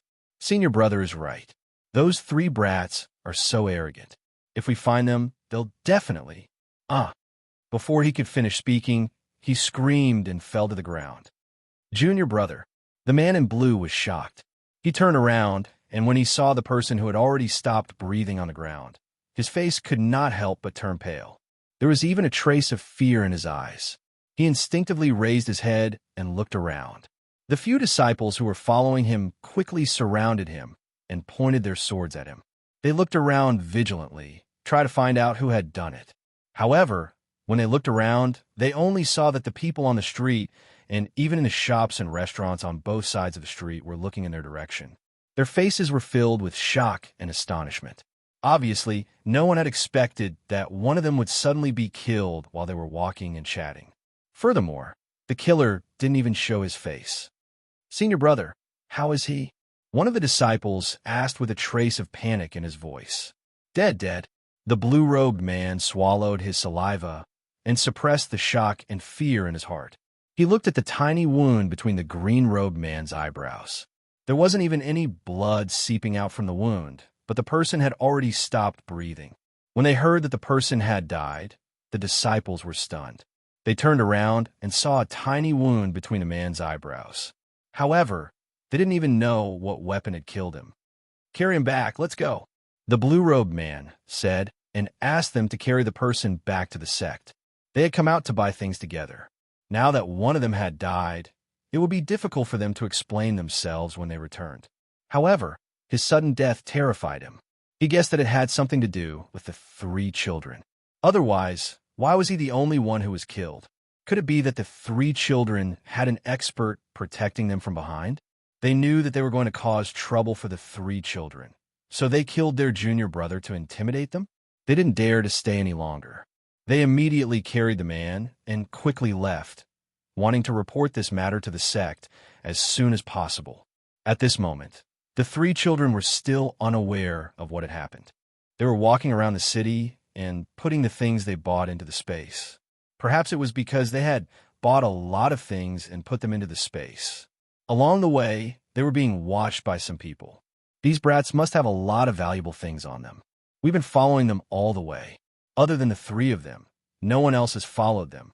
I think we don't need to wait for Big Brother to come. How about we just lure them to the alley in front of us?" A rogue cultivator said as he stared greedily at the 3 children in front of him. "Let's wait for Big Brother. Otherwise, it would be hard to explain if something happened." Another itinerant cultivator said. He turned around and grinned. "Look, isn't Big Brother here?" Chapter 4697. Big Brother. Several people hurriedly surrounded him in a fawning manner. "Big Brother, we found a few fat sheep. We were waiting for Big Brother to come so that we can slaughter them." One of the rogue cultivators spoke and pointed to the front. "Big Brother, look, the 3 kids in front have bought a lot of things along the way. Their crystal stones seem to be endless. We guess that they must have more valuable things on them. Moreover, they don't have any adults accompanying them to protect them. If we pick on them, we can definitely make a lot of money." The brocade-robed rogue cultivator had a toothpick in his mouth. He was originally thinking about something when he heard his subordinates say so. When he saw the 3 children, he couldn't help but be shocked. "Big Brother, let's lure them into the alley in front. These fat sheep won't be able to escape." The person next to him didn't see the slight change in his expression. He was still staring greedily at the 3 children in front of him. "If it weren't for the trouble of selling those 3 brats, I really would have put a sack over them and sold them." "Sell your head." The brocade-robed rogue cultivator cursed and reached out to slap the rogue cultivator's head. "If you want to die, go by yourself." Don't drag me into it. Big brother, what's wrong? Can't we kill them? It's just 3 children. The person was slapped on the head, but he didn't dare to fight back. He just lowered his head and took a step back. When I went to eat earlier, I saw the older of the 3 children in front. His strength is at the peak of the gold core stage, and he even beat up an inner disciple of the Sky Sun sect. You dare to fight with him? Aren't you courting death? Also, when I came over just now, I heard someone on the street say that an inner disciple of the Sky Sun sect died on West Street. As he spoke, a wisp of deep thought appeared in the eyes of the independent cultivator, and he gazed at the 3 children that were gradually disappearing into the distance. He said, "Those 3 children are definitely disciples of some great sect or clan. Moreover, there's someone protecting them from the shadows. Isn't that courting death?" Hearing this, the rogue cultivators were so scared that they broke out in a cold sweat. Their palms were cold as they patted their chests. That was close. If Big Brother hadn't come, I'm afraid they would have died here. However, in front of them continued to walk with his younger brother and sister. After walking for a while, he glanced back and saw several rogue cultivators standing there looking at them and didn't follow them. Seeing this, he didn't bother and took them to buy things again. When it was close to noon, the 3 of them arrived at the tea house and found their master by the window on the 2nd floor. "Master, we're back." You were happily trotted over, and with smiling eyes, she said, "I also bought something to eat for Master." "Master, quickly try it. This mung bean cake is very delicious." She took out a pastry from her space, opened it, and placed it in front of him. The Qing Emperor glanced at the 3 of them and asked, "Have you bought everything?" His eyes seemed to fall on the little girl's bandaged hand. "Yes, we've bought everything." Hao and Mu Chen answered at the same time. "Why does little Qi have the smell of wine? Did something happen?" He asked unhurriedly as he picked up a piece of cake to eat. Chapter 4698. Master, it has nothing to do with Big Brother. Big Brother protected us." Yue was worried that he would blame her big brother, so she quickly spoke up. Emperor Qing glanced at her and said, "Didn't I tell you before? Don't expose your relationship outside. In the future, don't call me Big Brother. Just call me eldest senior brother and second senior brother." "Oh, you," responded and secretly glanced at the 2 of them. "Do you remember?" Emperor Qing looked at the 2 of them and asked. The 2 of them looked at each other and then said, "Yes, this disciple remembers. As senior brothers, if you meet someone who bullies your little junior sister in the future, no matter what the other party's background is, teach them a lesson first. If the other party has the intention to kill you, then kill him before he kills you. Do you remember?" His voice was faint, revealing a cold and breathtaking air, making Hao and Mu Chen's hearts tremble. "Yes, this disciple remembers. Since you've bought the things, then let's go." He stood up, left a gold coin, brushed his robe, and walked out with his hands behind his back. Seeing this, Yue quickly put the pastry on the table that he had only eaten a piece of into her space. Then she quickly followed her 2 brothers to catch up with their master's footsteps and went to Cloud Sky Mountain.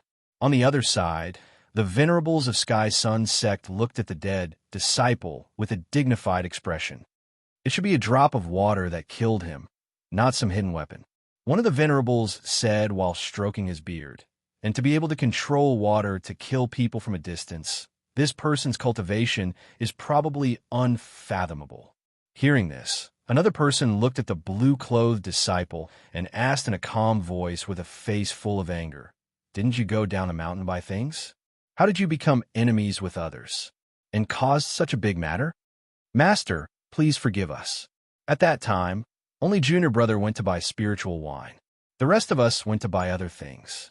This disciple also didn't expect that he would have a conflict with the 3 children and was even killed. The blue-clothed disciple knelt down and lowered his head, waiting for his master to punish him. "Go to the law courtyard to receive 30 lashes." The venerables shouted in a deep voice. Looking at him, he frowned and said, "Still not leaving? Yes, this disciple will go receive his punishment now." He quickly got up and quickly walked out. After he left, the venerables looked at the corpse lying on the ground. One of them then asked, "Who do you think killed him? No matter who killed him. With. Otherwise, in the future, everyone will think that our sky sun sect. 2. When the person beside him heard this, he pondered for a moment before replying with some hesitation. That's true, but I'm worried that he might be some hidden almighty. If that's the case, even our sky sun sect won't be able to do anything to him. Moreover, if the other party is some hidden almighty, our sky sun sect disciples will be offended if we attack his disciples. If he kills them, then so be it. No one will dare to say anything. Chapter 4699. The one who died was his disciple. They didn't want to stand up for him, so they made all sorts of excuses. However, as their master, if he didn't deal with this matter, what dignity would he have in the future? What's more, which of those who could enter their sect wasn't a descendant of an aristocratic family? He also had to give an explanation to the family of that disciple who died. On the other side, Ching Di, who had returned to Cloud Sky Mountain, didn't care about the 3 children. Instead, he returned to his cave residence. On the other hand, the 3 children arranged everything they needed to use in the small kitchen, drew some talismans, and made some puppets to help them. They were completely unaware that because of the trouble they caused outside, their master had even killed the disciple of that sect, causing the people of that sect to go everywhere to inquire about them. Unfortunately, it was the 3 children's first time entering the city. Moreover, they used a spell to cover their faces. Even if the people of the Sky Sun sect wanted to investigate, they couldn't find anything. The days passed peacefully. The 3 children followed Ching Di and learned. Ching Di taught them according to their aptitude. He didn't teach them the same thing, nor did he teach them the same set of sword techniques. He picked a set of sword techniques for each of them and guided them in their cultivation. He also let them use the sword techniques they learned to compare notes. Compared to how and Mu Chun, who liked to practice the sword, was more interested in studying medicine, perhaps because of her mother's influence. After the puppets plowed the spiritual soil, she personally planted the spiritual herbs and sowed them. She studied according to the books, and if she didn't understand, she would run to her master. Ching Di saw that her swordsmanship wasn't as good as her 2 elder brothers, and she liked to study medicine. Thus, on this day, he went to the medicinal field and watched the little figure busying herself under the scorching sun. She was obviously a little girl, but she was quite good at work.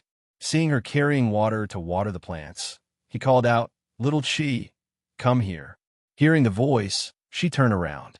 When she saw her master, she put down the things in her hands and walked over with a smile. "Master, why are you here? If I don't come, you plan to water the spiritual herbs like this?" He shook his head with a hint of helplessness in his eyes. "You're a cultivator, so you need to know how to use a cultivator's spirit energy when doing these things. Whether it's watering flowers or trees, you only need to use a watering technique to nourish these spiritual herbs." As he spoke, his hands slowly formed a seal. Not far away, the water in the bucket surged. As he formed the seal, the water fell like rain onto the ling fields.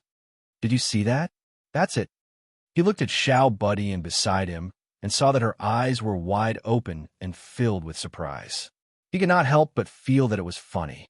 "Master, why didn't you teach me this spell earlier? I've been watering it for days." After being surprised, she smiled and pulled his sleeve. Master, teach me again. I haven't learned it yet." Emperor Qing turned around and walked away, saying, "Come with me." He walked slowly and brought her to a waterfall at the back of the mountain. "You can practice here. Also, Master has a set of movement techniques that you need to learn." He handed a book to her and warned, "You must study diligently until you can walk on water without the slightest trace of water on your boots. Only then can you learn other things."